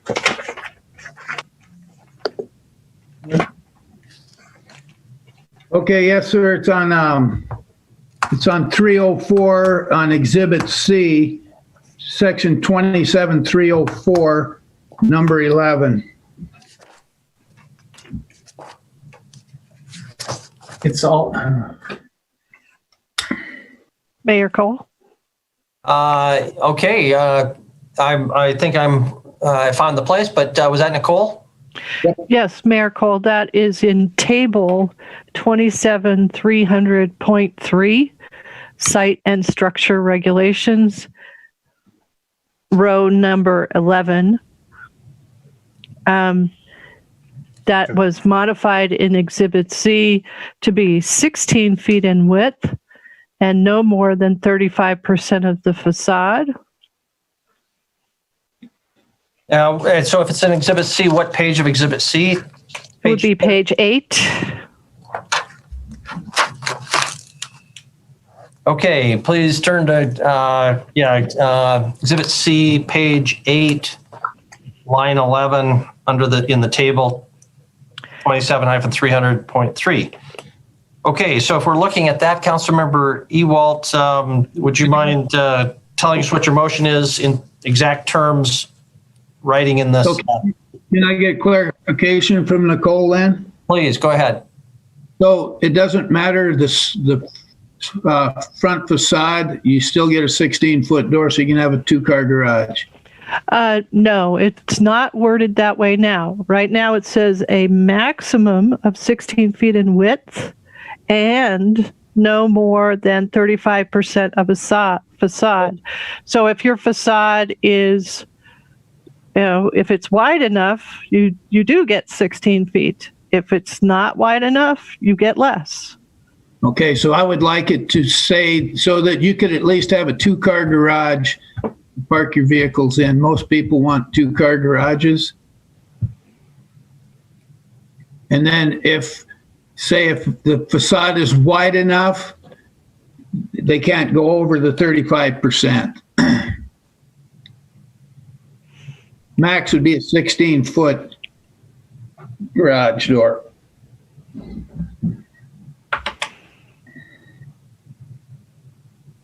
And I'm sorry, what was the maximum limitation? You can't go over 35% of the front facade, so I guess you could have a bigger one, but it would be very hard to do with the limitation on an 80-foot lot. So an 80-foot lot, you could have a 70-foot front facade, and 35% is 70. Mayor, may I second the motion so we can have discussion? Sure. I think we may need some clarification of the motion, but we'll say we got it. So Councilmember Nice, you've got the second. And can I ask a quick question for Nicole? Please. Nicole, if we change the word in that section to minimum, so allowed a minimum of 16 feet, and anything more would be restricted to 35% of facade, would that be a little more clear? That would be the motion, and I'd like to answer some more questions on the effect of that change. Well, if we change it to minimum, then you couldn't have a 1-car garage, for example. Is that what? No, up to a. That's why I didn't make it a minimum on a 2-car garage, because then you couldn't put on a single car. So right. Okay, I see. Yeah. So it's an option to have the 2-car garage. You can still put a single on if you want. Okay. Nicole, you want to comment on the motion? Well, in the N1 district, you have minimum lot width of 20 feet, and you have a maximum lot width of 80 feet.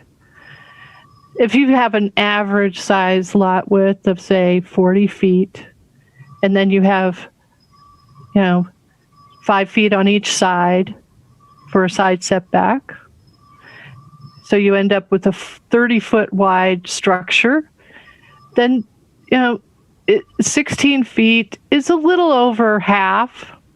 But if you narrow that down even further, then, or if somebody chooses not to have any of the front facade showing and all just be garage frontage, the garage dominates the street then. And with these new code requirements and site development requirements in these zone districts, I can see that exactly happening. That you're not going to get a balance of garage to house. You'll get all garage. And I kind of, it goes, I understand, but I think a percentage adjustment amendment would be more effective than just saying everybody gets 16 feet no matter how wide their structure is. So if you have a 24-foot wide house, you can do 16 feet of that in a garage door. And then you only get, 8 feet that's not a garage door. So it's not a balance, and it doesn't really get the council to those goals that we talked about at the beginning. Okay, I'm going to need some clarification on exactly what the motion is in just a second. Councilmember Yakovich? I'll call the question, Your Honor. Okay. I'll just warn you, I'm going to have to clarify. We'll vote on whether to vote, but then I'm going to still have to clarify what the motion is if we proceed to the vote. So all in favor, again, we'll need 2/3 of this. Proceeding to the vote, please raise your hand. Voting in favor are council members Ronning, Shaw, Yakovich, Chiriki. Okay, and voting in opposition, please raise your hand. Ewald, Boyette, Joy Brown, Purington, Ewald, Neese, and I guess Cole. So the motion fails. So we're continuing the discussion on the motion. Councilmember Ewald, you're now looking at line 11, that middle column, and that's where we're making changes. Can you describe for me exactly what the language would read that is your motion? It begins rear side, street side facade. So that doesn't change, correct? No, that doesn't change. It just allows if somebody wants a 2-car. Yeah, I understand the concept. I want your exact language. Okay. To allow as an option for builder purchaser to have a 16-foot width attached garage, in parentheses, 2-car garage, for a single dwelling unit. Any greater dimension in garage width to be determined by percentage of facade assigned to the district. Okay, if we get to a vote on this, we'll ask you to repeat that. I didn't try to write it all down. So that will be the motion. And Councilmember Neese, that's consistent. That you had the second, so that's still your second, right? It is still my second, and I agree. The concept is to allow the builders to be able to develop these houses because there is a large demand for 2-car garage homes, and we've seen a lot of these duplexes and townhomes that may be put into tighter spots that they need to have the ability to, for marketability, to have the 2 cars. So yes, that is my intent. Thank you. Okay, further discussion on the motion. Councilmember Joy? I will not be, thank you, Mayor and Council. I will not be supporting the motion. some of the most walkable places in the city are in the part of the city where there's a grid. And if you've ever driven down Lewis Avenue and you see people trying to back onto Lewis Avenue, that's exactly what you'll have. You'll have people trying to get on very busy streets that are built to carry a lot of traffic to the more denser part of the cities, trying to back onto the street. Number two, every point of conflict between a walker or a person on a bicycle is an opportunity where someone can be killed or hurt. So the more driveways you have, the more conflict you have between pedestrians, bikers.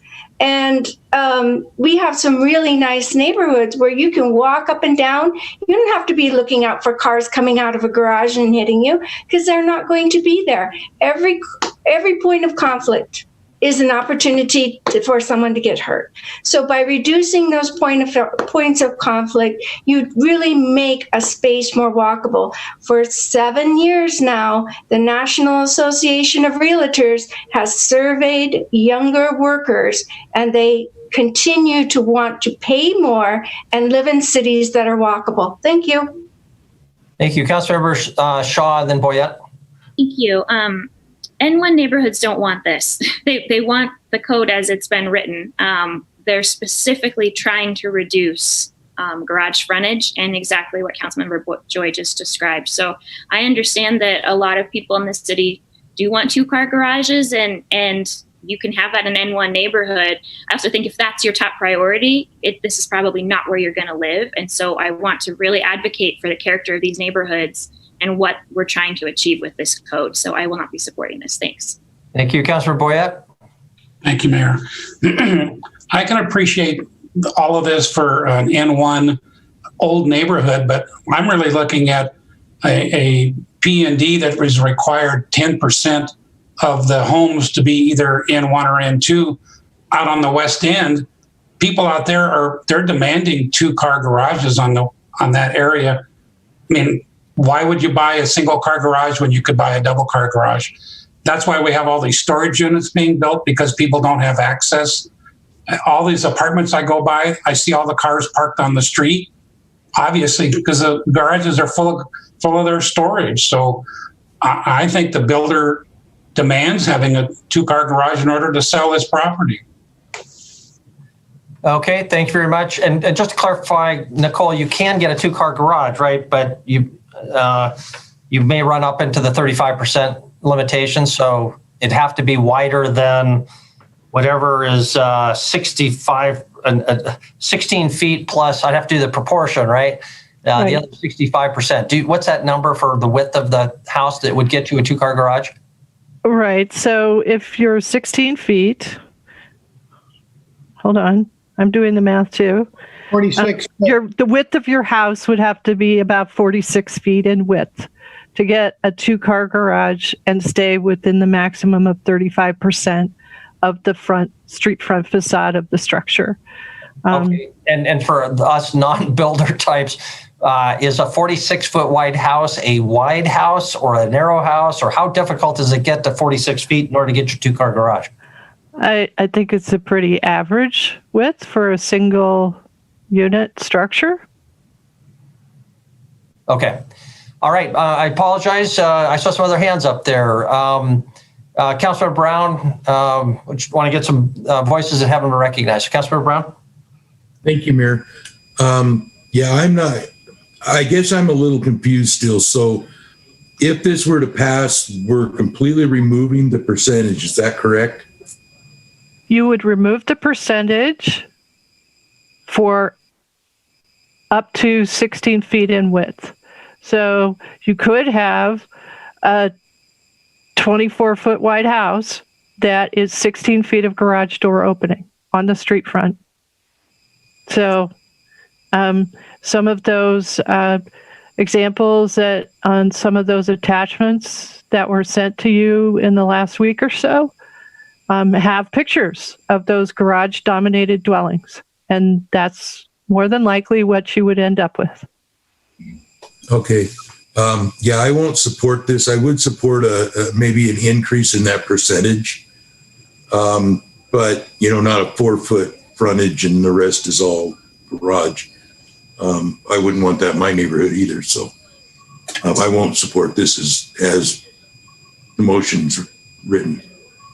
Thank you very much. Further discussion? Anybody who hasn't been recognized before? Councilmember Ewald had his hand up. Councilmember Purington.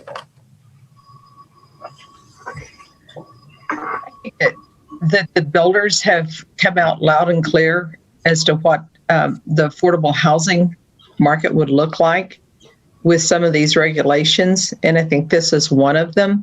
And also they're building to what people want. And you have more people that are going into smaller homes, but yet they still have their 2-car garage. Some even want 3-car garage. So, and I know with the lot size, that isn't going to happen. So I do support this because I think that the builders know what people want. I'm not sure that that city code is going to be able to dictate that. I mean, that's what this is doing. So I will be supporting this amendment. Thank you very much. Councilmember Neese, and then we'll ask Wyeth Friday had his hand up. Nicole, this amendment is really hitting on the builder that talked to me about where he's pending to buy some lots from another builder to develop.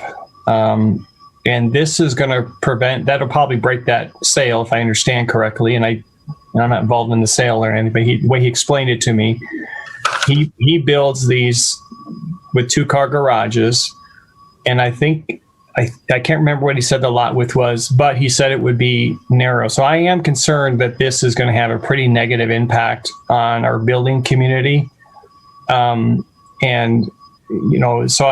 I don't know what would be a compromise between removing it or what would be a better, maybe a percentage to increase the percentage to fit some of these 2-car garages in a narrower lot without having the whole garage, the whole frontage being, garage. So I don't know what would be acceptable. If you have a recommendation, because I don't know if this is going to pass unless we do something different and to give these builders a little bit more room to put in these 2-car garages. Otherwise, I think it's going to negatively impact our building community. Nicole, you want to comment on any sort of compromise arrangement? Well, I think Councilmember Brown might have a suggestion on that. We see this as proposed, as worked through the Urban Issues Working Group and the Zoning Commission, as promoting walkable neighborhoods that are not garage dominated, that provide safety, increased safety in neighborhoods, and eyes on the street, and not creating a blank wall of garage doors where people are walking. It makes people very uncomfortable when they walk by a blank wall of any building, whether it's downtown or in a neighborhood. So I just think that, as we work through this code, I think we're going to see some better designs coming forward. Some newer designs, some designs that are used in many other communities that have never kind of made it onto the palette of building style here in Billings. Thank you very much. Further discussion on Councilmember Ewald's motion. Is there any other discussion before we proceed to vote? Wyeth, and then Councilmember Neese. Yeah, thanks, Mayor and Council. And Nicole hit on most of what I wanted to make sure we reinforce, which is the safety aspect, the walkability aspect. I want to also just mention, though, that when you talk about a change in design, that doesn't, that and affordability don't go together. So it's really important. I hear this word affordability being thrown out, and it makes me very concerned because first of all, we've had no evidence about that with all these discussions, including, we went through all this through the working group process too with builders and developers in the community, but you can change a design and still have a very affordable house or unit, and you can have a garage, and it's a matter of how you design, and maybe you change a few things to improve that neighborhood street frontage, the walkability, and the safety. So I just wanted to mention that. I think it makes me nervous when we start talking about one design type that somehow, if that changes, that we've lost all these other things in the community. We certainly wouldn't. Okay, Councilor Neese, I think I'd recognize you, and then Councilor Purington and Tricky and Chris Kukulski. Yes, I guess I'm going to ask Councilman Ewald, he would take a friendly amendment to, instead of removing that, to have a percentage increase from 35% to 40%. That would at least give you a 50-foot lot. So that's a yes. Okay. Okay, so that is your changed motion, Councilmember Ewald, is that correct? You're muted there. 40% wouldn't be too bad. For 45%. I could probably live with 40% in the N1. Okay, and who was the second on that? Councilor Boyette. Okay. And he's saying 40% is okay with you, Councilor Boyette? Okay. Okay. So and the language of the motion was still a little fuzzy to me. I mean, but it was repeated. So as long as it's clear, we'll ask Councilmember Ewald before the vote to reread his motion, but insert 40% for the elimination, I guess. I guess I make my amendment, my friendly motion clear is not, it really was replacing all of Ewald's motion to change what you see on this Schedule C table from 35% to 40%. Okay, that one I can understand. So the only, for sure, the only change would be to change 35% to 40%. Is that, Councilmember Neese? Yes, that is correct. Okay, so this is essentially a substitute motion by Councilmember Neese. Councilmember, well, no, I guess, yeah, it's a friendly amendment. Councilmember Ewald has adopted that. That friendly amendment was okay with the second, Councilmember Boyette. So the underlying motion has now changed just to change 35% to 40%. Further discussion on that now friendly revised amendment. Councilmember Joy. Thank you, Mayor and Council. When we first started this process of going through the recode on our agenda at council meetings, there was a tremendous amount of criticism of the process.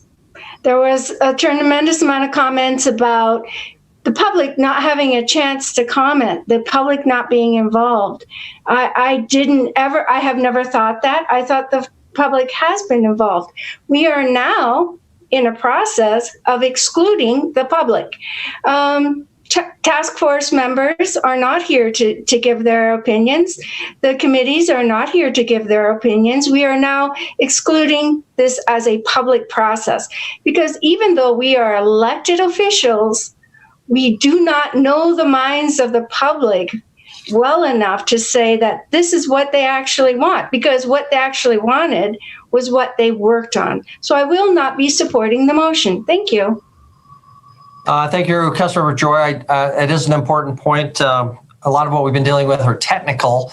So we'll ask Gina Dahl at some point to weigh in on whether, if this is approved, we need to continue this so that there is another opportunity for the public to weigh in or call it a third reading or something like that. But Councilmember, I forget, Councilmember Tricky, you had your hand up at one point, and also Chris Kukulski. I didn't want to lose you, and Councilmember Brown. So Councilmember Tricky, are you still out there? Yeah. One of the things I was going to say is what Councilmember Joy was just saying is that the further we slide into actually making policy changes as opposed to just tweaking the language and stuff like that, the further away we get from the intent that this process has brought us to at this point. If this really is a pain point for developers, let me say it this way. we keep talking about the market forces. One of the things that I have seen over and over again in this town is that people are not really building the things that people want. I've been told over and over again that I want an apartment downtown. We're not building apartments downtown. I've been told over and over again, we want walkable neighborhoods. We're not building walkable neighborhoods. The process that we went through was reflecting the growth plan of the city and the things that we were asking for, which included more safety and more walkable neighborhoods and things like that. And honestly, I am not comfortable sitting here and tweaking these things without looking at it from a much larger perspective. Because frankly, I don't know the impact that 40% is going to have on the size of the lot. I don't know what the impact is going to have on the size of the house and how it's going to impact the cost of all of those different things. The people who thought this through and presented us with this took a lot of time to stop and think about those things. And I think that us sitting here and flying off the seat of our pants, trying to pull numbers out of the air and say, this is what the market wants, this is what the people want, is just wrong. So, I just do not have enough information in front of me right now to be able to support this. Thank you. Thank you, Councilor Brown, and then Councilor Purington. Thank you, Mayor. I will support this. 40% I can live with. I think most of the neighborhoods can certainly live with it, and it gives a few more options. And I think that Mayor Cole's comments at the very beginning of this meeting, we need to compromise. We need to work together, and doing policy, by gosh, think about it. That's our job. We've got a recommendation, and we've got the other side saying they want 100% garage. We're meeting somewhere towards the middle here. And I think it's a good compromise. I think the neighborhood certainly will be fine with 40% versus 35 feet or 35%. So I will absolutely support this as a percentage. Thank you. Okay, thank you very much. Councilor Purington? Thank you. And Chris Kukulski, I'm sorry. Pam? Thank you. And I will just reiterate what Sean just said. Policy, that's our job here. And for us to, some may be flying by the seat of their pants, but also we have been talking to a lot of the builders, developers in this community. And whenever you say, that they've been involved in this process or they haven't been involved, some of them early on were involved in the process, but they did not, and they made recommendations based on their experience in the building community. And they found out that those recommendations were not being taken. And so they did quit. And that was in all areas of this recode. So there has been community involvement. But that's why I keep saying so much of this, I'm sorry, but it has been staff driven, I think. And maybe even, certain members of the community. So I think for us to reach out into the community is very important so that we're not flying by the seat of their pants. Because Danny, I started reading this code and I didn't know what in the heck it was talking about. I don't know, one setback from one sign height. So that's why I reached out into the community, and they've been pretty vocal about what they want. And it's just me, they haven't been heard. And there has been no compromise. And I think that's the issue here. So if we could make some compromises along the way, I'm all for that. I don't expect us to completely change this code. So anyway, I approve. I like the compromise, Roy, and I appreciate you making it, and I'll support it. Thank you. Mikulski. I'll be brief. My comments aren't for or against the difference between 35 and 40. I'm not in the detail enough to know what that difference is going to result in. I just want the record to clearly show the goal of staff was not to eliminate 2-car garages. We know people want 2-car garages. That was never the goal, I don't think, of work groups or others. It's to change the design of some of the neighborhoods. So just for the record, it isn't to try to force people into 1-car garages. Thanks. Okay, thank you very much. Are we ready to proceed to vote? Okay, so again, the motion is pretty simple. On page 8 of Schedule C, it's to change the 35% to 40% facade limitation. Before we vote, Councilmember Eagle. Thank you, Mayor. I just want people to realize that just because we're voting on 40% doesn't mean you can't do a 10% garage door if you want. That's just the maximum. It's not the minimum. So you could end up with a 4-foot garage door if you really wanted it. If you're a bicyclist, that would be sufficient. Okay, thank you very much. If the motion is clear, we'll proceed to a vote. All in favor of the motion, please raise your hand. Voting in favor are Council Members Ewalds, Boyette, Yakwich, Brown, Purrington, Neese, and Cole. Voting in opposition, please raise your hand. Voting in opposition are Council Members Ronning, Shaw, Joy, and Tricky. The motion passes. So that's an amendment. I'd call that a substantive amendment. So we're going to have a discussion about what that means for further hearing at some point. Councilmember Ewald. All right, got another one. N2 districts, basically the same thing. Right now it's limited to 40% facade. And my motion is to have at least a 16-foot wide for each dwelling unit. So whether it's single family or duplex. And I guess I could go with like 45%. I'm trying to make it work because there's places where you got it like a 32-foot wide, half of a duplex, and 40% won't give you a 16-foot garage door. So you'd have to have a single car garage. So that's why I'm doing it. So that's what it is have a 16-foot in width, any greater dimension and width to be determined by the percent of facade assigned to the district.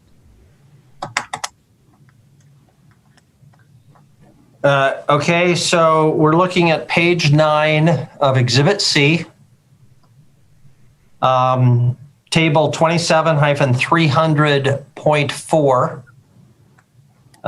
Again, line 11. Correct me if I'm wrong, Councilmember Ewald, at any point.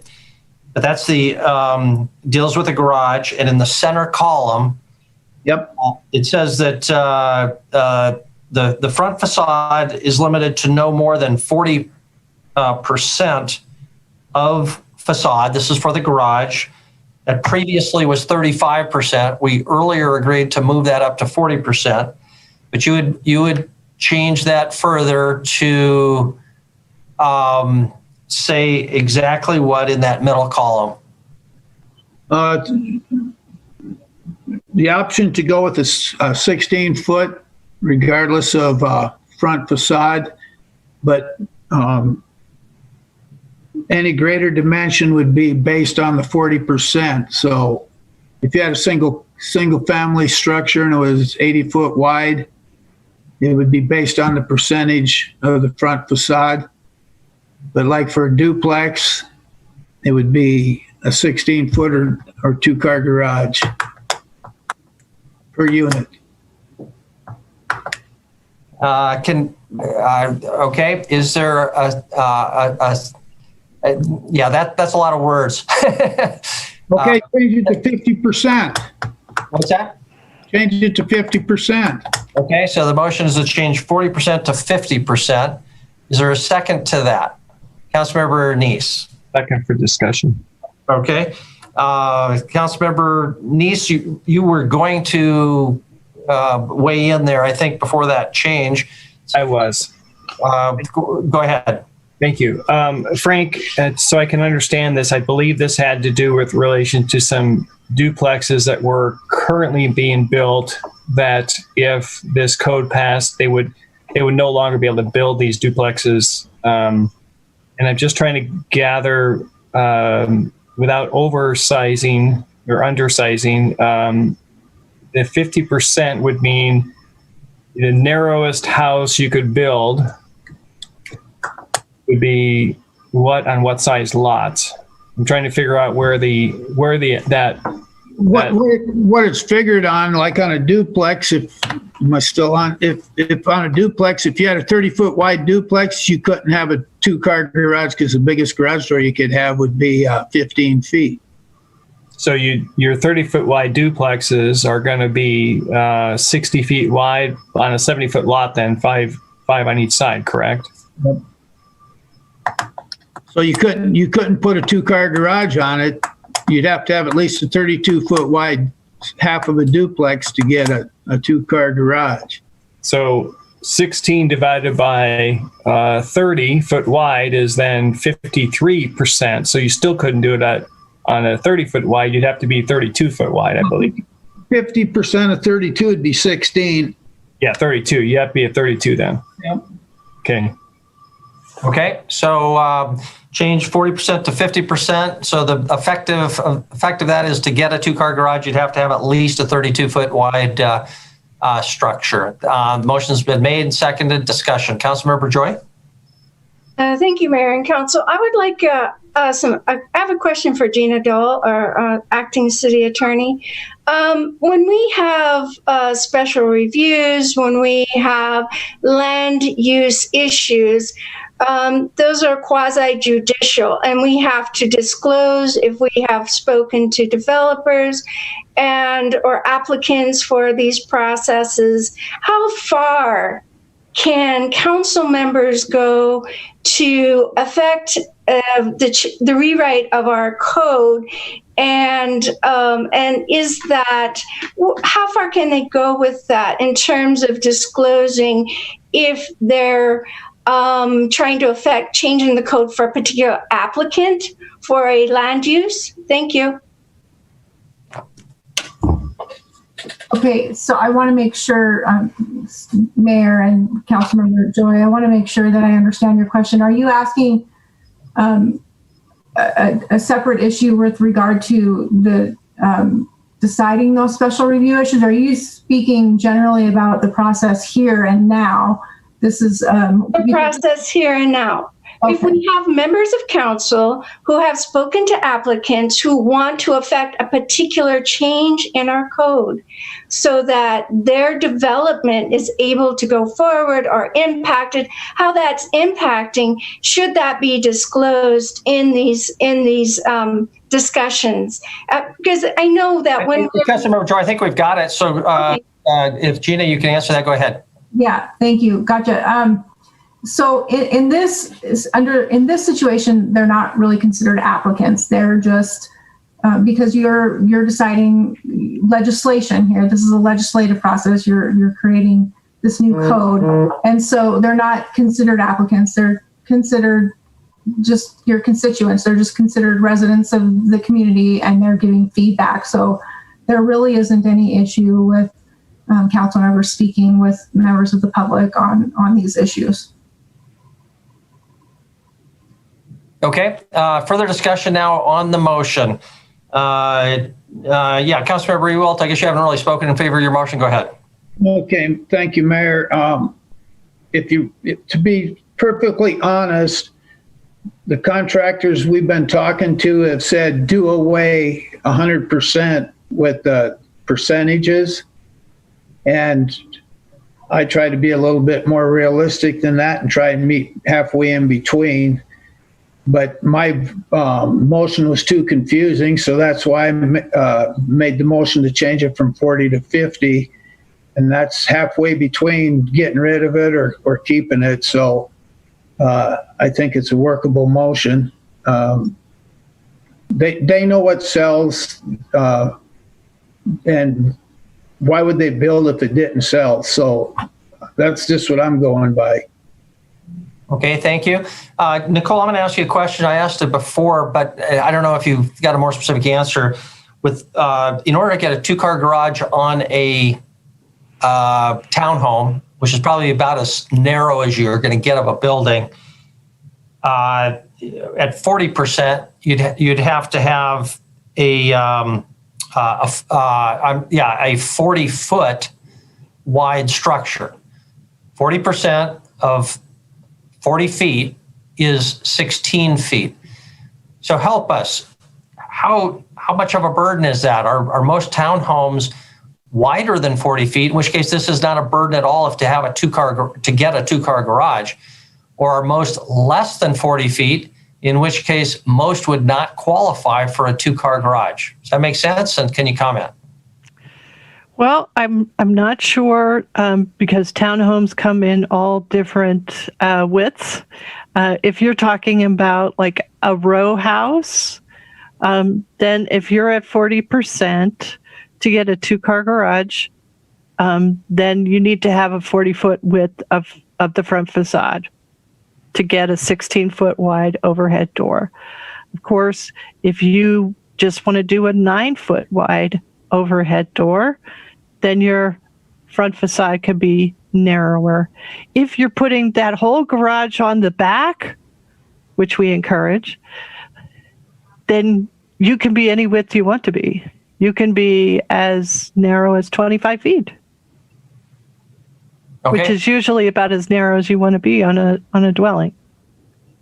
Okay, and maybe somebody, council has more information on that. I don't know on the actual impact. So further discussion now on the motion to change 40% to 50% on line 11, page 9 of Exhibit C. Council Member Neese.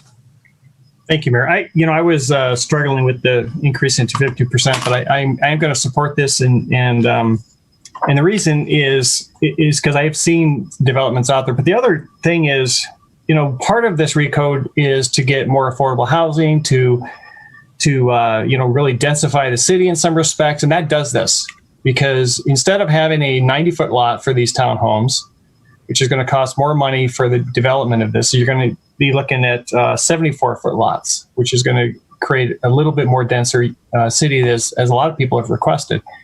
And so I am going to support this. I think this is, again, a good compromise to just saying, hey, you can build any two-car garage. I think it's a good code.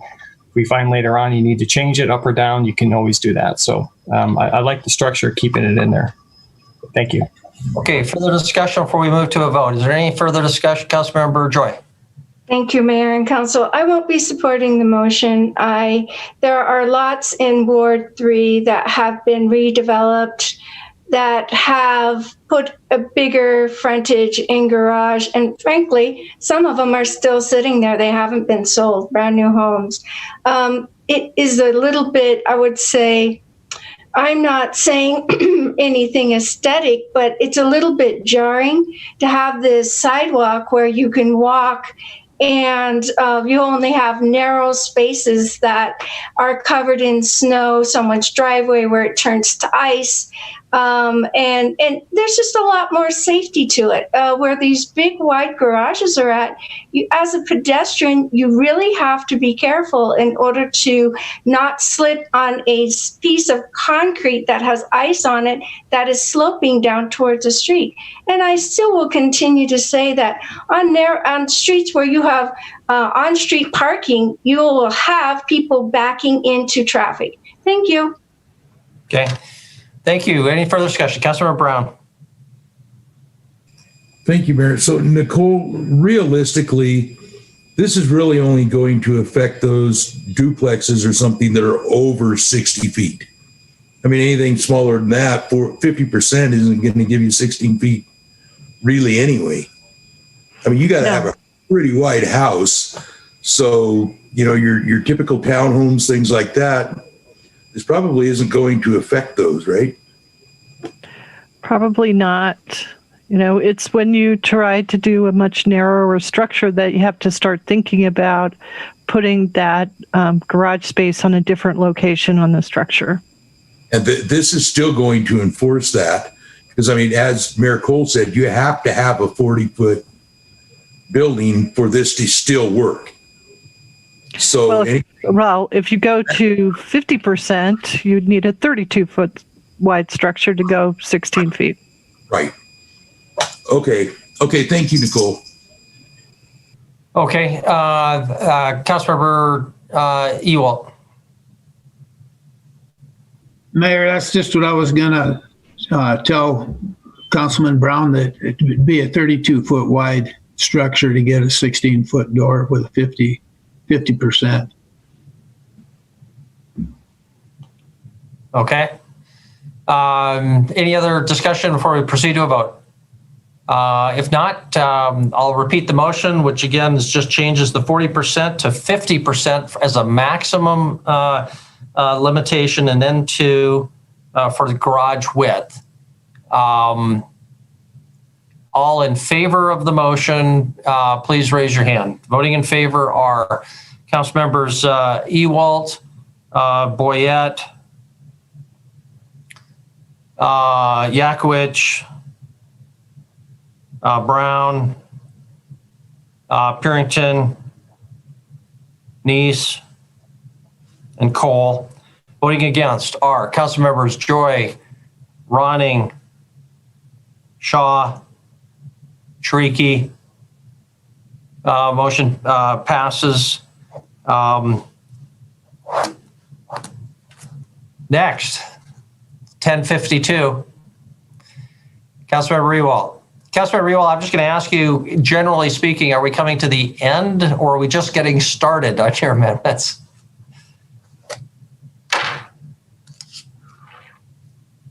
You're muted, sorry.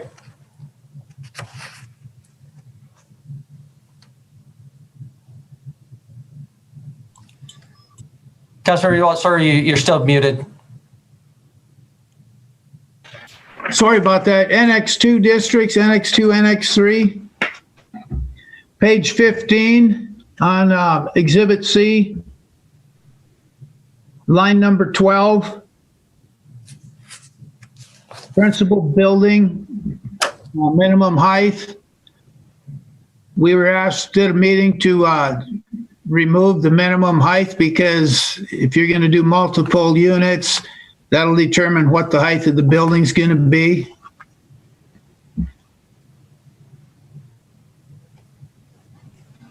Excuse me, point of order, Your Honor.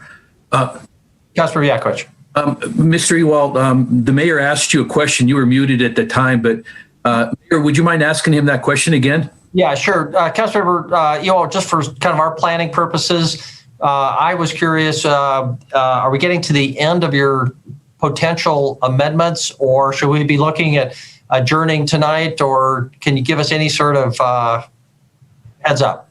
But this one, I got 3 more, counting this one. Okay, so this one plus 2 more, is that correct? Yep. Okay. Well, we'll proceed until told otherwise, so we'll just try to move expeditiously. Go ahead. So we're on page 15, line 12, and would you tell us again exactly what your amendment is? I was asked to have that line 12 stricken from the deal because there's not really a minimum height on a building, because depending on how many units, you can only go up. You can't go down. So, Mayor? Okay, there's actually 2 lines. There's a minimum line and a maximum line. Are you just talking about the maximum line can stay because there's a maximum height, but a minimum height, depending on how many units, it's going to, I mean, you can't go in the ground any deeper. So you got to, there doesn't need to be a minimum. Okay, right now it's a two-story minimum, but you're saying you could have a 1-story. Very possible if it would work out for you. If it doesn't, then you got to go to 2 stories. But I don't see why you need a minimum 2 stories until you get figured out what you're going to do. Okay, so the proposed amendment is to eliminate all minimum height requirements for multi-unit buildings. What about side-by-side units? Yeah, that too. That's, I mean, you just Okay. got to build what you got to build. If you're in construction, you know, if you're going to build 2 units, you got that in the plan. You got to figure it out. And there's minimum. This doesn't seem to be a realistic dimension. Okay, so in this table, the number 2 would be deleted, and the 1.5 for NX2 and 2 for NX3 would be deleted. That's the proposed amendment, as I understand it. Is there a second to the motion? Okay, I see Councilmember Neese made a second. So discussion on the motion. Councilmember Ewell, I think we heard your discussion. Is there anything further you want to add before we look to other? Yeah, I'll call for the question. Okay, I guess we can do that. Hurry up. I'd like to see just a quick show of hands who would like a discussion if this motion fails. Hear from Nicole or from staff, please. Okay. So there's a request for further input, but that comes close to debate. So we really do have to proceed to a vote on the vote. So all in favor of proceeding to a vote on this, please raise your hand. Voting in favor are council members Ewell, Cole, Boyette, Ronning, Shaw, Yakowicz, Brown, Purington, and Neese. If voting in opposition, raise your hand. Okay, so Councilmembers Tariki and Joy. So we will proceed to a vote on the motion. If voting in favor of the motion, please raise your hand. Voting in favor are Council members Ewalt, Boyette, Purington, and Neese. Okay, if voting in opposition to the motion, please raise your hand. Councilmembers Cole, Ronning, Joy, Shaw, Brown, Tariki, Yakowicz. Motion fails. For further motions or discussion, Councilmember Ewalt. All right, I was asked to bring this one to council, and it's similar to one that was voted down our last meeting. The only change is that state only recognizes all alcoholic beverage licenses as a one-type deal.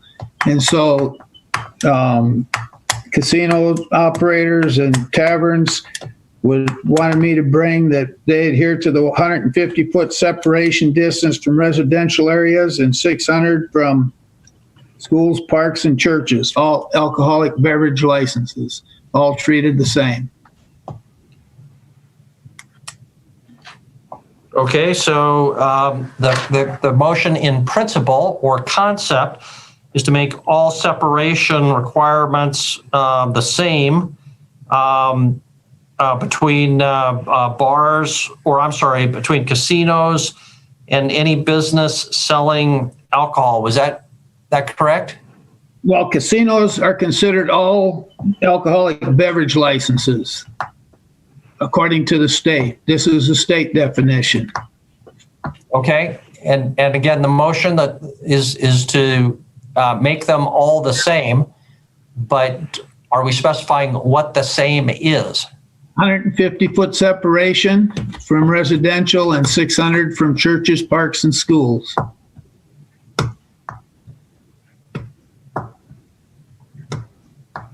Okay, thank you very much. I get the concept, but it's lacking any specificity as to where or what. So can you tell us exactly where these changes would be made? And oh, I don't know. I was just asked to bring that.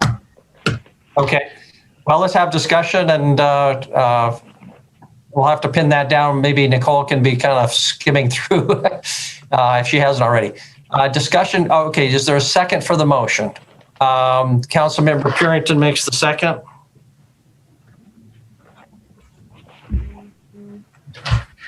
Okay, again, at this point, I do not consider this motion to be in order because it's just purely concept. But to keep the discussion moving, we'll go ahead and have some discussion. Councilmember Neese. And the Councilmember Brown. Thank you, Mayor. I guess I'll defer to Nicole this question because it almost seems to me like by treating all of these as alcoholic beverage licenses, there may be some that are considered like the restaurants who have their all alcohol beverage, but maybe not a huge casino, could become unconforming. And it actually be worse for them to treat them like that. So I'm not so sure. I understand why they're doing that, but I'm not so sure I agree with this. And so, Nicole, can you kind of address what the change you could envision this happening if this were to change? I think you're exactly right, Councilmember Neese. If we change the use table to require separations for all beverage licenses that have no gaming that's active on that license, and to make that 150-foot separation distance and 600 feet from churches, schools, and parks, we've kind of defeated the purpose of the fine grain regulation that we've separated casinos and gaming from alcohol beverage licenses and what the ancillary or attached business model is. So we would be heading back towards what we're doing right now, which is saying Enzo's has the same separation requirements as the Red Door or Shooters or the Stadium Club or other places like that. And when we got our charge from you in the end of 2017, beginning of 2018, you said, we need to separate these uses. So now they want to put it back together. Okay, thank you very much. Okay, thank you for that discussion on the principle. Councilmember Brown, I'd recognized you, I believe. Thank you, Mayor. I don't have a question, but I will say, being on the council for 7 years now, this has been an issue for 7 years now, and way before I came on. The community wants to kind of confine where casinos are. And I'm not picking on them. Nothing like that.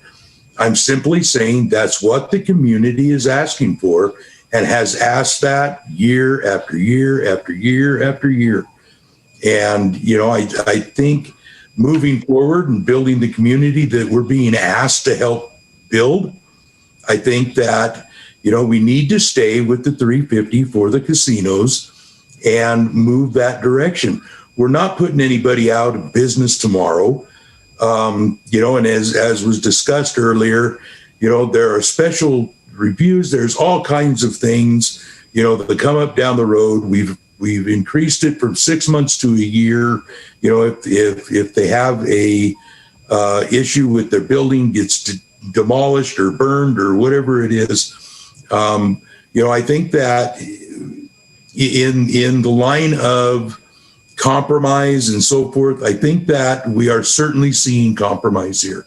I don't feel that we're picking on any individual group.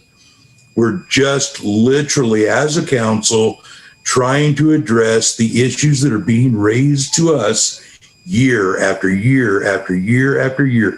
This is as boisterous in many cases as the public safety is in Billings. In fact, a lot of them tie it together. I'm not saying I do. I'm just saying that these things come up together a lot. So I'm going to support the 350. I'm not going to support lowering that. And hopefully over the years, things start to move. Things start to end up where everybody wants them to be. Or let me back up, not everybody, obviously, but the majority of our constituents in their neighborhoods. And I think they have a say in that.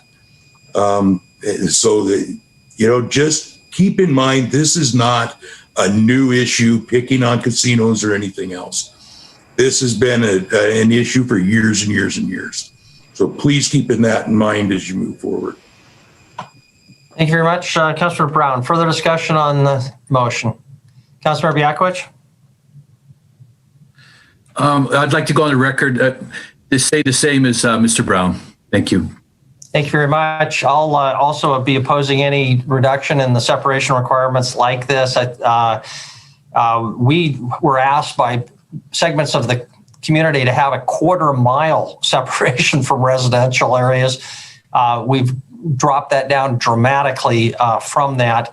Even the theoretical possibility of having casinos and bars has doomed a lot of community commercial zone changes in this case. So this will, the gymnastics facility most recently, this will prevent that going forward. I think reasonable minds can differ on the degree of problem that's created by bars and casinos, but there's no doubt that there are problems. Gambling and alcohol do pose very real economic risk, and I think moral risk to our community. Risk of gambling from addiction is very real. There are large cash businesses that do create a magnet for crime. And in the case of casinos, I think they're less beneficial to the neighborhood. Some bars are true neighborhood taverns, and rarely is that the case for casinos that bring, although there's certainly a very legitimate place for them in our community. Often they're not neighborhood institutions, but more regional that bring people from all around. And I do think they very much hurt our brand and our aesthetics. If I had $1 for every out-of-town guest who had said, "What's the deal with the casinos?"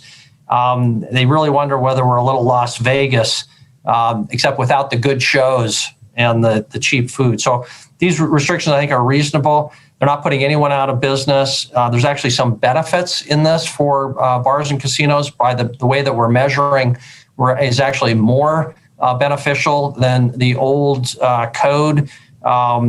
Small casinos do not have these residential separations. And although some will be made non-conforming, there's no doubt about that. That also will create a de facto monopoly for them in their respective area because other competing casinos will not be able to move into that region. So bottom line is these regulations don't deprive a landowner of all economically beneficial use of their property. I think they're perfectly legal and beneficial. Other discussion on the motion? Yeah, Councilmember Shaw. I'd like to call the question, please. Question has been called. We'll vote on whether to vote. We'll need 2/3. So all in favor of moving to the vote, please raise your hand now. Voting in favor are Councilmembers Ewalt, Cole, Boyette, Ronning, Joy. We'll just scanning down are all council members. So the motion passes unanimously. We'll proceed to a vote. All in favor of the motion, please raise your hand. Voting in favor are council members Ewalt and Purington. If voting in opposition, please raise your hand. Voting in opposition, Cole, Boyette, Ronning, Joy, Shaw, Yakowicz, Brown, Tariki, and Neese. Continuing, Councilmember Ewalt or any other council member? Councilmember Ewalt, you're muted. Last one. Okay. Go ahead. So, right now, if I don't know where it is, other than on page 36 of Exhibit C, it's got some of it. I've been trying to find the 50% loss to where you have to rebuild, and Nicole confirmed tonight that there's a chance for a special review on that, so you don't actually have to move. But the consensus was that cessation of business, so you could actually have a kitchen fire in a bar or tavern or whatever, and it would be enough to cause over 50% loss in the building dollar-wise, but the rest of the building's perfectly safe. So I'm recommending a 70%, greater than 70% instead of 50%. And then the other thing that they would like to see is we've moved it to 12 months, but there's so much stuff that's involved if you have a fire or a tornado. First off, you got insurance. That could take, I don't know, 6 months, 8 months, 10 months, just depends. And then They got to get through the city for a building permit to rebuild. They got to come to city council if it's a special review. All that stuff has to be done. Then it has to go to the state DOR, and they have to okay everything, come out and inspect everything. And so they would like to see it that you could have a 6-month extension as long as you show progress, work progress of keeping it from being abandoned, actually putting it back into business. So a 6-month extension after 12 showing progress, and a greater than 70% loss to the structure. Okay, I'm looking, Nicole, just for your reference and council members' reference, at the bottom of page 36 of Exhibit C is the, under demolition, destruction, or obsolescence, it is where destruction is defined. It says, quote, destruction for the purpose of this subsection is defined as damage to an extent of more than 50% of the replacement cost at time of destruction. So I'm assuming that that would be a place, maybe the only place, where that 50% would go to 70%. And the other element that Councilmember Ewald mentioned would be if you had not, well, it's some sort of a 6-month extension. And Councilmember Ewald, I'm just going to clarify that the under special review, you've got 6 months to initiate the special review. Only start it. You don't have to get it, is my recollection. And that would be in, and Nicole, if you, subsection 3. So the top of page 37, in subsection 3 says, and I'm quoting, the operation of a non-conforming, non-residential structure specific to a use or structure and land in combination specific to a use shall be terminated unless the property owner seeks special review approval to reestablish the destroyed structure or structures and land within 6 months of the date of the events that caused the destruction, period. So Nicole, I'm going to ask you to comment. We don't have a second on this motion yet, but we're just trying to, flesh it out before we look for the second. How long do they have? I mean, my reading of that, as long as they have sought the special review, if they get the special review, even if the special review process is delayed, maybe 6 years, heaven forbid, right? But I hope not. Yeah, we hope not too. But the real deadline is starting the process in 6 months. Am I reading that right? Yes, you're reading that right. Okay, can you speak? But it only applies when you have a destruction event.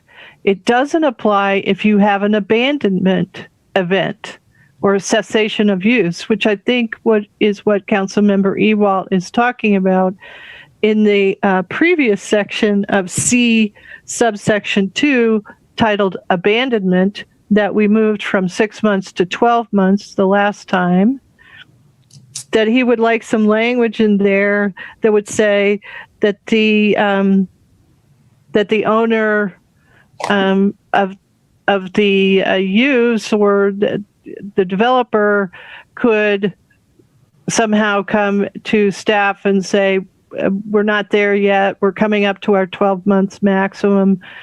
Give us 6 more months. So that's one way of doing it. Or you can just say, change 12 to 18. And in the previous code for the last 50 years has been 6 months, so we changed it to 12, right? No, the previous code right now is a 12 months across the board for any use that gets abandoned or ceases on the property. Okay. So right now, if you get a structure or a use is destroyed on a property, you don't get to come back, not even through special review. You have to comply with the code.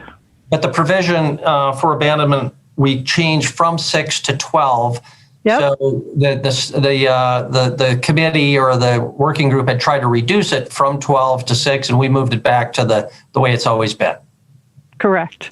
Okay, thank you. And the amendment by Councilmember Ewald is to allow a request for a 6-month extension of that 12 months. Okay, I'm going to go back to Councilmember Ewald, try to clarify his motion. Councilmember Brown also has his hand up, which we'll try to recognize. Councilmember Ewald, after that discussion, could you? Okay, Paul, you just said something, you can't even apply for special review. What was that you said?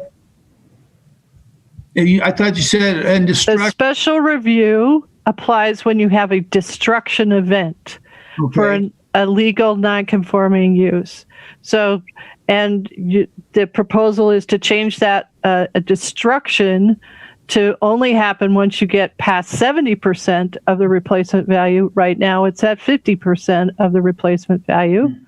So the special review doesn't kick in if it's abandoned or some other thing that's not a destruction event occurs on the property. You only get to go to special review for a legal non-conforming use if the destruction event has happened. Okay, so according to what Mayor Cole is saying, then once you apply for the special review and you get it, there's no time limit on when you have to have it rebuilt? The council, through special review, could apply time limits to act on that special review. That would be a condition of approval and that you could consider when that application is before you. So then that 12 months has nothing to do with a special review on destruction? Nope, it does not. Okay, I'm fine with that. Just 70% then. Destruction greater than 70%, because it doesn't take much to get 50% of the value of your building if you got a kitchen fire.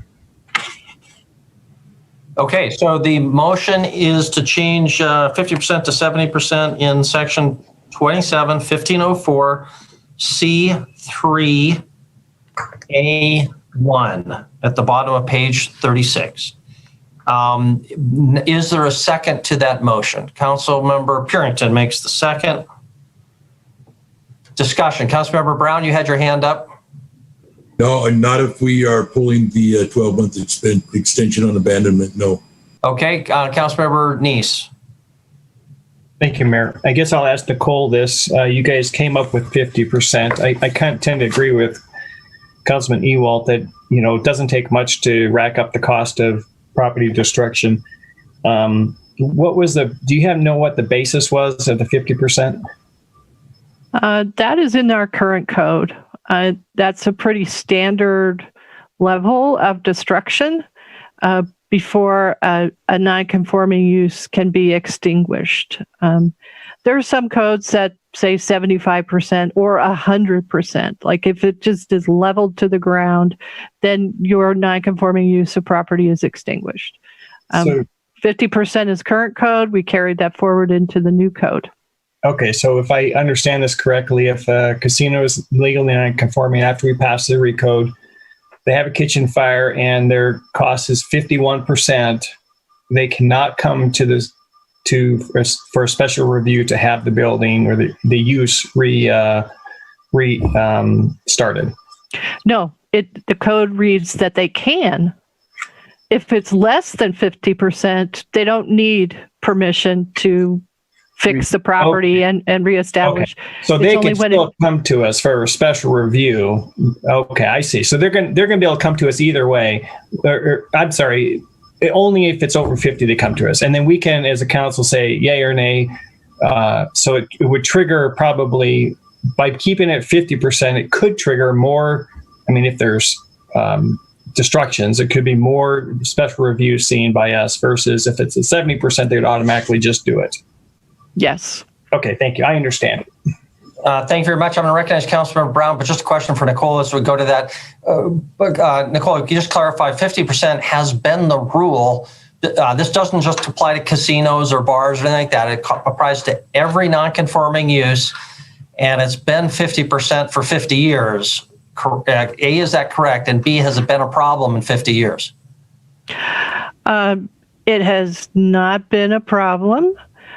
But it is a problem when you have a non-conforming use, because under a current code, uses cannot be reestablished. Now, a structure that's non-conforming because of a setback or a height or lot coverage could be reestablished through a variance. but the use could not. We're saying under this code, if you're 50% or more destroyed and it's a use, then you can come to the council for whatever that use was and ask for a special review to reestablish that use. Okay, thank you. Councilmember Brown and then Wyeth. Thank you, Mayor. Asked and answered. Yeah, Wyeth? Yes, Mayor and Council, just really briefly, just to recap here. So the special review allowance that is now in the code for the rebuild is brand new. So currently, that's not an option. Any non-conforming business that more than 50% is destroyed, that's all. So just please keep in mind, that's brand new. That's a new option that is not currently available to anyone. And I would just, along the lines of that, I would really recommend we stay at the 50% because, as Nicole mentioned here just a minute ago, this applies to all businesses, all uses with nonconformity. So this opens up a lot of things. And if we've had 50%, it's really not been a significant issue. I would just recommend we try to stay there and move forward. But just keep in mind, the special review option now for anyone is new. So that's a new outlet that was not there before. Thanks. Okay, thank you, Wyeth. And just to repeat, what we're really doing is we're already liberalizing this for all businesses, not just casinos and bars. 70% would further liberalize this situation. So, okay, further discussion on the motion. Before we go back to Councilmember Ewald, don't see anybody else. So Councilmember Shaw and Councilmember Ewald. I'm going to call the question again, please. Okay, Councilmember Shaw, I'd recognize Councilmember Ewald, so I'm going to let him speak, and then I'll call the question. Councilmember Ewald. No, thank you, Mayor. I'm not understanding where Mr. Friday was going with that last statement. Residential can rebuild no matter what if they have destruction, even if they're non-conforming, I believe. Isn't that right, Nicole?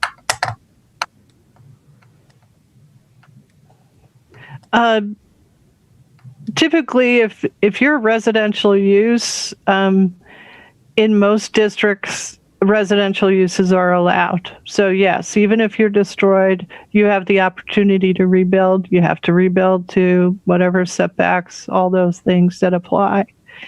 Cool. It's really more applicable to, like, you have a boarding house. Well, boarding houses aren't allowed in many districts. So you probably couldn't reestablish a boarding house if it's completely destroyed because that's a use that's not allowed in the district. If you have an auto body shop in the middle of a neighborhood, not an allowed use. If it's destroyed, this gives an owner the opportunity to come to the council and say, let me rebuild. Here's how I'm proposing to do this. This is how I'm planning to fit into the neighborhood. And you get to decide. Current code does not allow that business owner that opportunity now. If it's destroyed, it's just destroyed. That would be like Poly Food Basket would fall under that same pretense. Under current code, yes. How about the new code? The new code, we updated their underlying zoning, so they're no longer considered residential zone. They're a neighborhood mixed use zone. So we kind of preserved their traditional historic use on that corner on Poly Drive. Okay, the reason for the 70% is old buildings don't have the same value as new buildings. And when it comes time to repair stuff, I guess you could call it remodeling because you're going to go in and fix up what went bad. That gets really expensive, especially today with the price of building materials out there. And you got remodeling, it doesn't take long, and you got more than 50% of that building in a bad way. And so I was just putting the 70% in there to kind of look out for people's life savings that they've stuck in that building, their livelihood, that they got a chance. Up to 60%, up to 69%, they can rebuild without going to a special review and actually save what they got going for them. There's a lot of people got a lot of money stuck in these buildings, their whole livelihood, and for 51%. If they don't get that special review, it just gets ripped away from them. So you got to kind of watch that part of it. Okay, thank you very much. Councilmember Shaw called the question, so we will vote on whether to vote. We'll need 2/3. Those who want to proceed to the vote, please raise your hand. Voting in favor are council members, while scanning down here, I think everybody's hand up. So motion passes unanimously. We'll proceed to vote. The motion again is to change the 50% on the definition of destruction, bottom of page 36, to 70%. If in favor of that motion, please raise your hand. Voting in favor are council members Ewald, Purington. If voting in opposition, please raise your hand. Voting in opposition, council members Boyette, Ronning, Joyakowicz, Brown, Tricky, Shaw, Neeson, Cole. Motion fails. Councilmember Ewald, I believe you said that was your last one, so I'm going to ask other council members, others. Councilmember Tricky. This is actually a question about that special review process. So if I understand correctly, this was put in since the last meeting, or not the last meeting, since the first reading, or since the reviews in December? The special review was put in there between the November start of the first reading and the conclusion of first reading on December 14th. So that's been in there. That was approved by the council on December 14th. Okay, thank you. Okay, anything else before we proceed to a vote on the now amended motion? And maybe this is an appropriate time to turn it to Gina, Dahl, Wyeth, Nicole, Chris Kukulski. We've now made some substantive amendments here that the public didn't know was coming, although they knew generally that there were the possibility of amendments. How do we handle that going forward? Does anybody want to make, Chris, can I turn it over to Gina, or did you want to comment before we do that? Okay. And Gina is ready to answer the question, so we'll go there. Gina, can you give us some guidance? Sure, Mayor and Council. Because there have been several substantive changes, I think after you take your vote, and if it passes on second reading, I think you need to have a third reading. At this point, it seemed like it would be appropriate to place it on consent. That's something I guess can be discussed later, but at this point, it's clear that you do need you're going to need a third reading. Okay, thank you very much. And that decision of whether to go on the consent agenda or a separate line item or separate item traditionally has been made by staff. So I guess I would assume that would be left up to the city administrator unless there's specific direction from council, I guess. Okay, we'll have some general discussion before we move to a vote. Maybe there are other amendments. I don't know. Councilmember Neese. Thank you, Mayor. I would guess we would want to amend this to either one, to have a third reading, and or one to table for the final second reading. And I would recommend that they include a public hearing at the time of the reading so that the public can comment after any discussions that the council have. So I don't know what the better of the two would be, to table the second reading until the next business session, or to approve the second reading and then amend it with a third reading. And maybe Gina can give us the difference between what tabling to the second or versus approving this and going to a third. Gina, can you comment? I think there's some special meaning associated with the word table, which... Yeah, I think that, Mayor and Council, I think that I wouldn't use the term tabling it. If you wanted to continue this matter to the next to the next meeting date and then take your vote, you could continue the second reading. Or you, like I said before, you could take your vote, and then we could have a third reading at the next council meeting, and there'd be another opportunity for public comment, as there was, the same as there was tonight. Okay. And you told me that the pattern in other communities, I believe, was to call it a third reading, although that's probably a difference without or distinction without a difference. Is that your conclusion? Right. I did sort of survey some of the other city attorneys when they have similar issues, and most of them indicated that they do have a third reading. Okay, Mayor, with that information, you might make a motion that we add a third reading to this and include the public comment at the time of the reading.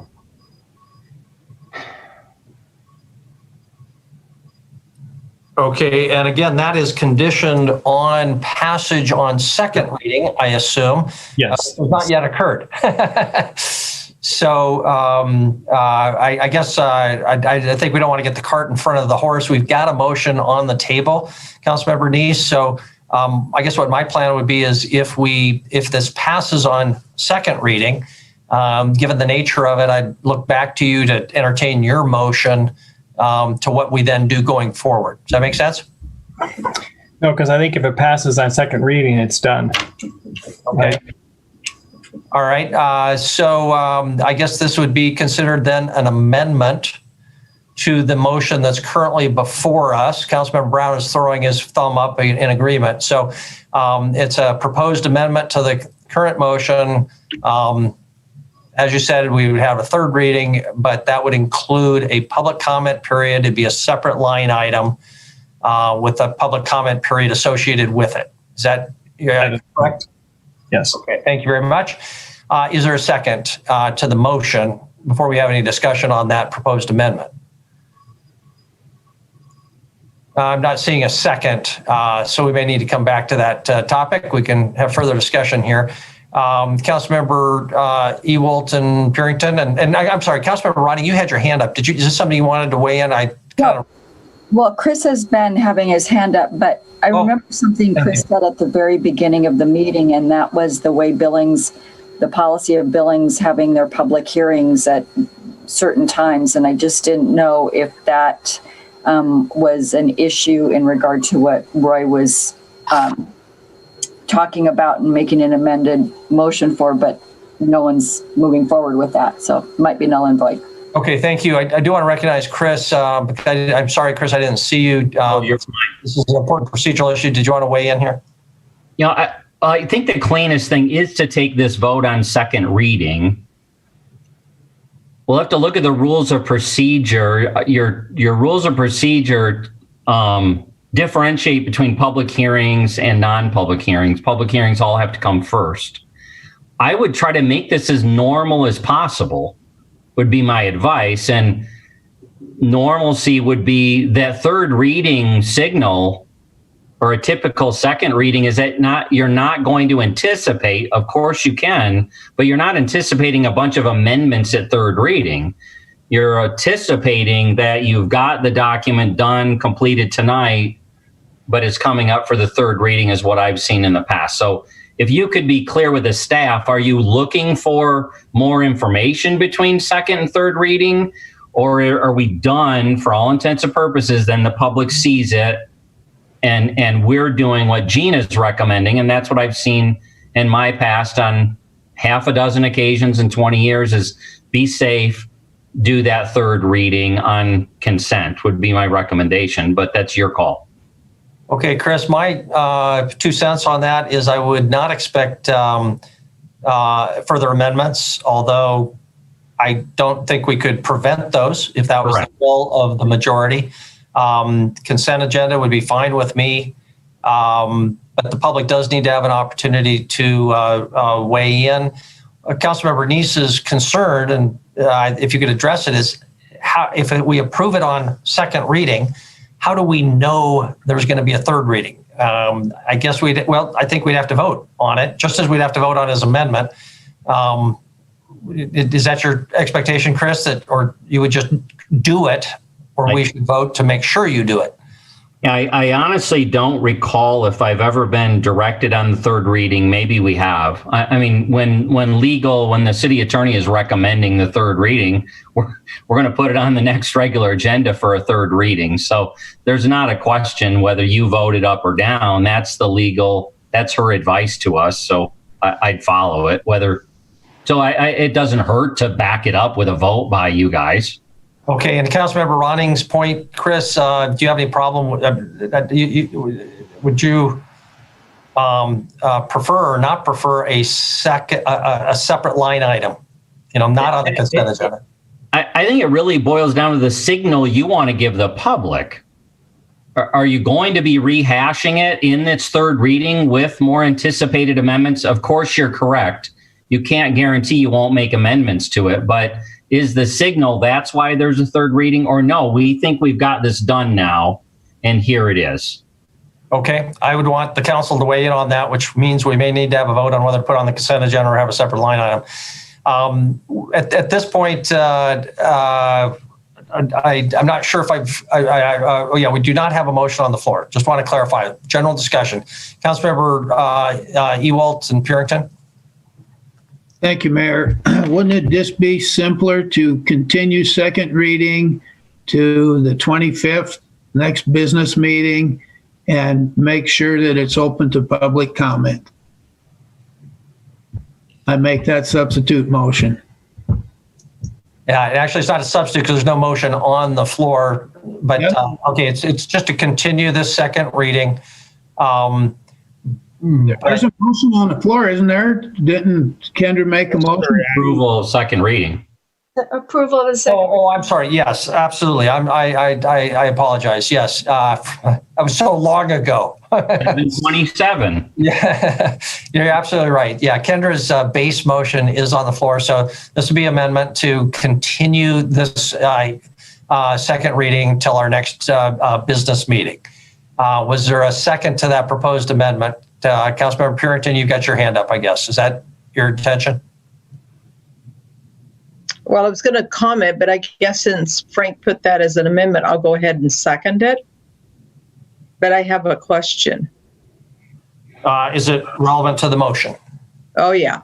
Okay, go ahead. So the question is, if you continue the second reading, then you have to have a clean document that has all of the changes in them.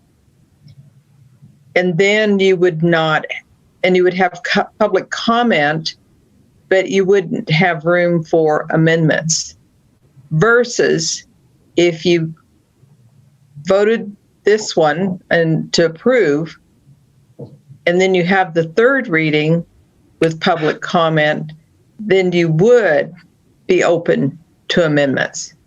Is that correct? To me, if you extend the second reading, if you extend it until you got a clean document and you have public comment, then you would not have more amendments.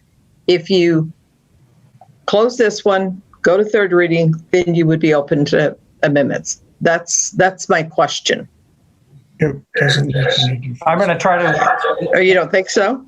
Answer that. I don't think it makes a difference. If this is continued, it'll just be continued and continue this amendment process if needed. Personally, I would hope that we would bring this to a close, but never say never, right? Okay, so we do have that proposed amendment to continue this second reading to our next business meeting. I'm going to ask staff. It would be good for the public to be able to see what it is that we have done tonight. Will that be any problem turning that into a document that the public will be able to see from a timing perspective? Wyeth, Nicole, Chris, whoever wants to comment on that. Certainly not. It won't be a problem. I think our question, and we've been pushing it around between us during the meeting, is it cleaner? Honestly, for the public, for us to continue to use the same system we've used throughout, which would be to show Addendum C with your changes from tonight. So Addendum C would have all the changes from first reading and second, or to try to scramble to get the ordinance to include all the changes that have been approved. And I think the staff assumption is the first approach may be cleaner and simpler because it's what we've done all the way through the process. Wyatt, would you, or Gina, certainly if you have any legal weighing in there, please do. Yeah, and I mean, Gina can weigh in on the legal. I think from a process standpoint, Chris is, I mean, you're saying what we were talking about, which is I think we'd be consistent then with showing everything again in the C. It has all of them. You can go right to any of the changes, and then it would match up again with what we did for this meeting and even tonight with both the ordinance and the way the motion was drafted. So it keeps all that kind of consistent. That seems like clarity wise would be a good way to go. So that's what we would recommend. Okay. Councilmember Brown. Thank you, Mayor. I would recommend that we vote this and then do a third reading. I think it'll be a lot cleaner. I don't think it really matters to me one way or another if it's on the consent agenda or not.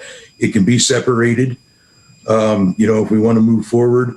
And selfishly, guys, I'd really like to move away from tonight saying we made some progress, and get this closed down. And if, in fact, we do have further amendments and so forth to this, we can certainly do that on the third reading, a fourth reading, whatever it ends up being. But I think we should close these sessions out where we're at. They can clean it up. They can present it in a third reading, and we can move on from there. Just my opinion, but gosh, guys, I'd really like to show some progress for tonight. It's been a long night, and we're not done yet. Okay, thank you. Councilmember Brown, if this motion fails, will you make that motion? I will. Okay. All right. So let's proceed to a vote on the current motion, which is just to continue this, continue the second reading to our next business meeting. Is the motion clear? That's an amendment to the underlying motion. If it fails, Councilmember Brown has said he'll just make a motion to call it a third reading, and we'll proceed to a vote on the underlying motion tonight. Those are your two options. Hopefully that's clear. Okay, so if in favor of continuing second reading and not having that vote, well, I guess we could still call the question on that. That's uncertain. But if you want to continue this, please raise your hand. Voting in favor of the motion, Councilmembers Ewalt, Purington, and Neese. If voting in opposition, please raise your hand. Are Councilmembers Boyette, Ronning, Joyakovich, Chiriki, Shaw, Brown, and I guess Cole. So that motion fails. Councilmember Brown, can you lead us forward with your motion? You bet. So I would like to amend the underlying motion to, if this succeeds, to move to a third reading at the next business session and put it on the consent agenda. I think Councilmember Shaw and I would consider that a friendly amendment. Yes, I definitely do. Okay, thank you very much. So that's now part of the underlying motion. So that skips the need for a vote on Councilmember Brown's amendment. It's just been added to the underlying motion. So now discussion on the amended underlying motion. Point of order, and I would be happy to, but was there a second made for Mr. Brown? Thank you very much. I will make the second. Okay, Councilmember Yakovich makes that second. And you, okay, so that's my understanding is the underlying motion by Councilmember Shaw, seconded by Councilmember Chiriki, has been amended. Those amendments include all the things that we have approved tonight. And then also that if it passes, we call third reading at our next business meeting, and that would include placing it on the consent agenda. Okay, now discussion on... I think there's a point of order there, because if Brown made a motion and Councilman Yakovich seconded, that means there's a motion on the table that needs voting. However, if Brown just made the the motion and then Councilmember Shaw and Chariki accepted as friendly amendments, then I don't think there is a vote. I think you're right. And I guess that's where I was heading originally. Councilmember Yakowicz, you okay with that? You see, Councilmember Brown was just suggesting that as a friendly amendment, which was accepted by the movants. That's fine. I'll remove my second. Okay. And I don't see any objection from the rest of the council, so we'll skip the vote on that. But now have discussion on the amended underlying motion. Councilmember Ewald. Is Councilmember Brown's add-on to it, does that include with public comment or without public comment? It would, his motion specifically included that it be put on the consent agenda. So there is, of course, always public comment on everything we do. It would just have to be as part of the, since there would not be a public hearing, it would have to be as it was tonight at the beginning of the meeting, public comment on non-public hearing items as it was tonight. Okay, so discussion on the now amended underlying motion, Councilmember Brown. So, Chris, as I understand it, either way, whether it was on consent agenda or regular agenda, the public comment would be up front, correct? Yes. Okay. Yeah, there is a difference. What the mayor just described is what we did tonight. It would be on consent, if I heard your motion correctly. And consent gets public comment too. The public gets to comment on consent. Sure. Okay, further discussion on the amended motion. Councilmember Neese. And this is a question for Gina regarding the ability to have the public comment on a non-public comment item. Does our procedure prevent us from saying, hey, we want to have public comment during the item, even though it's not required? That's not provided for as far as I'm aware and under the rules of procedure. If I can interrupt, I do believe we have a procedure where it has been outlined where public comment can take place. Okay, so my original motion, which is similar to Brown, the biggest problem was I was requesting something that was not allowed by our ordinance. Correct. Okay, thank you for that clarification. All right. Okay, thank you very much. Any other discussion on the underlying motion, which has been amended, before we move to a vote on that? If not, we'll proceed to the vote on second reading. I apologize, I can't recite every amendment that we have approved as part of this motion, but I hope that's not necessary. When we put it to the vote, is the motion clear? Does anybody need any other clarification? Seeing no requests for clarification, then we will ask for a vote. For those in favor of the underlying motion by Councilmember Shaw, seconded by Councilmember Chariki. If voting in favor on second reading of that motion, please raise your hand. Voting in favor are Councilmembers Cole, Boyette, Ronning, Joy, Yakowicz, Chariki, Shaw, and Brown. If voting in opposition, raise your hand. Our council members Ewald, Neese, and Purington. Motion passes 8-3. That concludes second reading on item number 4, Project Recode. We'll be back again. We're not done tonight unless council wants to amend their the agenda. We'll need to move fairly quickly. Obviously, if we proceed, we also can take a break now. Councilmember Ronning? Thank you. And I'm not sure, but I guess I would like to ask the council to consider that we do move item 6 up, because I know that Ben Halverson has been sitting here for almost 7 hours. He's got to testify in front of Helena tomorrow at 8 a.m. I don't see any anyone from our legislative session on here.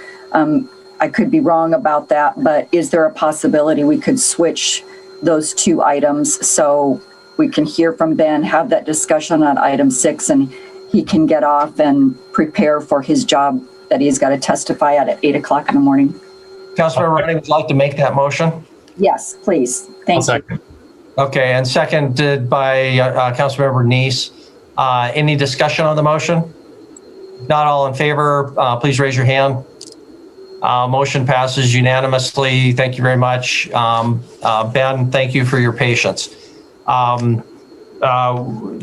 Gina, you're making the presentation on this, I believe, so would you please lead us? Thank you. Gosh, I'm trying to discombobulate after all that. Ben's here with me, and he's going to be presenting most of this. I'll just do a brief introduction. As you can see from the staff memo, our office has a domestic violence unit, a DV unit, which consists of 1 prosecutor, 2 victim witness specialists, and 1 legal assistant. Currently, 1 prosecutor and 1 victim witness specialist is partially funded by a grant, the VAWA grant, the Violence Against Women Act. And we are contemplating asking for additional grant funds from the VOCA program, which is the Victims of Crime Act, and in order to supplement our funding so that we could hopefully get another prosecutor and another victim witness specialist. Ben can talk about the need that we have. He can talk about that a little bit better with regard to caseloads and any of those types of questions that you may have. As far as the structure of the grants and how that's funded, I hope that I clarified that today in an email, but just briefly, that we are currently funded with a VAWA grant and have been for 20, I think Ben said 21 years. So that's, we have a long history of that. And I don't foresee any problems in that continuing into the future. That the VAWA grant will only, we're in asking for the VOCA funds, that grant program would not fund prosecutors. So that would only fund the victim witness specialist. So we'd have to shift how we do this a little bit. And with that, I'm going to let Ben explain a little bit more the structure of the grant and the need for it in more detail. Thank you, Gina. Thank you, Mayor, Council. So very generally, the City of Billings has had VAWA grant funding for over 20 years. It's been used to fund part of my salary and a victim witness specialist. And we have been reapplying for that grant, and I don't see that changing. I do not see funding from VAWA increasing. It has been capped by all accounts from the Board of Crime Control. Where there are additional funds are from the Victims of Crime Act, which would fund up to 75% the cost of salaries for 2 victim witness specialists. Long story made short, what I'm asking for, what the legal department is asking for from council, is a commitment to meet the match or balance of that between 25 to 40%. The higher percentage commitment from the City of Billings, the stronger the application is and the more competitive it is across the state. I will tell you, based on numbers, I had 1,212 open cases in 2020. That is by far a record, and it kind of obscures the fact that we had a problem prior to 2020. It was already inching up at that point. I, last year, regrettably, could only prosecute 47% of the cases that I received in my office. And that considers that I prosecuted 65 more cases in 2020 than I did 2019, and it was still only 47%. I think the citizens of Billings could reasonably expect that we get back to where I was when I first started here in 2015, which is closer to 75% of prosecuted cases. Thank you very much. Question for Chris Kukulski. Chris, by my calculations, the additional match would be about $60,000 to $75,000, something in that neighborhood for the city. Where does that money come from? And specifically, we approved in the budget a new prosecutor. Is that where the money would come from, or are these dollars coming from elsewhere? And the approved additional prosecutor is in addition to this position. So, Mayor, first, it is in addition to the additional prosecutor this year. And then secondly, I know Gina and Andy got some detailed numbers responding to Roy's questions earlier today. So Gina, can you remind us what the additional number is, and then I'll come back and talk about where it will come from. Let me try to pull up a slide here and see if that will help a little bit. That will help. Thank you, Gina.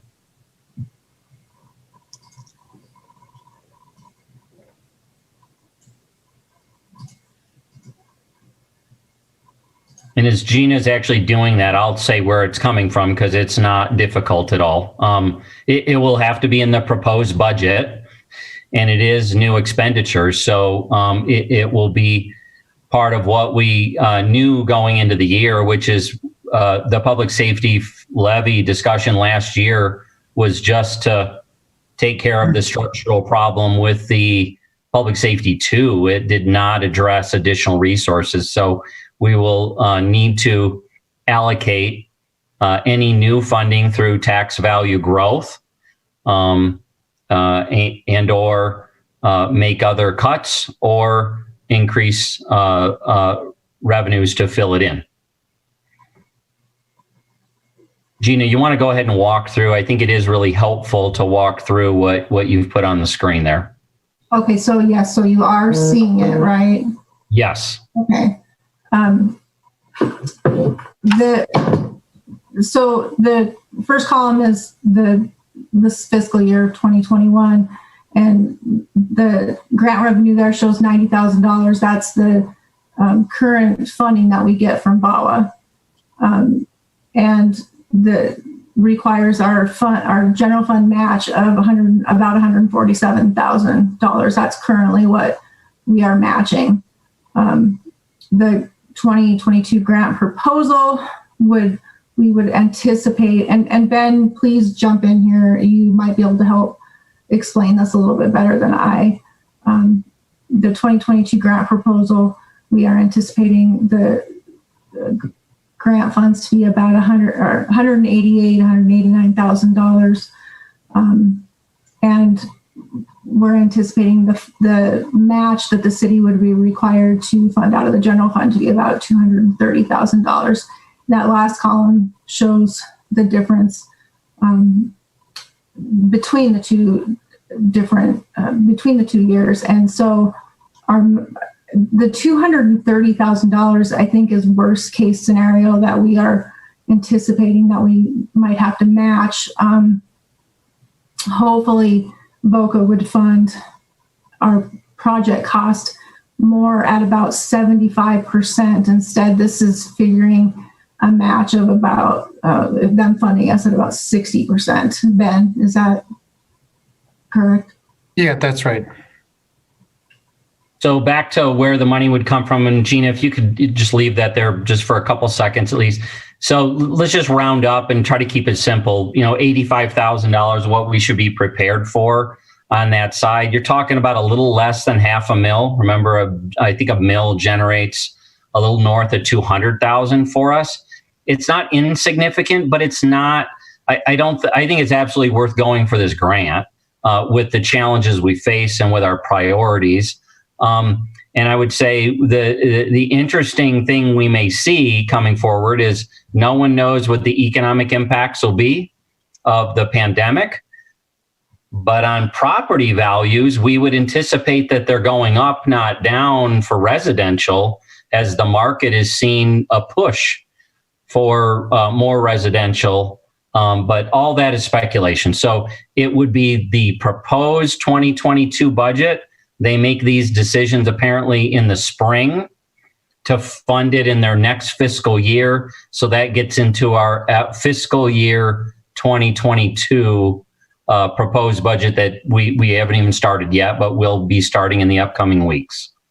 Any other questions there, Mayor or others? And anything for Gina before she stops sharing her screen? You know, I'm going to look to Councilmember Ronning just to put this on the floor, and then we can continue with questions. But the hour is late. Councilmember Ronning, I know you wanted to make a motion on this. Go ahead. Yeah, thank you. I move to approve supporting the city's matching funds from the general fund in fiscal year 22 and fiscal year 23 budgets, if there are adequate funds available, for the legal department for 2 additional staff, 1 prosecutor and 1 victim witness specialist, as required by the acceptance of the VAWA/VOCA grant funding as recommended by staff. Second. And second by Councilmember Neese. Okay, are there questions then for staff on the details here or further discussion? Councilmember Ronning and then Councilmember Boyette. Thank you. Ben, this may be something that you can answer. It's my understanding with VOCA, the Victims of Crime Act, that those funds are not tax dollars. Those funds, for granting purposes, those funds come from fees and fines of people that are prosecuted.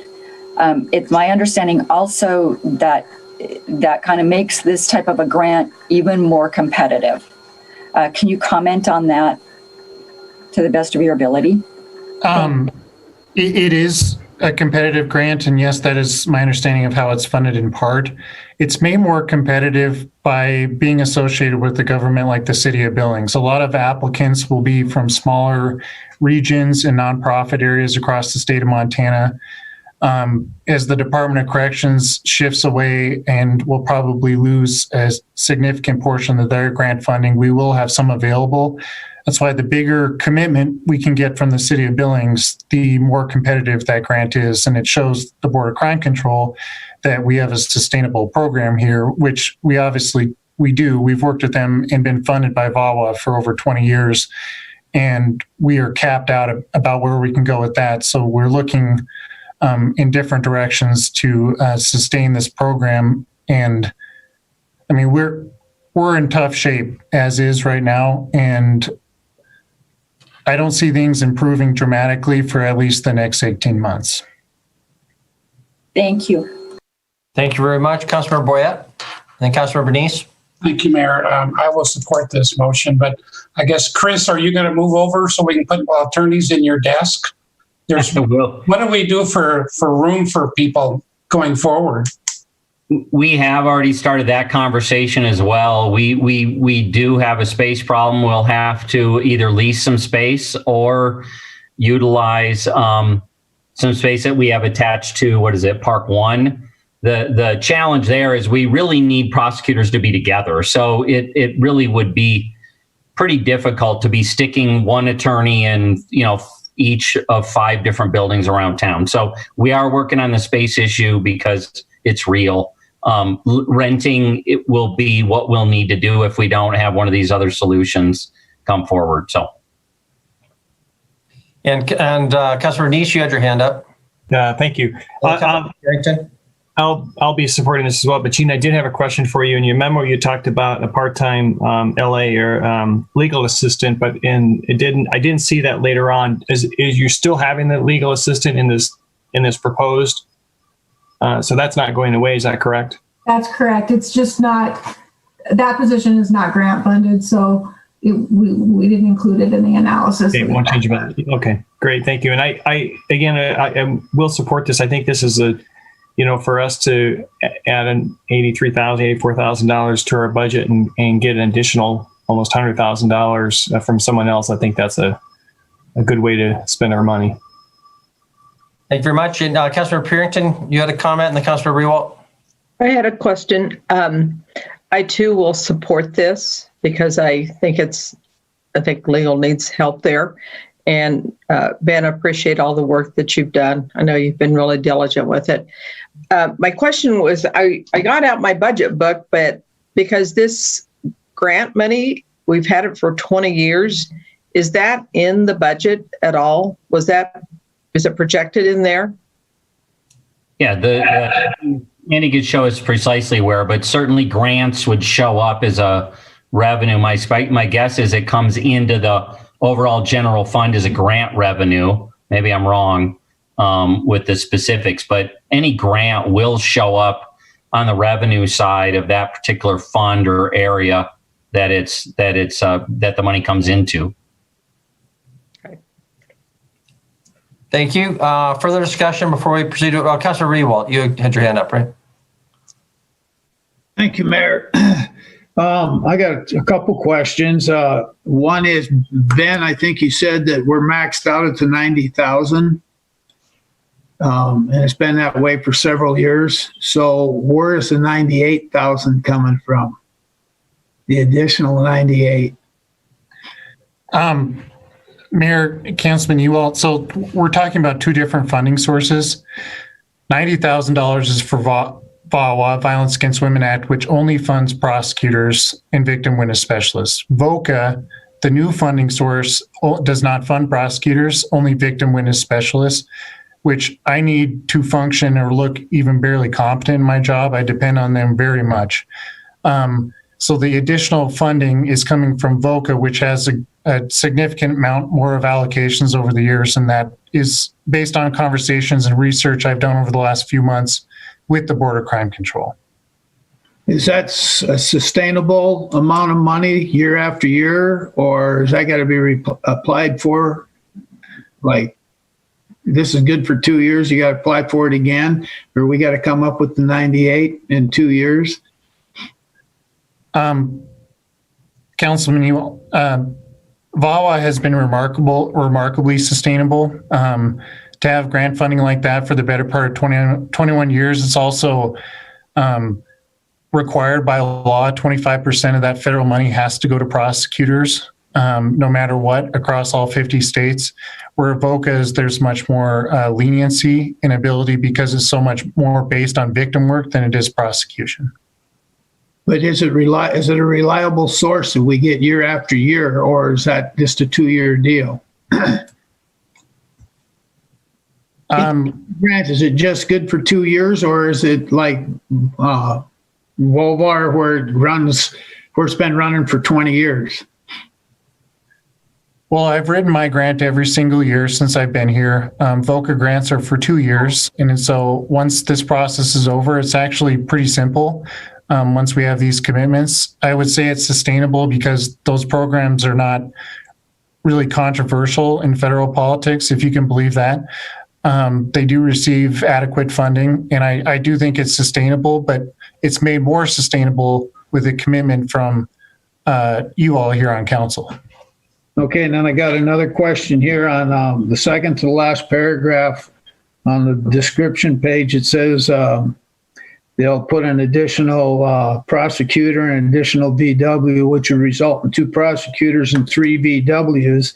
But then on the bottom, when they're the next paragraph down, when they're figuring out the cost, there's only 2 positions for a victim witness. Is there going to be 3 or is there going to be 2? Councilman Ewald, good question.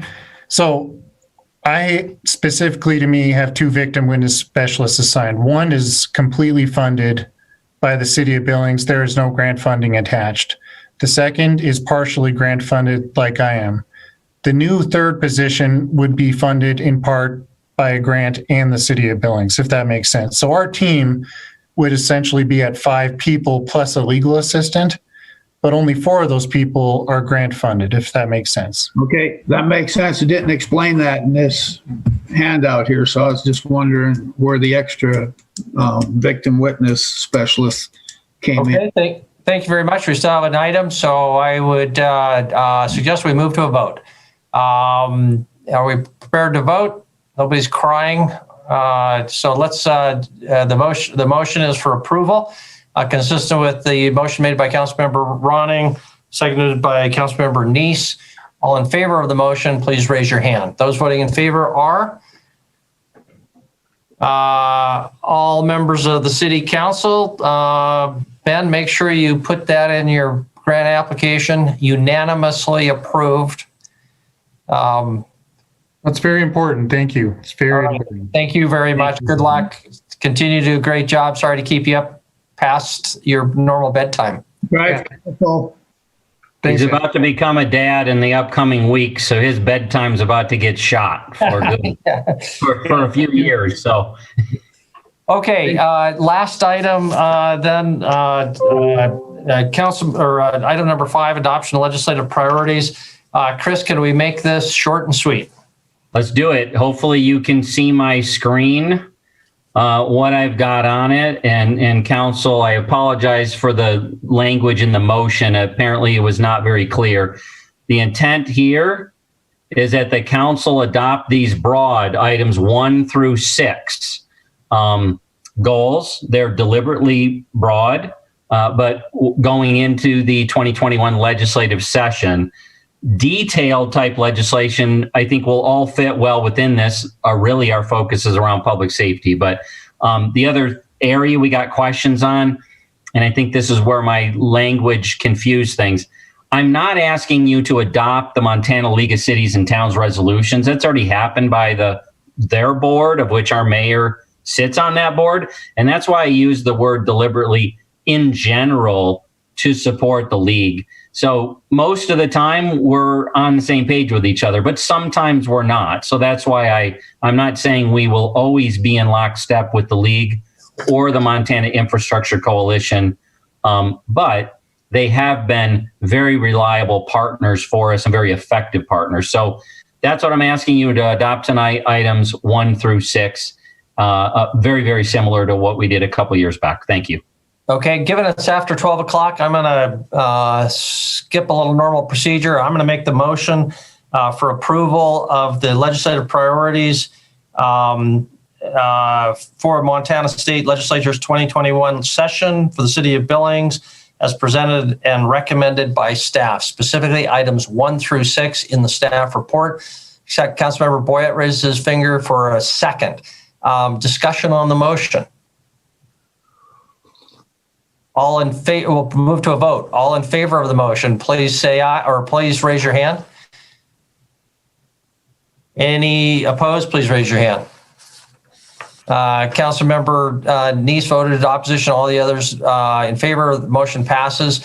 That was short discussion, so we may need to come back to that, especially if Councilmember Neese, we kind of railroaded that on you, Councilmember Neese. So if you've got something, let us know, but not tonight, okay? We'll come back to it if we need to. That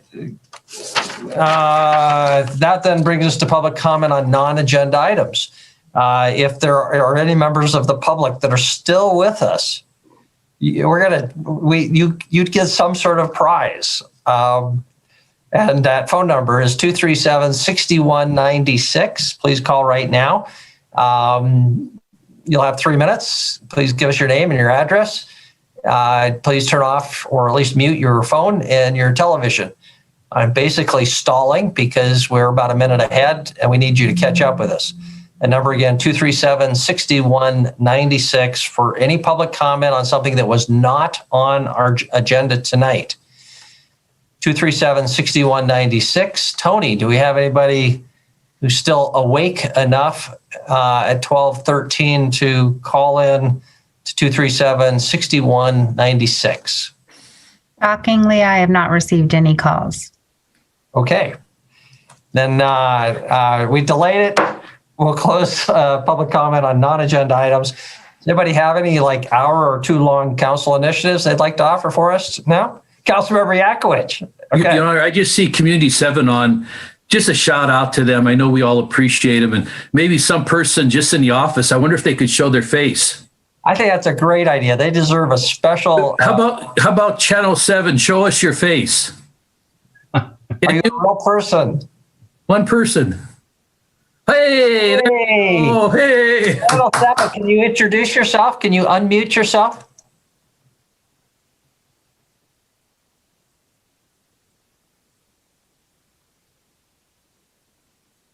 All right. Let's see, you drew the short straw tonight, so we appreciate you sticking with us. Thank you. Thank you. Take the rest of yesterday off and go home, okay?